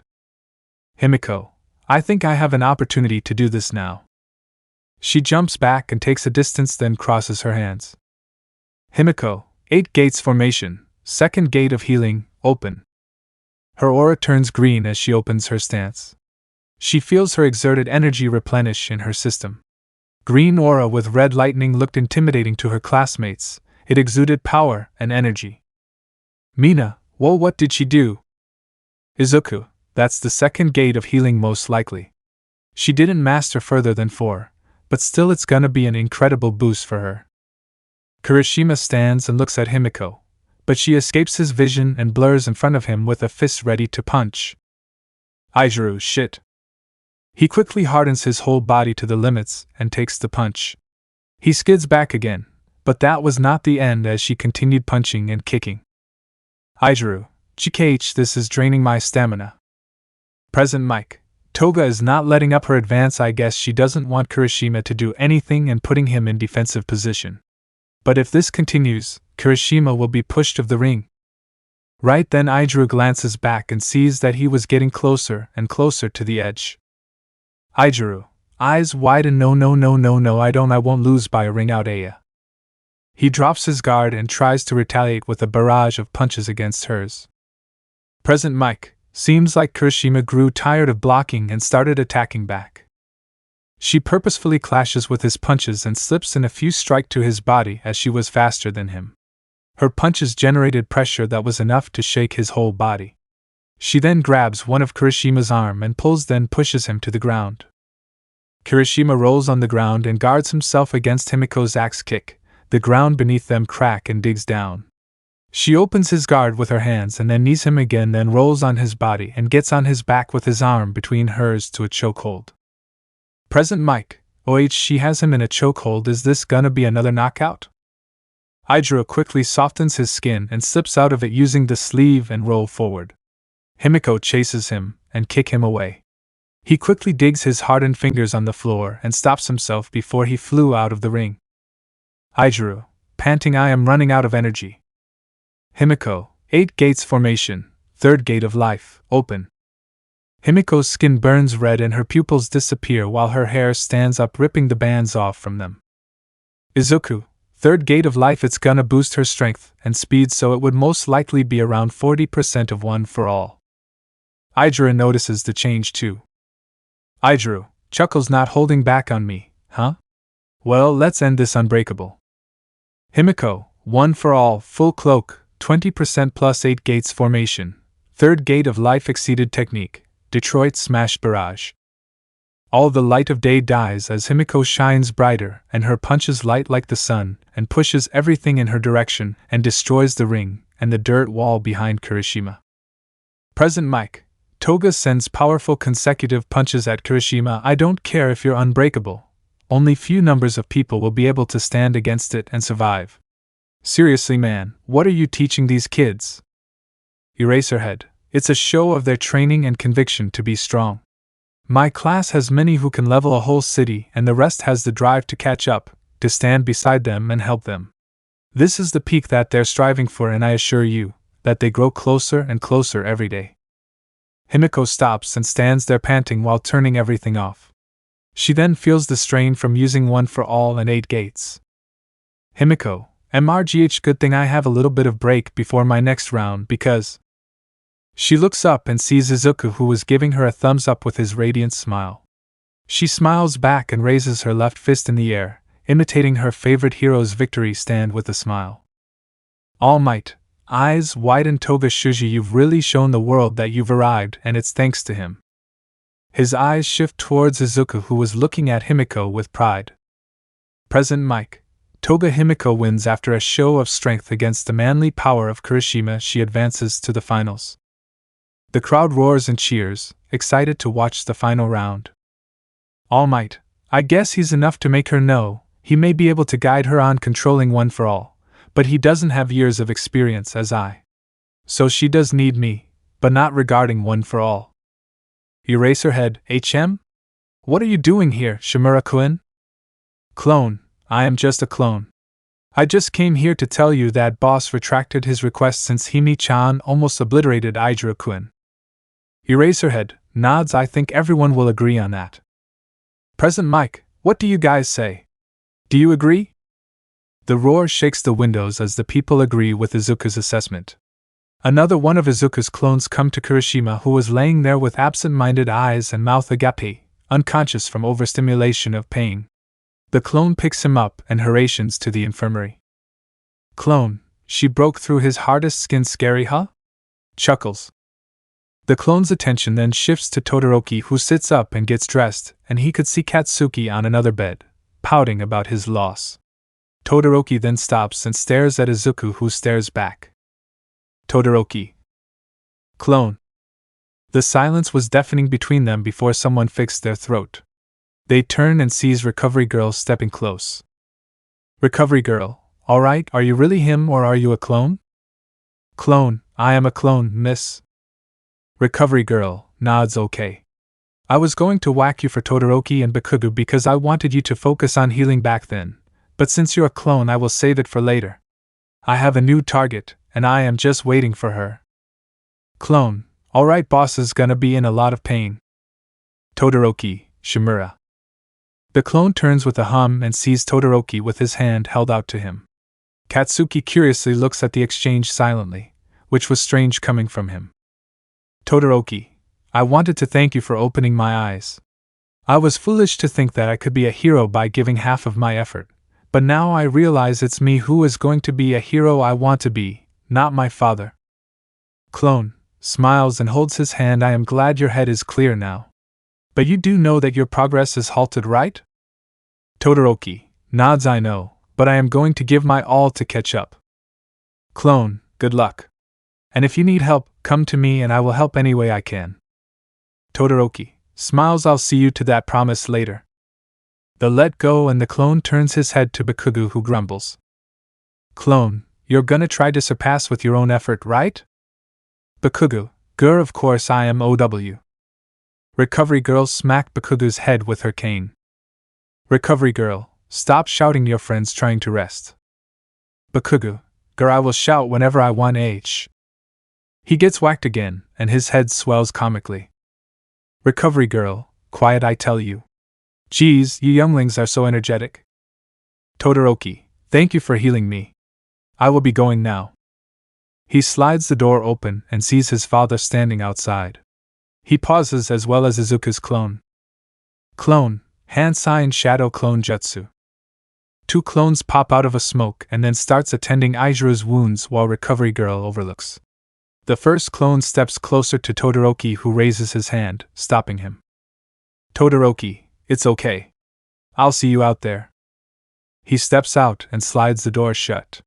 The clone stares at the door for a second before bursting into smoke to deliver the information to the original.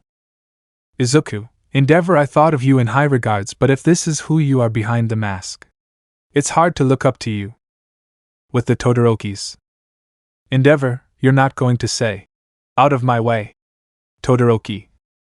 Endeavor, the flame control of your left side, it's still too dangerous, like you can't take your foot off the pedal.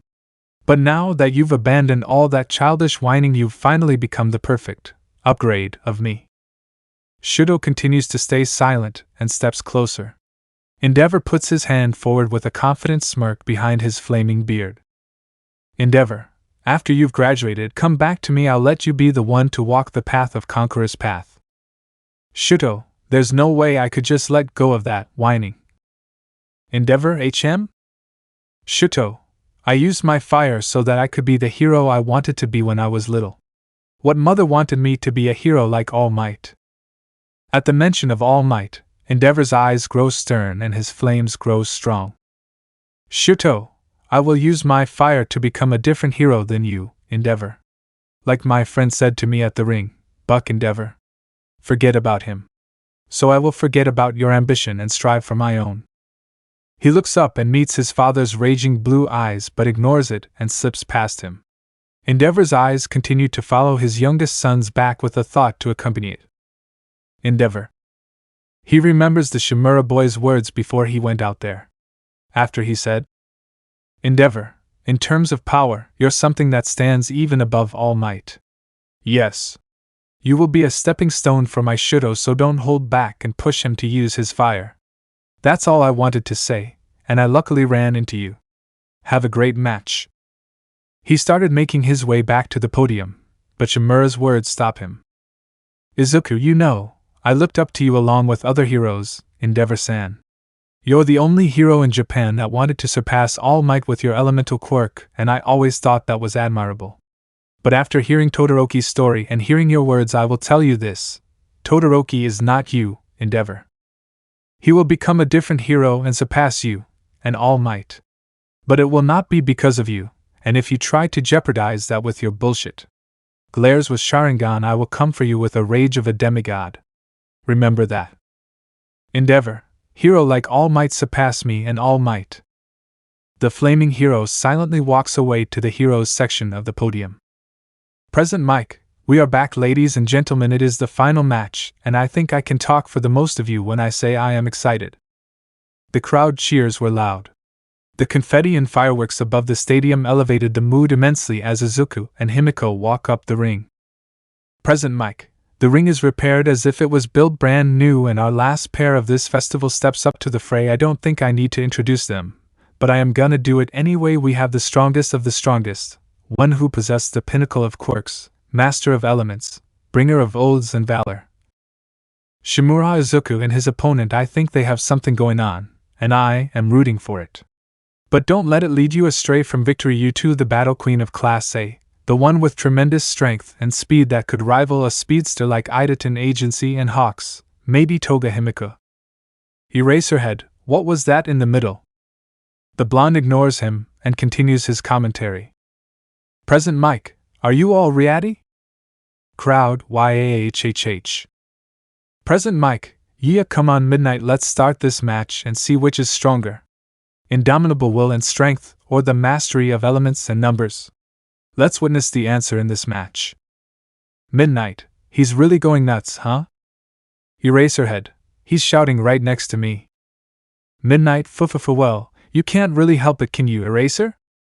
Eraserhead, Kayama Namuri. Midnight, oops, sorry, it slipped out. Well, are you two ready?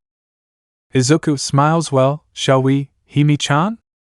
Himiko smiles, we'll see who wins this, Izuku-in. Midnight squirms and hearts comically float from her. Midnight, you two are so adorable. So pure. Eraserhead, Kayama, kids are watching this. Midnight, let them.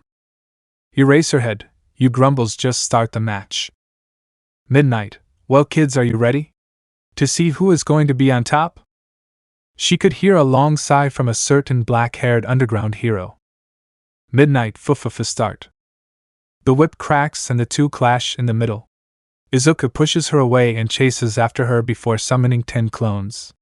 Himiko regains her balance and activates One for All. Himiko, One for All, full cloak, 10%. The whistling and shining returns on her body as her veins glow red, then the engine sound diminish, while red lightning arcs started dancing around her body. Himiko, come at me. She cries out with her hand held in front of her. The clones jump at her from all the direction. Himiko spins in place, making a miniature tornado, blowing away the clones and dispersing them. Izuku, hand sign wind style, vacuum great sphere. The wall of vacuum hits the tornado and pushes away Himiko, who flicks her finger in the air to propel forward, back to the ring. Present mic, that was close, but Toga pushes herself back into the ring like Bakugi uses his quirk in the air. Now that's applying your knowledge to yourself. Himiko then pushes herself to dive down at Izuku, who responds with a technique. Izuku, water style, water wall formation. The wall of water pushes her back in the air. Izuku, hand signs fire style, phoenix flower jutsu. He spits out scattering fireball towards Himiko, who blows them away with the wind pressure generated from her rapid punches. Present mic, Shimura blows out scattering fire, but Himiko puts them out with her punches. This is getting so interesting, folks. Izuku, hand signs earth style, earth wave. The cement under Izuku's shift and slither to the air towards Himiko, who raises one for all's output and punches the air and sends a strong air pressure.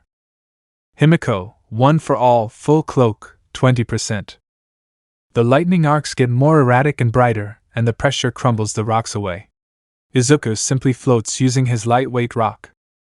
Izuku, come on, Himi-chan. You noticed it during the cavalry battle, didn't you? Himiko nods and Izuku crosses his arms. Izuku, tap into that feeling again. You can do it. She closes her eyes and tries to feel the feeling again. Present mic, what? Why did Shimura stop? What are they doing? Jiru, he's training her. Momo, but what is he training her for? Jiru, I don't know, but he said that she did it during the cavalry battle. Rin, but her energy output increased and she can already do it at will. What else did she do? Aways, maybe that handsome girl knows? Todoroki, maybe I didn't notice anything different than her speed and strength jumping. Then everyone's eyes widen in shock when they saw it.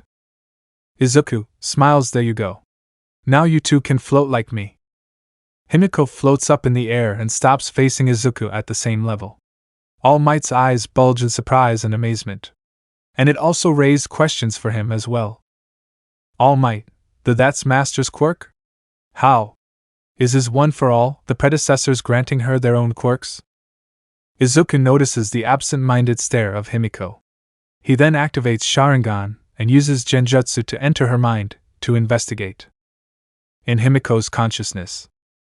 Himiko stood up in this weird world made of black smokes and dark void.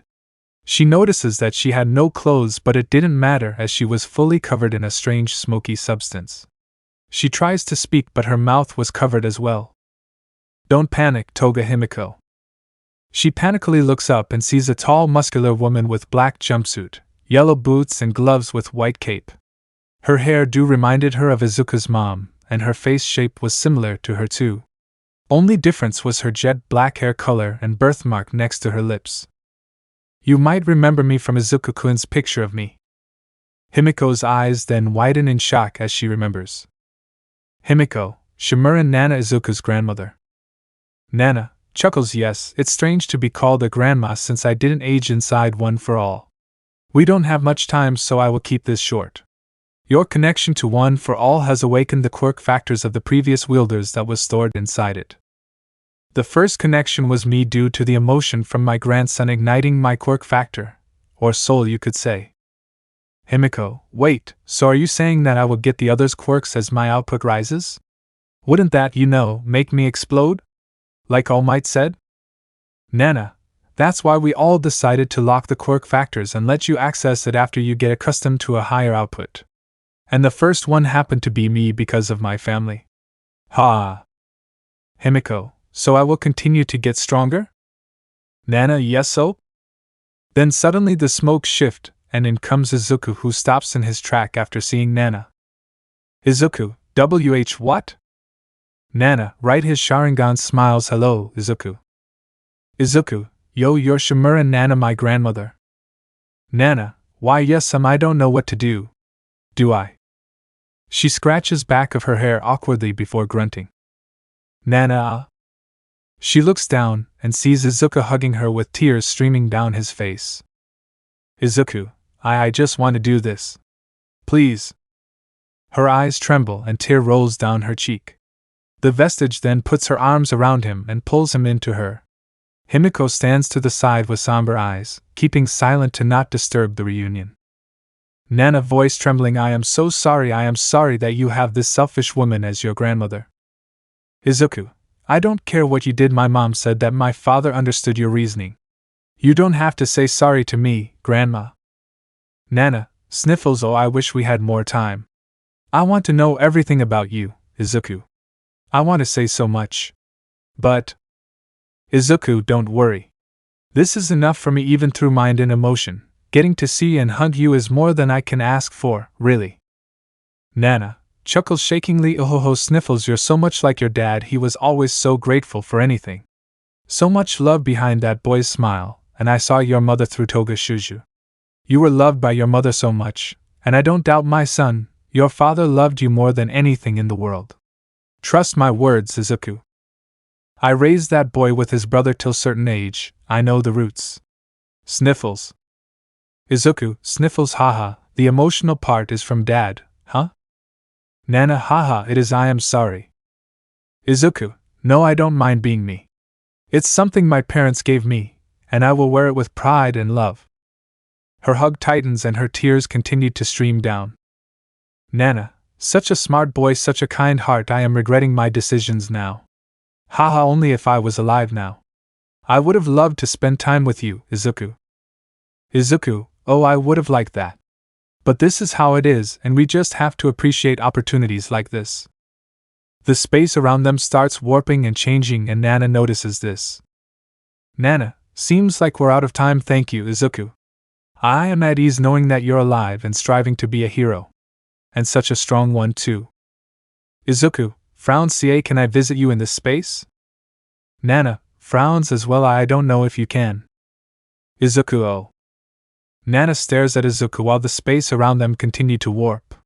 She then caresses his face and lifts the sides of his lips into a smile and smiles when his eyes raise to her. Nana, don't frown. Izuku smile. Smiles. Those who smile are the strongest people in the world. Izuku's eyes glisten as he sees the photo in front of his eyes. He then smiles and raises his head high. Izuku, I will. Nana continues to smile until they were pushed out of that domain. The two comes back to consciousness in their physical body. It has only been 5 seconds in the real world. Present Mike, they continue to float in the air. Is this going to be an airborne fight? Izuku smiles. Well, Himi-chan, ready to learn how to fly? Thank you one for all. Himiko smiles. I saw your memory, so. She launches herself to him as if she knew how to fly. He dodges by cartwheeling upwards in the air and performs another jutsu. Izuku, hand signs multi-shadow clone jutsu. Present Mike, so many clones. The sky was filled with Izuku and his clones. A bead of sweat rolls down Himiko's forehead as she swallows the lump in her throat, nervously shaking a bit from seeing the sheer number. There were 50, maybe hundreds of his clones. Himiko, now that's gonna be hard. Izuku raises his voice. So, Himi-chan, do you want them to use the Susanoo or not? Everyone's eyes collectively widen in shock after hearing that. Mina, he's not serious, is he? Momo, he can't. That would cost too much energy, won't it? Tetsu, man, this guy is leagues above us. All Might, Shimura Shonen, you're a monster of a kid. Himiko, yeah, I don't think I can handle that. She scratches the back of her hair while chuckling embarrassingly. Izuku, had then the next powerful thing, I guess. The clones then start getting covered with ranges of chakra cloaks. There were some with lightning cloaks, some had chakra cloaks, numbers of them had lava cloaks. Small number of them had GCM mode activated, and the remaining ones had activated Manjikyu Sharingan. Himiko, well then. She crosses her hands in front of her face, and strains her muscles and relaxes her chakra cores. Himiko, 8 gates formation, 4th gate of pain, open. Wind around her picks up speed while her skin turns red, her pupil disappear and her hair floats up violently. Himiko, this is gonna be painful. One for all, full cloak, 25%. Red lightning crackles around her red-hot skin turbulently on top of the wind pressure exuding from her body. Izuku, going straight to 4th gate. Hell, let's dance, Himiko-chan. The clones dive down fast and Himiko flies up even faster. She kicks some of the chakra-cloaked ones away, taking down some of them behind. Himiko, fighting. If only I could do jutsus like Izuku, and I will learn more from him after this. She picks up speed and jumps from one clone to other while some landed hits and kicks. But she minded none of it as the 4th gate of pain was dealing greater pain than the clone's attacks. Present Mike, The clones fly at her from all directions, but Toga is not relenting as she's going through sea of Shimura's clone and dispelling them one after other.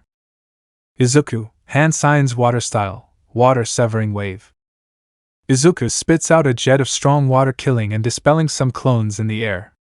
The jet then catches Himiko and pushes her up to the sky. Himiko, this is strong. She gets pushed up before the stream stops and floats up in the air. Himiko, one for all, full cloak, 35%. The lightning grows even more violent, and she pushes herself even further. Izuku, the gate of limit activates after you open the chakra point in your abdomen. You shouldn't use this even if you learn it since you haven't grown accustomed to the first 4 gates yet. Himiko, I will end it with this god. I hope the recovery will be a bit graceful like last time. 8 gates formation, 5th gate of limit open. The wind pressure surrounding her grows bigger, and her skin turns darker, and the green cloak appears and burns the air intensely. She kicks the air and the air pressure produces a sonic boom pushing her down, faster than she ever went with one for all. Izuku, who was observing her with his Sharingan, summons the whole body of Gyuki and covers it with Susanoo armor. He then covers the right hand of Gyuki with Earth Style, Earth Spear, and then makes a Chidori in that hand as well. Izuku, grinning, come on Himiko-chan, let's end this with a bang. Present Mike, what is he? The hero stops his commentary as he hears boom and whistling coming closer and closer. Him and Eraserhead and everyone else look up and sees something like a meteor shooting down at incredible speed. Present Mike, is that Midnight? Oh shit, Cementos. Cementos covers her and himself in thick layers of concrete as they would get caught by the clash. He remembered to raise the barriers of the crowds as well. Himiko, Alaska Smea Wash. Izuku, combination technique, exploding missile strike. Gyuki and Himiko's fists connect and explodes everything. The whole city shakes from the clash of 2 titans, and the cameras that were streaming the festival cuts off. The feed quickly comes back and shows the inside of the stadium. Present Mike sits up since he was hiding under the desk. Everyone else then get up to see that they were okay. Heroes, everyone's okay, /how, /I think that is the reason. Everyone sees a translucent wall covering the arena. A/N. Like this, but it's not the 4 red yang formation that the Hokages used on this pick. It's a barrier technique that his predecessor made after learning the original. And it can be shaped however the user wants it to. It is strong like the 4 red yang technique, but it's not indestructible like it. More or less an inferior version that I thought of. Clones, Ninpo, red blood barrier of Shinjigami. 6 clones of Izuku stood at each corner of the hexagon-shaped barrier. Present Mike, Shimura-kun already planned it as we can see. Is that a barrier? Eraserhead, I guess it's an energy barrier that is able to withstand a clash that strong. Present Mike, this kid man, seriously. I have a feeling that he still hasn't shown us everything. Eraserhead, wouldn't surprise me to be honest. Besides, it is good to keep things to yourself. This festival pushed him to reveal numbers of techniques, but I know he's still keeping things closed. Present Mike, Midnight, can you see what happened? He asks as he sees the clones and the barrier melting away like paper burning in fire. The dust inside all falls to the ground after the barrier opened and washes over Midnight and Cementos. It creeps up the walls for a couple of meters but then starts descending again. Wind style, swift wind wall. The dust cloud gets pushed away by Izuku and everyone sees the result of that clash. They see Himiko on the ground unconscious while Izuku was healing her with his medical ninjutsu and the tailed beast cloak. Izuku, you're really crazy, you know that, you pretty little sunshine? Himiko shakily smiles at him with her fangs glistening from the sunlight. Himiko, I gave my all, that's all that matters. Izuku, we're gonna work on that self-sacrificing tendency with you habit of pushing your limits prematurely, because that is not healthy, Himi-chan, but rest for now, we'll get our medals after this or maybe after a short break. Himiko smiles as sounds good. Izuku, Midnight Sensei. Midnight, oh, right, match over winner of the sports festival of the freshman year. Present Mike, Shimura Izuku YAHHHH. The windows in front of him shatters as he used his quirk, but the sonic stops when Eraserhead uses his quirk on him. Eraserhead, you moron. While the two friends in the Udata faculty squabble in the commentator's booth, the crowd was roaring louder than ever. Some even tore their vocal cords.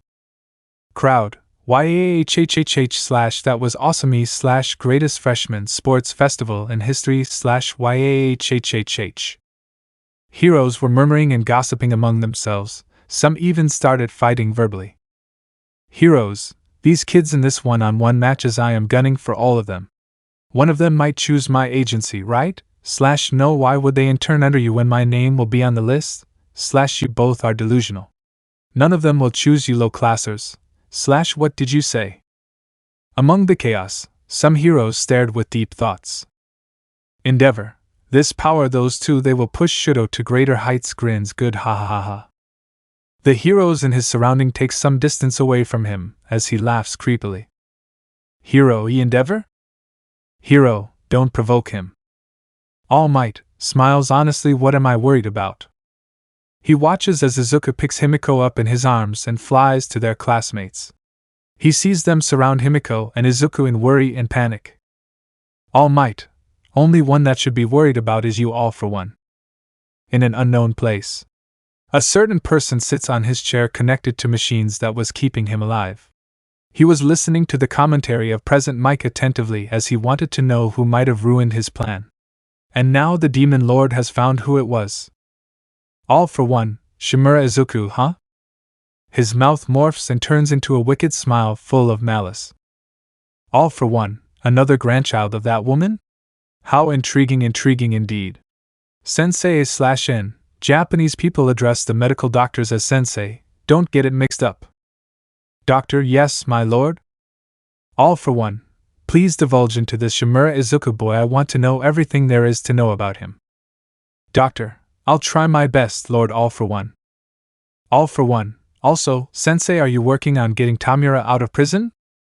Doctor, he's in Tartarus. With our current forces, we might not be able to manage his break and heal his severed arms. All for one, I see. Doctor, I am sorry for the disappointment. The self-proclaimed Demon Lord raises his hand to gesture not to worry. All for one, it is no issue, sensei, we have time. More meticulous we are, the earlier the plan shall start taking its effect. We shall wait until it's the proper time to make our move. Garaki-sensei, you must focus on all preparations. Garaki, certainly, my lord. The devilish man's plan was put into a halt from Izuku's interference, but it doesn't seem to have affected him that much. In another place, a man stood above a hero. His figure was hysteric, his body was adorned with numbers of knives and swords. The mysterious man stands up straight and begins his monologue. Fame, money, no matter where you look, they've got the nerve to go by the name O heroes, ha. The light of day reveals his disfigured face covered with bands, and he opens his mouth to lick a drop of blood from the blade of a knife. His tongue seemed long and strong as he pulls it back and swallows it. None of you bastards are a damn hero. Only he is the only one who's allowed to do me, and it's All Might. Midnight, now then, let's move on to the award ceremony. The camera pans to 3 platforms on different heights with numbers under them. And the top 3 students stood above the numbers. Kirishima stands on 3rd place, his eyes well up in tears and he wipes it with his bandage. Aijuru, I can't believe it. Izuku smiles, come on, man. Be manly and raise your head with that smile. Show them that even a simple quirk as hardening can reach this high. Aijuru sniffles, you're right, YEAHHH. The redhead wipes all the fluid off his face and raises both his arms with his shark smile. Tetsu, YAHHH. Himiko stood to Izuku's right with a smile and a few rolls of bandages on her hands and head. Himiko, congrats, Aijuru-kun. Aijuru, congrats to you too. I am so happy that we are standing here. Class A has won. Izuku, let's not forget the other classes, my friend. Even though they didn't advance to the semifinals, their efforts were admirable. Aijuru, of course. Izuku and Himiko, ha ha ha ha. Midnight, time to confer the medals, and the one who will present the medals this year is naturally none other than All Might, it is I. Then a bolstering voice booms through the air as a figure lands in front of the students, and the three.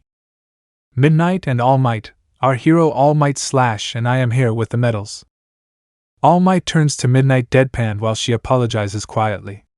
All Might stands up straight and walks in front of Kirishima, who was beaming in excitement. All Might, Kirishima Shonin, you were brilliant out there, continue to strive to greater heights. He tells him while he puts the bronze medal around his neck. Ijiru, thank you, All Might. All Might pats his back while he hugs him close, then he walks towards Himiko and stood before her proudly. All Might, Toga Shuji, you have truly shown the world that even a little girl like you can come this far. I am sure that many girls around the world are looking up to you now, even other women must be proud of your performance, don't you think so, Midnight? They both turn to Midnight, who only smiles at them with pride behind the mask. All Might, I am honored to give you this silver medal. It is the result and embodiment of your hard work. He puts it around her neck and hugs her too. He then steps in front of Izuku, who looked at him indifferently. All Might, Shimura Shonen, I couldn't bear the honor of hanging this medal around your neck, so I called him. Another large figure comes crashing down beside All Might. The cloud of dust clears and it reveals Isamu in his hero costume. Crimson Knight grins hello again, Japan. The stadium rocks with excitement when they clearly saw who just came back.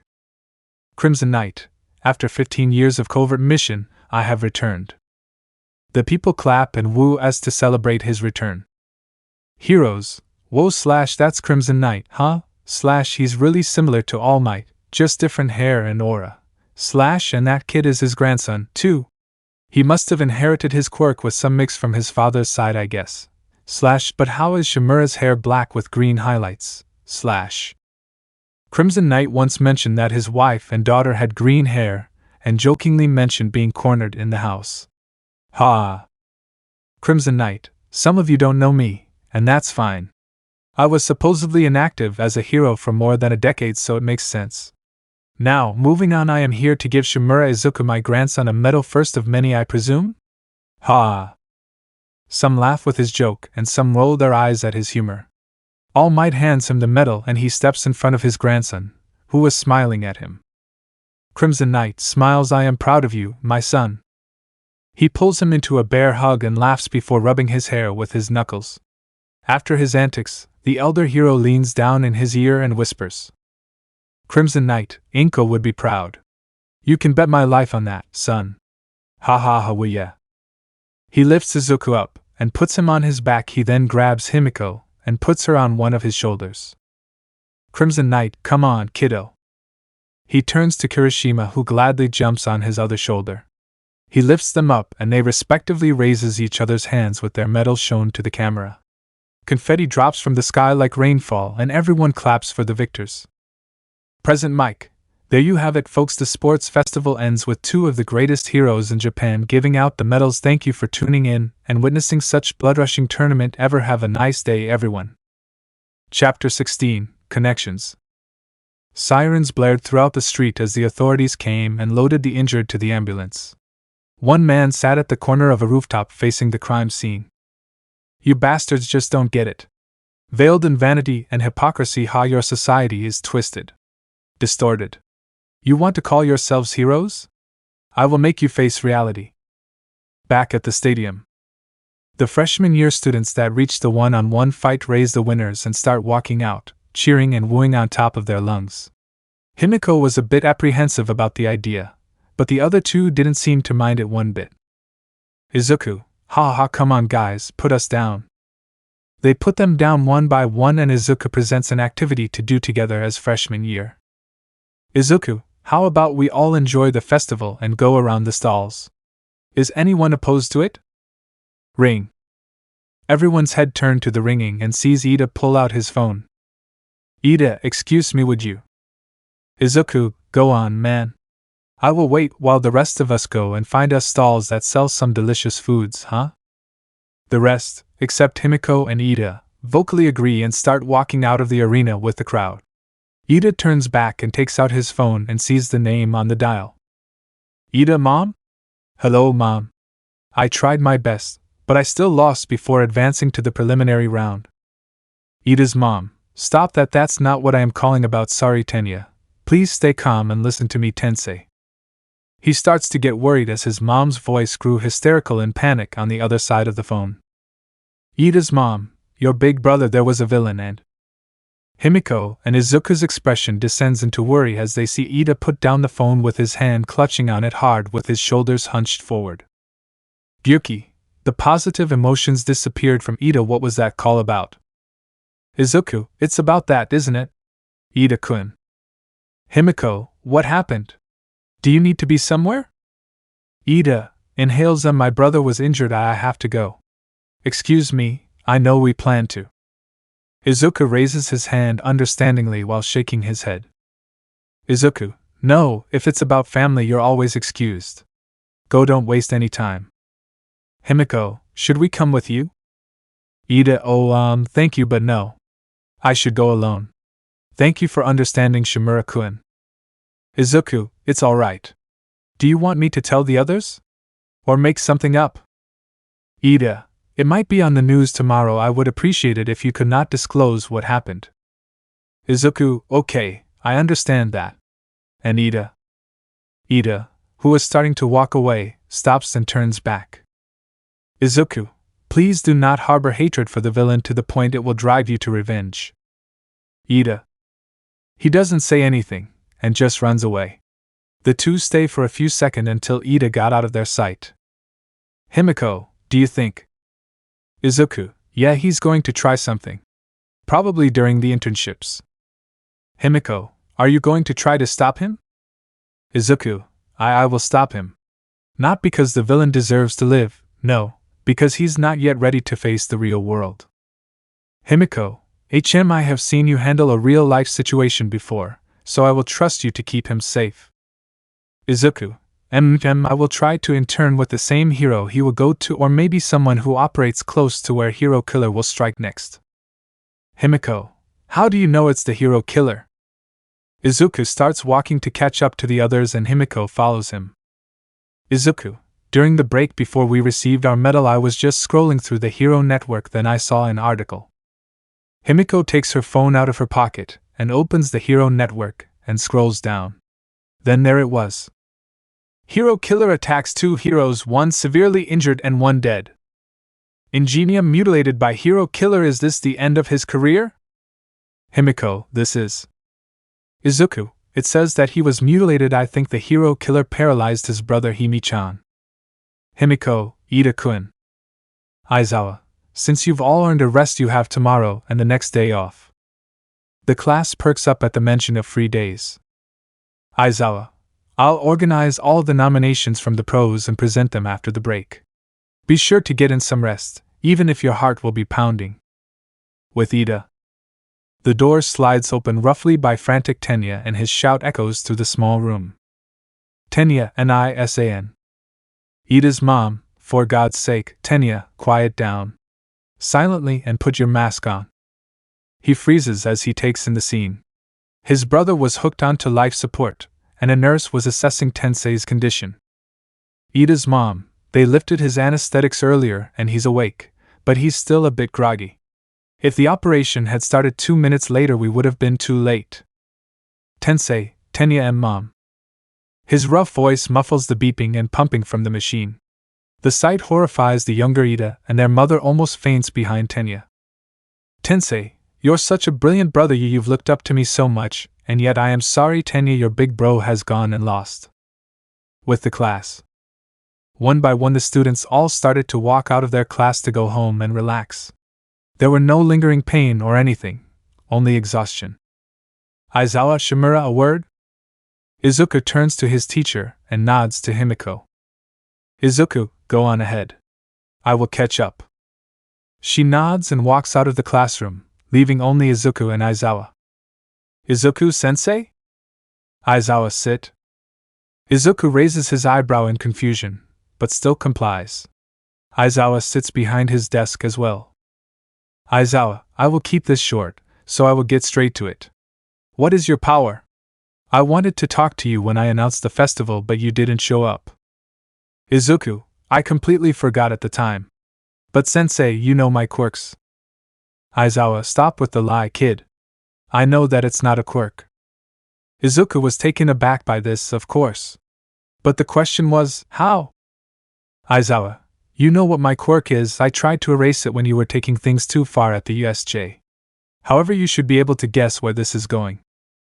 Izuku, alright, I will come clean with you, sensei. I trust you, and I know that you're quite reserved than most people I know. This power is something that existed during the lost time. Aizawa curiously raises his eyebrow. The lost time? How does this kid know anything about it?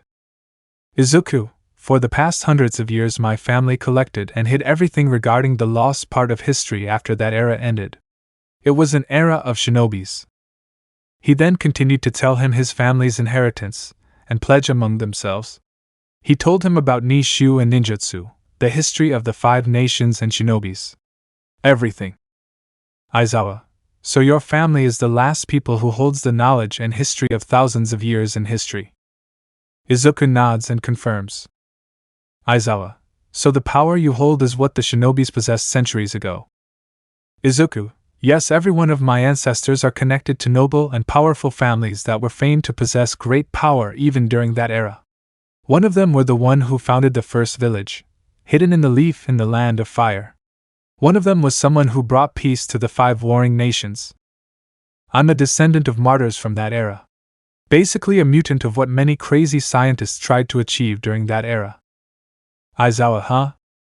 Izuku, now you know who I truly am. Who my grandfather is and why he is so strong. Aizawa, so what will you do?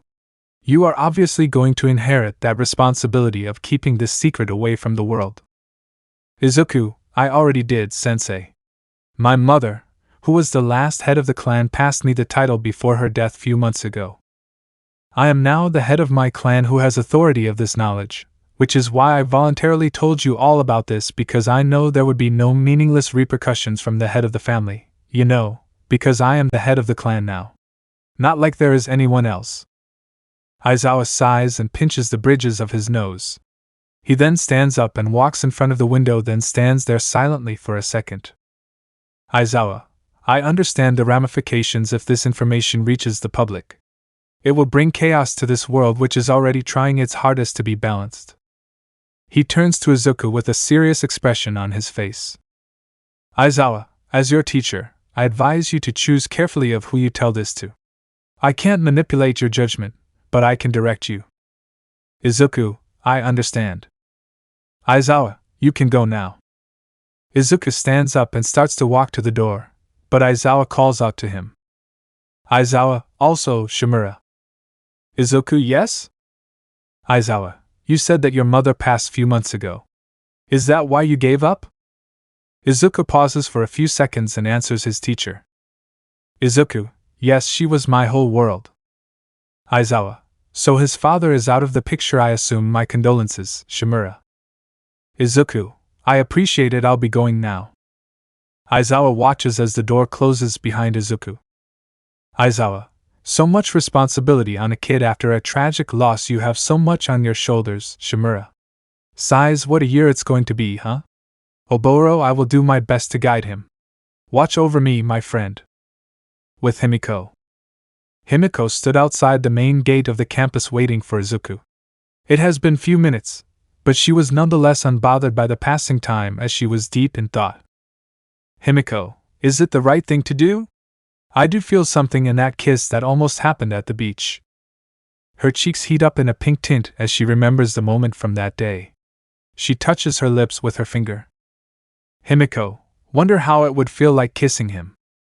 She imagines Izuku and her face not a moment farther from each other as their hot breath gently touches over their lips. She could imagine his emerald green eyes shimmering. Her eyes trailed down to his lips and she could feel him doing the same. He comes closer, and she comes closer so their lips could finally reach their awaited destination. Himiko, ha. Izuku, Himi-chan? Himiko, H. She jumps in place and squirms around with her face burning bright red as she was pulled out from her imagination. She stammers out words that Izuku couldn't comprehend. Izuku, are you okay? Himiko, why yeah, let's go. she says as she composes herself. She pulls back her hair behind her ear, shyly looking around. Izuku, sure? Did the others go home? Himiko, yeah. After the hangout, everyone went home to relax. Izuku, okay. Shall we go? Himiko nods and they both start walking towards the train station. Izuku walked a step in front of her, and she quietly follows after him. Her eyes continue to focus on Izuku's back. She remembers the times that he was dependable, capable, and loving. Himiko, Izuku-kun. Izuku turns yes? Izuku turned his head and saw that Himiko had stopped 2 or 3 steps behind. Himiko, we couldn't talk during the festival even though I said we should. Izuku, I remember. But I didn't want to follow up on it since you and I needed to focus. Himiko, I understand that. But if it's not that much of a problem, can we talk now? Izuku turns his body to see her fully. Izuku, alright. What did you want to talk about, Himi-chan? He could see that Himiko was a bit fidgety as she was fumbling with her fingers and nails. She wouldn't look at his eyes and her face was starting to heat up. Himiko, I know that we had something going on between us. Your protectiveness, my willingness to overlook few things matters even though that is wrong, and that moment back at the beach before we enrolled here and then after the USJ. Izuku gets a bit flustered as he remembered those moments now. Himiko, I've been putting this feeling aside for some time. Mainly because I didn't know what this was and how to handle it. But after our disagreement I talked to Mom, and she said that you loved me to the point that you would kill for me. And it made me think. Izuku, I do. And I know that you don't feel that way, Himi-chan. That's the reason why I am not trying to impress you or flirt like some people. Love has to develop like a plant that blossoms into a beautiful flower when it's nourished by love and care. Okay, that was cheesy. Himiko, giggles. Yeah, I understand what you're trying to say. I know that you feel that way and that Monoma and Bakugo are also, you know. The tick mark comically comes back on his forehead as he's reminded of this. Izuku, yeah, even though I keep telling them not to. Himiko, it's okay. I don't consider them as a possible mother's boyfriend, only friends. But when it comes to you I feel different. I guess that's why I was willing to overlook your aggressiveness because I like you, Izuku-in. As a friend and possibly as something more. Izuku's breath hitches as his heart clenches in his chest. Izuku, what are you trying to say, Himi-chan? She stops fidgeting and steels her nerves, then looks at his eyes directly. He could hear his own heartbeat in his ears. His palms grew warm and sweaty as the nerves came in. Himiko, I like you and I want to see where this goes. She folds into herself and stutters as she sees Izuku comes closer to her. He caresses her cheek gently, and she leans into it tenderly. Izuku, is real, right? Gyuki and Himiko, yes. Yes, it is real. He then holds her hand with his free hand and clasps it in his hands. Then kisses her hand gently, making Himiko flustered again by the gentle touch. Izuku, you really mean it? Himiko rests her head on his and closes her eyes. Himiko, yes. I want to see if what I am feeling is what you feel. Izuku smiles. That's great. I want to explore this as well. Himiko, HM. They stand like that for a few seconds, relishing in that warm feeling enveloping their entire being as they share this intimate moment. Mirio, YO. Himiko and Izuku AH. The two new unofficial couples jump from the scare, still holding hands and looking at each other. Mirio, got you, yes. Nijire, hey, why did you ruin that moment? They were so cute. Natsuo, oh, it's just a little harmless scare. Wow, you were really immersed in the moment, huh? You didn't even notice us. Izuku, I really didn't. What about that? I am always aware. Nijire, so? Are you guys together? You're together, right? Where are you guys going on a date? Have you had your kiss yet? Are you going to announce it? Who are you telling it to? Can we tell others? Can we? Whispers, or do you guys want to keep it a secret? But wouldn't that be stressful? Having to hide and stuff? Their senpai continued to ask them barrage of questions to the point Himiko's eyes started to spiral and spin. Nijire, hey, your eyes are imitating my quirk, haha. She excitedly exclaims as she uses her quirk to spin around the two, demonstrating the relation to her eyes and her energy spiral. Natsuo, alright Nijire-chan, stop pestering them. They have a few things on their mind at the moment. Nijire, but it's so cute and interesting and cute and so much. Natsuo walks up to them and pulls Nijire down to his chest.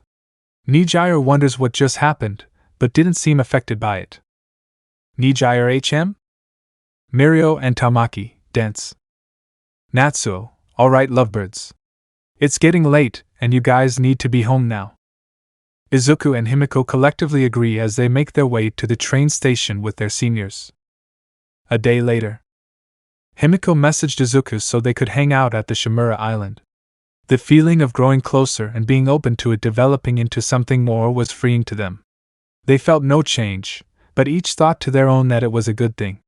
The two were sparring and refining their hand-to-hand combat with Isamu's supervision. It was their way of spending time and getting closer. Speaking of the old man, Izuku immediately told him that they were starting to be more open to their relationship and flourishing their intimacy into romance. He was elated at the news. His grandson was getting in his first relationship in front of his eyes.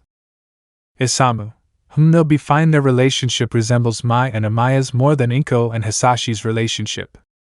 He could remember that Hisashi was a gentle man. Not a pushover by all means, but not a confrontational one. He was open to differences, and it was ironic as his daughter was usually not that.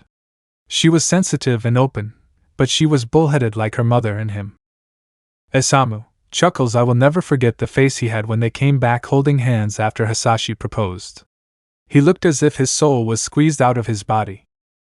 With the two younglings, they were sparring with no quirks or ninjutsu. During the spar, Izuku was trying to implement Wing Chun into his fighting style. He didn't know if anyone in his circle knew any master, so he opted to online searching in books. Izuku, it is difficult. So much core strength is needed to sustain my stance. Having this little distance between me and my opponent is hard getting used to. While Izuku was trying new things, Himiko was having a harder time to break through his defense. Himiko, geez, his defense is better. Wonder what martial arts style this is.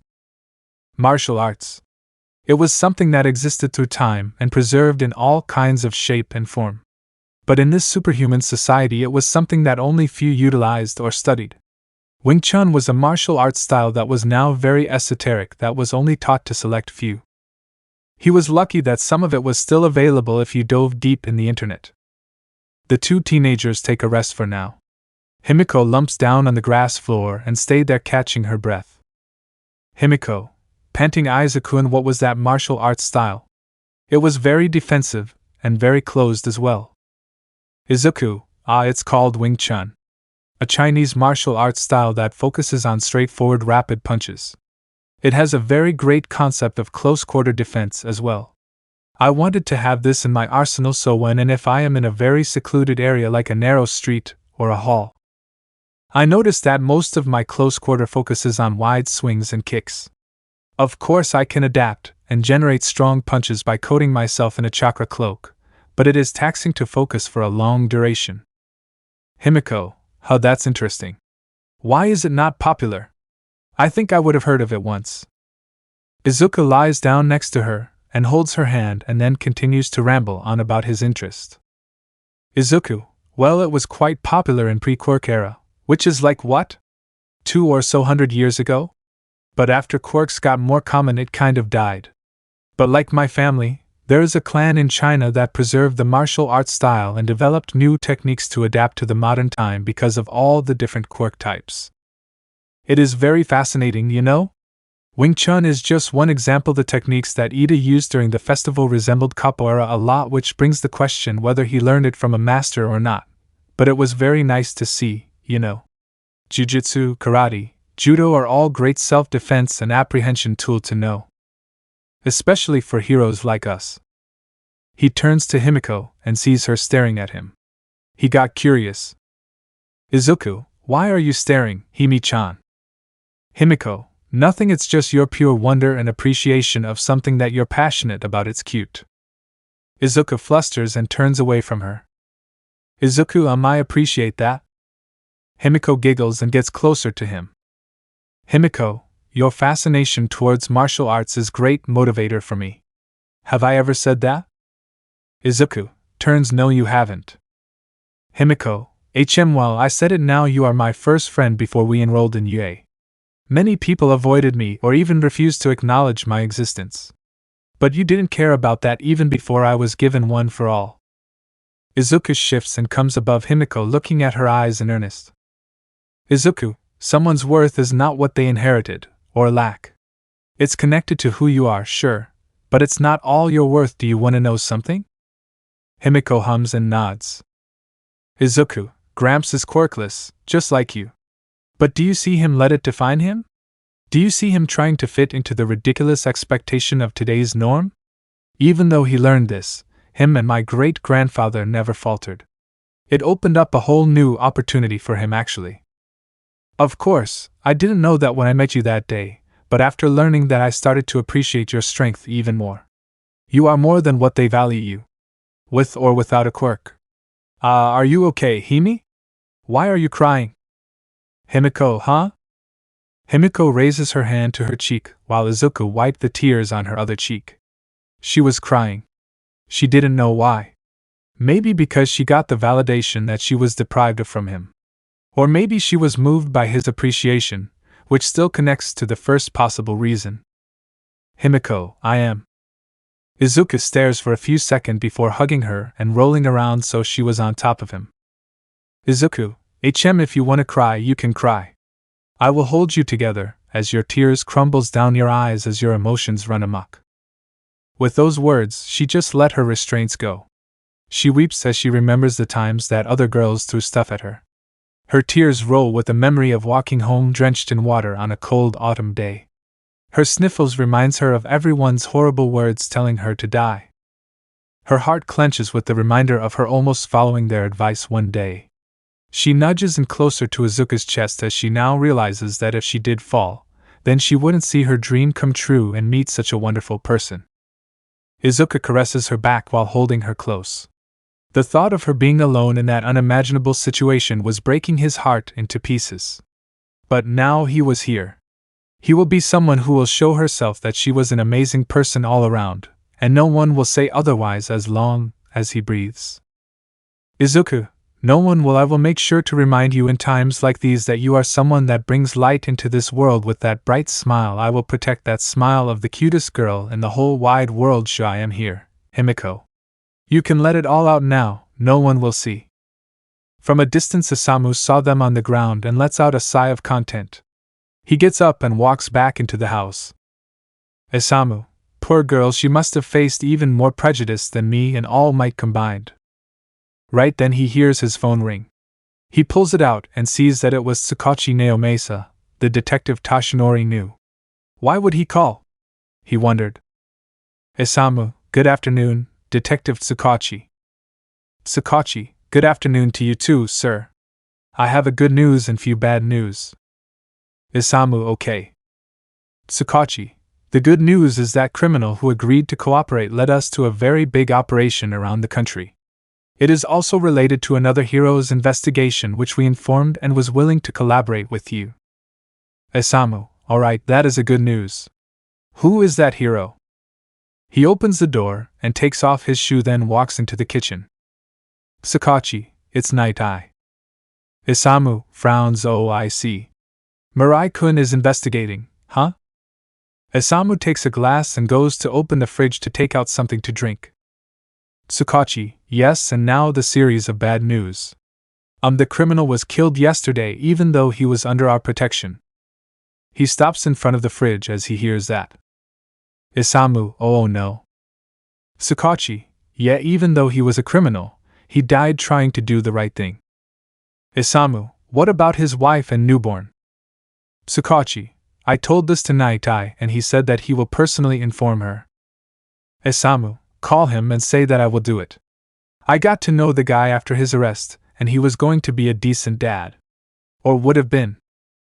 Tsukachi, alright, I will inform him, and the other bad news is that Shigaraki Tamura was busted out. Isamu got silent at that.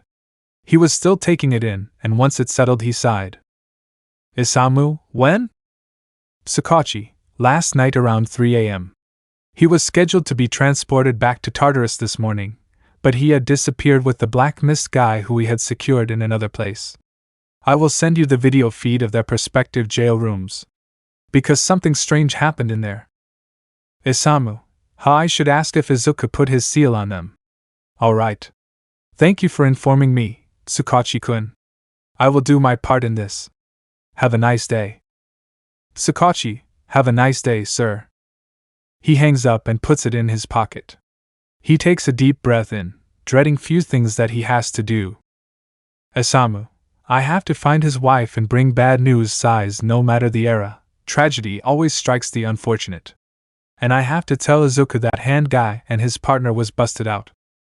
His phone vibrates, and he takes it out and opens it to see a mail with video file attached in it. He leans on the kitchen counter and opens the mail, then starts the video. On the video, he could see footage of both villains and sees them restrained. Tamura was tied on a bed and that Kurogiri guy was in a straitjacket and strapped to a chair. The video fast forward and all seemed okay. Until he saw Shigaraki started coughing violently, and then vomiting gray mud which envelopes their whole body. When the sludge washed down, both of them were gone. Isamu, another type of warp gate quirk. No wonder the restraints didn't work. Isabu, so? Which task are we doing first? Isamu, we're going to the wife. I have to message Sakachi to send me the location. He sends the message, and then he pulls out a can of Coke. After he finished the drink, his phone dinged, and it was from Sakachi giving him the location of the man's wife. It was in Osaka. Isamu, Osaka, huh? Wonder if Izuku placed the seal close by.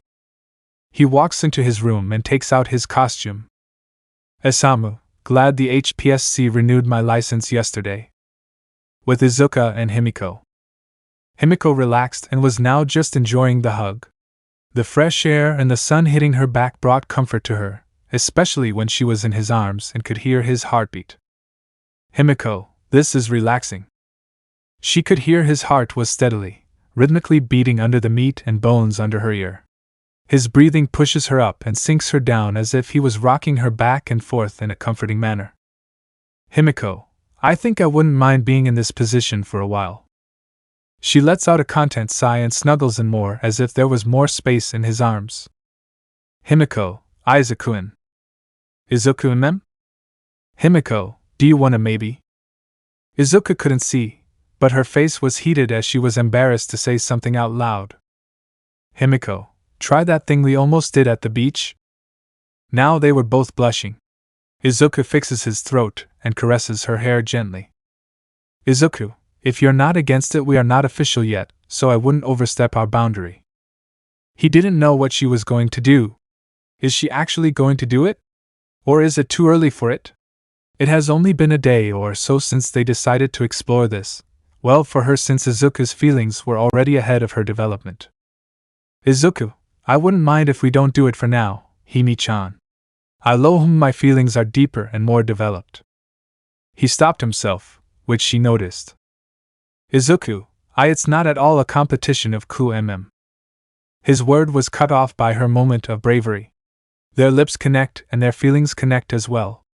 The feeling was new for them. Their whole body was jittery and their core fluttered with each moment of break and connection. Their surrounding melted away as those feelings kept rising to the high heavens. Gyuki, why am I still watching this? I should give him some privacy. The beast disconnects their senses and Izuku's mind was too scattered to notice that. His mind went blank as he felt her fingers wrap around his. His body instinctively moves his free hand to her face and holds it gently. A/N. I think this is a great moment to say that I've never kissed someone before.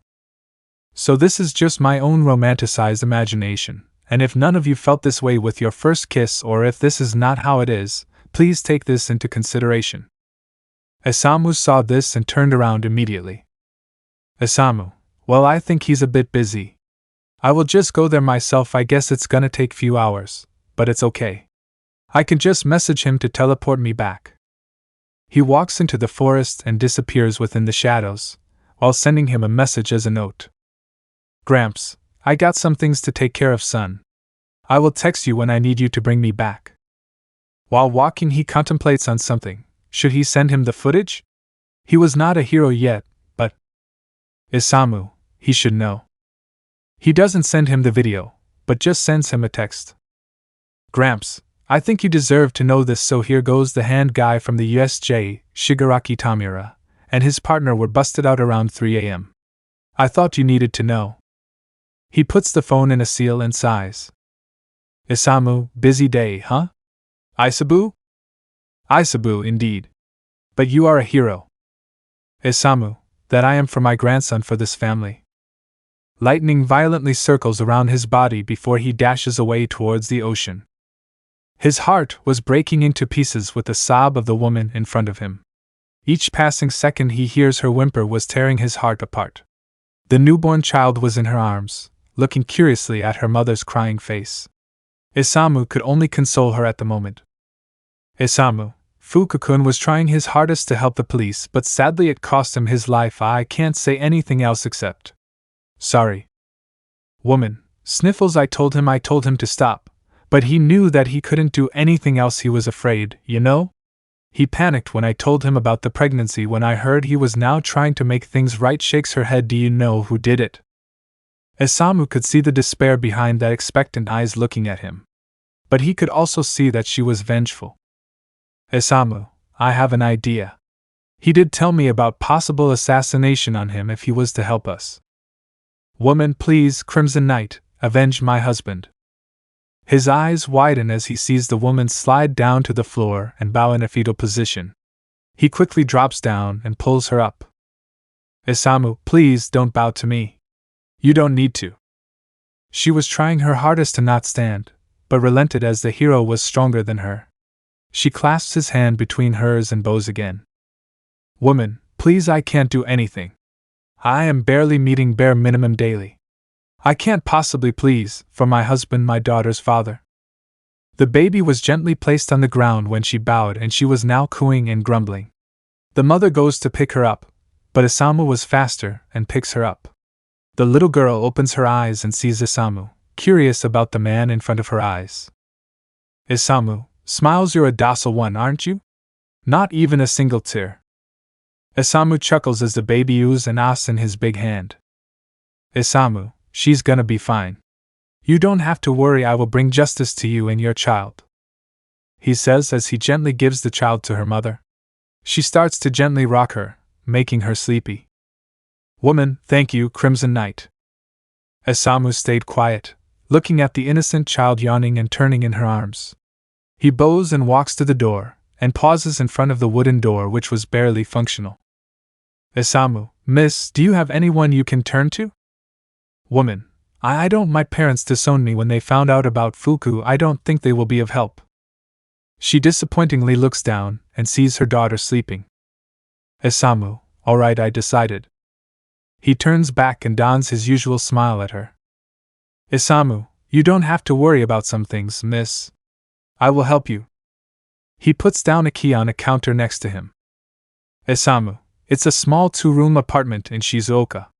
I wanted to give it to my grandson, but you need it the most. I will contact someone who can give you a decent job that will also teach some things to you. He owes me, even though I insisted he didn't. He would be happy to help you. Don't worry about the living cost. My money is not really used that much, and I would be glad to know it is helping you too. The more he continued, the more her tears started flowing down her face. She was shaking and was trying her hardest to stand. Isamu, I will leave it here. Please look after yourself, and your daughter. He turns and starts walking out with a lighter heart as he heard her quiet and strained thank you behind him. Isabu, hey, you really can help your big heart, huh? Isamu, Izuku can teleport, and he has the whole island to himself. He can build a new village if he wanted. Isabu, I am not talking about him. You can just find another place later. I am talking about in general. Isamu, they need support. I was planning to help Fuku and his family in some way already. But circumstances changed and she needs all the help she can get now. Especially that little girl. Now the most annoying thing I have to deal with starts now. He pulls out his phone and calls a contact named Annoying Brat. The line rang 2 times and then the person picks it up. Good evening, Midoriya Dano. Isamu, Mirai Brat. He hears an annoyed grunt from the other side. Isamu, I am just walking out of the victim's family's apartment. He paused for a second because the apartment was hard to call an apartment. It looked like its time had been due for centuries, but by some miracle, it was still standing. Night-Eye understood. Are you going to take part in the investigation? Isamu, of course I am. A father was killed leaving a child and a helpless mother. Have you ever known me for not taking stuff like this seriously? Night-Eye, no. Which is what I was depending on honestly. I could use your help, Crimson Knight. Izuku was aggravated and Himiko could see it clearly from his demeanor. After their first kiss, Izuku went to the house to bring some refreshments, but she saw from his eyes that he was stressed. She takes a big gulp and then asks, Himiko, Izuku-in, did something happen? You seemed to be under stress when you came back. Izuku was apprehensive about telling her, but he gave in. Izuku, sighs that hand guy and blackness villain back in USJ were busted out. Himiko's eyes widened in surprise as she jumps up from the ground. Himiko, how? Izuku, I don't know. Gramps went to do some hero work and left this before he went out apparently. 5 hours ago he should have reached Japan 2 or so hours ago. Himiko, but even if he's out, he wouldn't be that much of a threat, right? You severed his hands so he's basically powerless now. Izuku, I wouldn't bet my life on that. His master might have some way to work around that. Or even regenerate his hands. We have to be prepared. No, I have to be prepared. Himiko, wait, did you place a seal on either of them? Izuku, I did, but I must prepare myself. He would be in their hideout, so I can't just harass in there and quickly be done with it. I will do it during the internship, or when he makes a move, which he definitely will. Himiko sits in front of him and holds his head in a cupping motion. Himiko, Izuku, you can't waste your internship with this. You're planning on interning for Midoriya-san, right? He confirms with a hum. Himiko, I think you should wait and see where this leads. See if he really will be a threat, or his master will be disappointed and discard him. Let things run its course a little bit.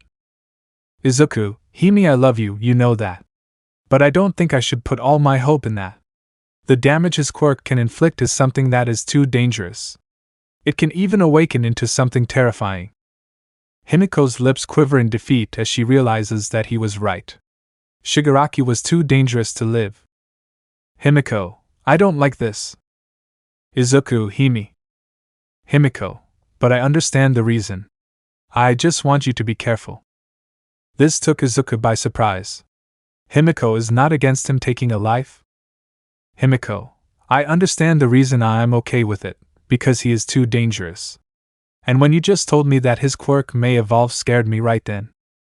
Izuku can understand. A quirk that can decay as long as connects is a terrifying power, and who knows what it would develop into once he matured. Shigaraki was only starting his journey and only he realized it, or maybe even the teachers have the same assumptions as him. Izuku, I am relieved that you understand that, and let me tell you, I only kill when it is necessary. You know that I can sense people's emotions thanks to Octo-san, right? She nods and hums understandingly. Izuku, I killed the people I felt the most malice that matched Shigaraki back in USJ. Those people didn't care for about life. It was probably the pleasure that power brought them. I wouldn't know the specific reason, but I knew all they sought was that pleasure. But I didn't feel that from him. She sees Izuku tightening his fist and lips clenching. Izuku, I felt hatred. Like pure and raw hatred. He doesn't hate All Might. He hates everything, and that hate will consume him in time. Then a monster will be born. Himiko, then you need to kill him now, Izuku-in. You shouldn't wait. Gramps, okay Izuku, I need a lift now. As soon as there was a scene written on the bottom of the text bubble, he was teleported in front of the house. But the scene in front of him surprised him. Isamu, where are you going in that get-up? His grandson was standing in front of him in his shinobi gears in silence. And when he saw those eyes, he immediately knew what was going to happen and what he was planning to do. Isamu, I am coming with you, son. Izuku, HM alright, are you going in that? Isamu, yeah? Izuku nods and grabs him by his forearm and teleports. The scenery changes and they were now in pitch black. Izuku activates his Sharingan, then he starts to see everything around him thanks to the unique aspect of his Sharingan. To Isamu he couldn't see much and the place was eerie to his heart, only few dim lights illuminating the darkness for his eyes. As they panned around the room with their eyes, Izuku sees something within the lights. It struck him in horror. Izuku, whispering, these are Numas. Isamu looks around and his eyes catch the figures inside the water tubes. He then makes a hand sign of the shadow clone jutsu, and 3 of them come out then disperse around the room they were in. Isamu, whispering, they will be around. One of them is trying to find the control and stop the system that is keeping them alive. Izuku, but they're not alive. They are made of corpse and other people's quirks. Isamu, why did you not tell me that before? Izuku brushes past it for now, then looks around. His eyes land on another tube at the far end of the room. He sees that it had Tamura inside it in a non-responsive state. He starts walking towards silently while answering his questions. Izuku, I know what you're insinuating. He notices something inside the capsule as he comes closer. His hands were growing back ever so slowly. Izuku, his hands are growing. Regeneration quirk? You see that? Isamu leans in and notices what his grandson saw and his attention sharpens. Izuku, so this proves that no one else would be able to give and take quirks. His master is all for one. How perceptive, Crimson Knight, your grandson is truly a great hero in the making. Both of them look around the room trying to find the source. Izuku locates a TV screen with a static image, and over it was a text that said, audio only. Izuku, I take it you're all for one. All for one, ha ha ha, in the presence is an appropriate saying, I would guess. Isamu, so, that boy really messed you up? Ha, and now you're preparing an heir just like him, while you hide behind a flat screen safe and sound. That comment seemed to have irritated the old one as there was a moment of silence, and then an exhale. All for one, well, it is nice catching up with an old colleague. But I am afraid this meeting has to end abruptly. The feed cuts off and instantly the Numas break out of their chambers by breaking the glass that were holding them in. Their snarls and roars echo through the facility as the duo prepares to engage in combat. The clones that Isamu made burst into smoke by the big Numas attack. Izuku puts on his mask and Isamu activates his lightning cloak in preparation. Izuku, hand signs multi-shadow clone jutsu. His clones dash at the Numas and tries to eliminate them efficiently. Izuku looks past them and sees one of the bigger ones were picking up Tamura's tube to run away from there. He quickly throws his kunais coated with lightning chakra. The clones imitate their original, and the kunais rained like machine gun. It all went straight through their body and sinks into the wall behind them. Izuku harations to the kunais and lunge at the Numa that was taking Shigaraki away. Izuku, particle style, atomic dismantling jutsu. Like the previous Numa he encountered, he erases this Numa as well. The tube was unfortunately not caught in it, which angered the young shinobi. Izuku, lucky motherfucker MGH. His thought cuts off as another big Numas slam him to the wall, and even though he protected himself quickly, the force was strong as it pushed him to the wall, making cobweb of tear was made behind him. Izuku, GRR get. The buck. Off me. His body gets covered with Gyuki chakra mode and an arm bats away the Numa. He looks around and sees many dark-skinned Numas were surrounding him in a circle. Izuku frowns. You guys look similar to that stupid thing back in USJ, so there are more. They all pounce at him at the same time and Izuku makes more appendages to hold them at bay. They all squirm and shift their body to free themselves. Some of them manages to free themselves with sheer strength and lunge at the Jinchuuriki. Izuku, wrong move. Izuku Rasengan. The ball of energy hits and blows off one of the Numa's arm off, making it jump back. He dodges 2 other Numas while tossing away the others that were still in his grasp. Izuku, Udama Rasengan. The expanding Rasengan tears and blow up 2 of them into nothingness. The Numas continue to run at him with their teeth snarling and fists swinging, and some of them stretch their arms at him. Izuku flickers past one or two of them, then stops in the middle. They all quickly shift their momentum to Izuku while he starts making another big Rasengan with the chakra hands. Izuku, better finish this quick. Izuku's chakra arms charge at some of the big Numas, and some of the green ones that were running at Isamu. Izuku, Rasenkyugen. He shoves the Numas into the big Rasengan, then holds it above his palm and pushes the Rasengan at another one that jumped at him, killing it and destroying all the equipment around them from the raging energy ball. On the other side, Isamu was making quick work of the weak green Numas. The only problem was the big black ones. Their punch was heavy, and their quirks were unknown, so it was a hassle to effectively end them. He noticed that one of them had a hood, and he looked to be the strongest and most dangerous among them. Isamu, I have to get rid of him. Hand signs water style, water severing wave. The high pressure of water cuts the Numas in front of him to parts and chunks as Isamu whips his head around. The hooded Numa gets hit and turns its attention at the hero while its stubs pulsate. Hood, you strong? The sudden words that were uttered from the presumed dead shocks the two. Isamu and Izuku, it can talk? A whip of flesh zip at the old hero, but Isamu luckily dodges the hooded Numa's attack thanks to the lightning cloak. He takes a distance while killing another green Numa with a kunai to the brain, then he sees the hooded Numa regenerating more of its severed parts before they engaged in combat. Isamu, these green ones didn't regenerate, so these darker ones do, huh? Well, smiles, this ought to be a hard battle. Hand signs lightning style, black lightning, Black Panther. Lightning with no color pounces at the Numa as it takes the shape of a panther. The Numa was fast as it dodged it first 3 times, but it was not faster than lightning. Hood ahhhrahhh. Izuku gets on the wall and quickly scans the room. The room was in disarray with clutters of metal and glasses scattered around the floor. Judging from the interior, he guessed it was a factory in an urban area, but that was not important now. He quickly dodges one Numa that came crashing into the wall, then scans for the urgent things that were in front of him. He sees that Tamura was still in the tube to the side. The number of the Numas were dwindling slowly thanks to him and Isamu. Many little green Numas and few dark ones were trying to overwhelm Isamu, and he sees that many big dark ones were surrounding him again as the one in the wall jumps out back to the floor and tries it again. Izuku, we have to kill all of them quick. Hand signs water style, wild water wave.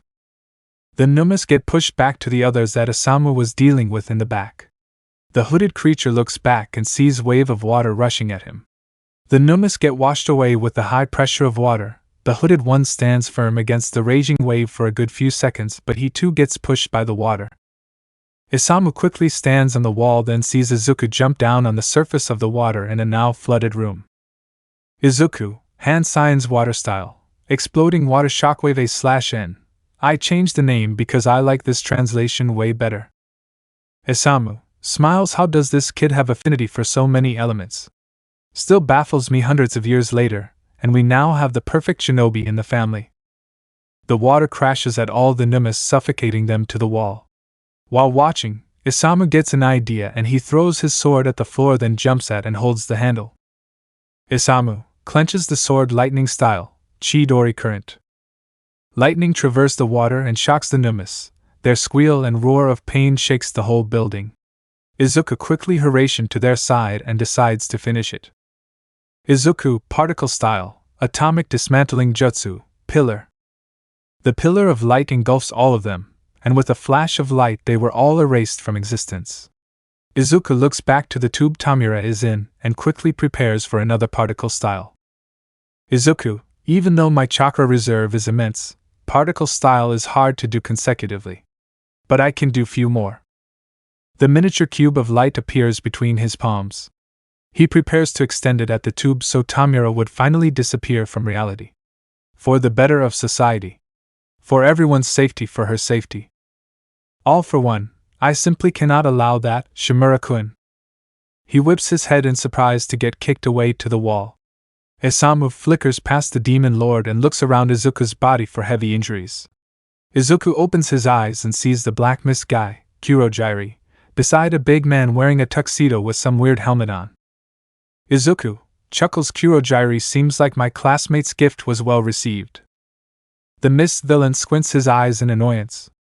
The bigger man places his hand on his shoulder. All for one, poor thing was trapped in that metal casing, welded in his own body. I freed him of his restraint when he returned to me. Such creative brutality was not expected, but was a welcome surprise. The voice sounded sympathetic, but the shinobis knew it was only a facade covering his psychopathy. Isamu stands before Izuku and dons his confident smile, which the Ancient One despised just as he despised All Might's desperate grin. Isamu, so the big man comes out of the shadows, huh? Coulda bet I would never see you. All for One chuckles and tightens his fist. All for One, my health is not as it was back then when we fought. But I am still eager to take a hold of that quirk of yours, Midoriya. The old man points at Isamu with excited tone. Isamu feels Izuku stand next to him, and his smile widens as his confidence rises despite the sinister aura exuding from the man standing in front of him. Isamu, you can die and try in your next life, you old coot. Lightning surrounds him and Izuku as All for One raises his hand in response. Izuku could see that Kurogiri was trying to teleport away the vessel that held Tamura with the corner of his eyes, so the boy quickly tackles the smoke villain back, thus initiating the battle between All for One and Isamu Midoriya, the Crimson Knight. Isamu, I may have greater affinity to water, however I am adept with other nature release motherbuckers, so hand signs wine style, vacuum serial wave. All for One, barrier plus enhancement x10. The vacuum barrage hits the barrier with tremendous force, pushing the villain back regardless of its enhancement. This makes the symbol of evil shake in excitement. All for One, seriously, I can't wait to have that quirk of yours. Midoriya Gale Force plus Enhancement x10. The barrier gets pushed towards Isamu's jutsu with a powerful wind pressure, nullifying it. All for One prepares an attack to retaliate against. Isamu, I wish I put time in learning Haracian at times like this, haha, no matter. Isamu makes 2 more clones and they perform separate jutsus. Isamu and clones, wind style, great breakthrough / fire style, phoenix flower flame. The torrent of wind merges with the fire, making a raging vortex of blazing fire. Isamu, combination technique, hell vortex. All for One, grins such power such heat, chuckles show me more vacuum jet plus body augmentation. The Ancient One grows a pair of jet on his back and pushes through the fire without a care. The fire did nothing since the Ancient Man made a tube of vacuum in his path. Isamu dodges and then slaps him with a lightning-coated hand. The wall crumbles as All for One tumbles through into another part of the factory. On the other side, Izuku activates GCM again and holds the mist villain with a chakra hand. Izuku, such shame, your quirk would have been a great one for a hero, well. So long, Kurogiri. He tightens the chakra hand, making the villain scream in pain. He hears bones and flesh cracking and squelching, but then something strong kicks him away, making him drop Kurogiri amidst the tumble. Izuku, there are more of these things, huh? He looks up and sees another big Numa standing beside Kurogiri. It had a figure similar to a female, and a tall one at that. Izuku, well, I bet someone would love to be squashed by those thighs. Why do I have a feeling of knowing that someone? Woman H hero. Izuku, another one that can talk, and the last one seemed strong too. Is she as strong as him? Doesn't matter, can't let you live. Only few heroes will be able to handle one of these. Makes me wonder how many more are there. The Numa flickers and appears next to Izuku, ready to kick him to oblivion. His body could only react on instincts that he honed from young age. Izuku, eyes wide and fast. He crosses his arms to protect himself. He skids back. The damage was manageable, but it still stung. When he fully stopped, he activates his Manjikyu, even though it would most likely lead him to lose his sight if he depends on it too much. Izuku, I have to use this. His eyes follow the Numa's movements easily now. The form it ran was strange, as it looked like it was made of liquid whenever she jumped from side to side. It would be difficult to deal with her via physical contact, so he opts for another way. Izuku, quirk that can change your form, and possibly a regeneration quirk like that hooded one. She could have more too. In that case. He extends his hands and the chakra hands get a hold of her, but it proved useless as she slipped out from his grasp. Izuku, she took it fire style, majestic destroyer flame. The entire one side of the facility gets engulfed in flame. The female Numa had nowhere to run due to Izuku's momentary hold and gets caught in it. Woman, too hot, need to escape. She couldn't change her form in the flame, but her regeneration was helping her stay alive. However, unfortunately for the Numu, Izuku was not done. Izuku, more pressure.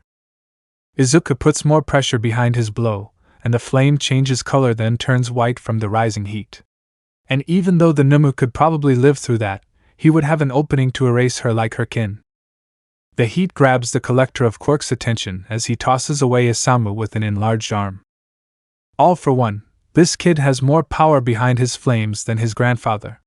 I can G. Isamu, where you lookin'? He turns and sees Isamu coming at him with great speed. All for one tries to react, but Isamu was too fast and lands a hard punch to his helmet, cracking it. All for one, gay you impudent little. He then sees the hero getting covered in a transparent red cloak that bubbled like lava. The cloak extends and pushes the ancient one down to the floor. All for one, where did this come from? Body augmentation plus enhancement x15. He tries to free himself by expanding his body and then reverting back quickly so the hold would break. But the cloak was constricting on him very tight, so his plan didn't work. All for one, I have to get out of this, it burns too, rubber body. Isamu, huh? The villain stretches his body to try and get out of his hold, but the hero was not going to allow that. He points out his finger, making a finger gun, and aims at his helmet. Isamu, water style, water gun. All for one, gasps, no, my mask. The proclaimed demon lord gasps and moans in pain on the ground, trying to stand as he jumped out of his grasp. However, the stagnant air from the fire and his inability to breathe properly due to his injuries did not allow him to stand on his own feet for long, taking him down with gravity. All for one, curse that buffoon, even when he's not here he continues to get in my way, panting and gasping, he gasp, ha ha ha, gasp, fine, you win, Midoriya. At that comment, Isamu's eyes widen before he lunges forward to All for one. The same sludge he saw when he reviewed the footage appeared again. He splashes through it when he reached out his hand into the goo. The hero looks around to see that the tube holding Tamura was empty on the floor. He looks again and sees one side of the facility in soot and ruins. The only part clean was where the Numu was laying. Izuku was standing above her with indifference as it writhes and shakes on the floor, trying its hardest to regenerate and pounce at them. Izuku, whispers particle style, atomic dismantling jutsu. The last thing Isamu saw was the eyes of that monster with rage and desperation, then with a flash of light, she was gone. He body flickers beside him and notices that Izuku's breathing was getting heavier. He was getting close to exhausting his chakra, it seemed. Izuku, Gramps, I have exhausted my particle style. Isamu, you can send me to Shigaraki with Hiration if you can't do it. Izuku, I think I can do it few more times. I just have to restrict myself from using particle style for now unless the situation calls for it. Isamu, how many times did you use it?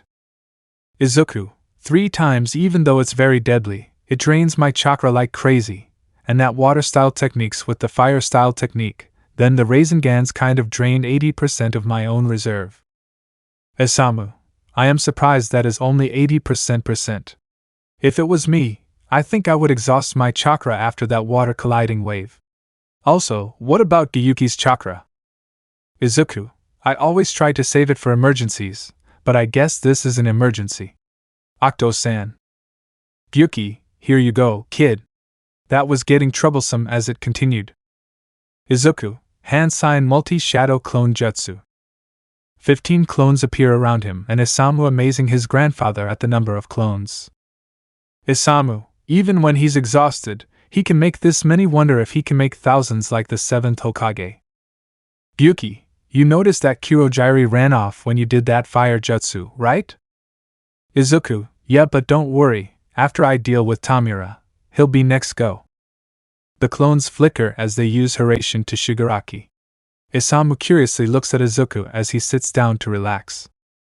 Isamu, so? Izuku HM.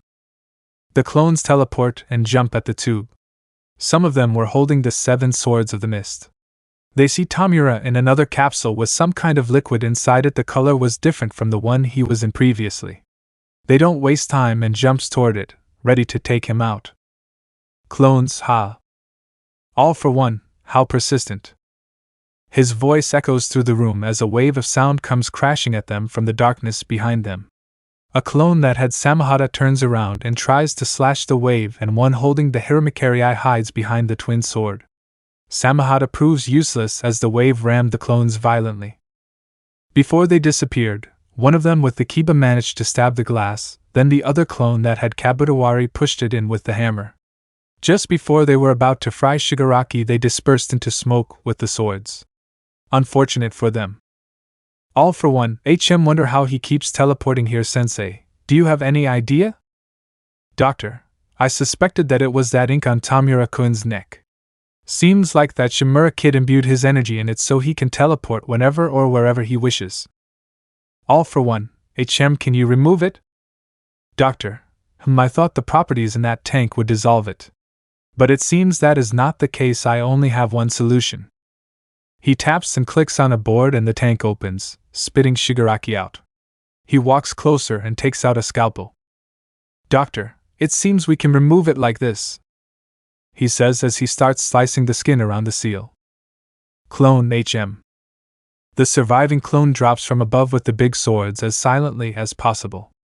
But it bursts into smoke as it gets punched by something big. Izuku tries to feel the Horatian seal again, and he couldn't feel it anymore. Not the one on Tamura's body, nor the one that the clone left there on the roof. Izuku HM. Isamu, did you do it? Izuku, no, I think they're at another Numa factory like this. There was a scientist, and he started removing the seal surgically before my clone disappeared. The other ones might have been taken care of by Kurogyri. Isamu, why are you not teleporting now? Izuku, I can't feel the seals. I think. Isamu, you're certain that scientist could have warped it away thanks to Kurogyri? His grandson nods, making him sigh out in annoyance. Isamu, now that sucks. All for one, it was nice fighting you again, Midoriya. The duo looks to the side and sees another screen. It was barely hanging on from the ceiling like every other tech around them. All for one, that fight reminded me of how desperately I want that quirk of yours. It is something that surpasses the logic of quirks, and I cannot wait to have it. Isamu, hell, like you can in your dreams. All for one, no matter. It will happen in time. Shimura. Izuku, your power surpasses your grandfather's greatness at such a young age, too. Izuku, you couldn't even put a bruise on my grandfather, so I would advise you to not come for me if you want to live. This comment with his tones surprised him. All for one, oh? You're different. You're not shy from cruelty. Good, that's good. You're already better than your grandmother and your father. Isamu, keep my wife. Izuku, no, Gramps. He's talking about my father's mother, Shimura Nana. Isamu's head jerks back to Izuku in realization. All for one, you heard of her? Fantastic. So you know you're a son of one of the twins. That statement shook Isamu and Izuku, but they knew better to show it outside their mind. Izuku squints his eyes in suspicion. Izuku, how do you know that? The elder villain's face distorts into a wicked grin. He was starting to enjoy this. Keeping his enemies guessing was something that brought amusement to him many times. All for one, patience, my little Shimura. It is a virtue that pays in due time. Izuku HM. The screen breaks from Izuku's bow shuriken, splitting it. But the microphone still worked, and it channeled the sinister laugh from the other side as the two teleported away. Fate had something else in store for him and Tamura, it seemed. Someone walks into the now empty factory and stands there contemplating something. Both of them are Jinchuurikis, huh? Your fall will be grand, you tyrant. I will see to it, so don't you dare die to some dinky villain before that. The mysterious man vanishes into thin air. The room fell silent as sound of sirens approached from a distance. Let me know in the comments below if you guys want the next part. Also check out my other video that has been shown and left. Thank you for watching. If you enjoyed this video, please like and share this video. And have a fantastic day. Bye.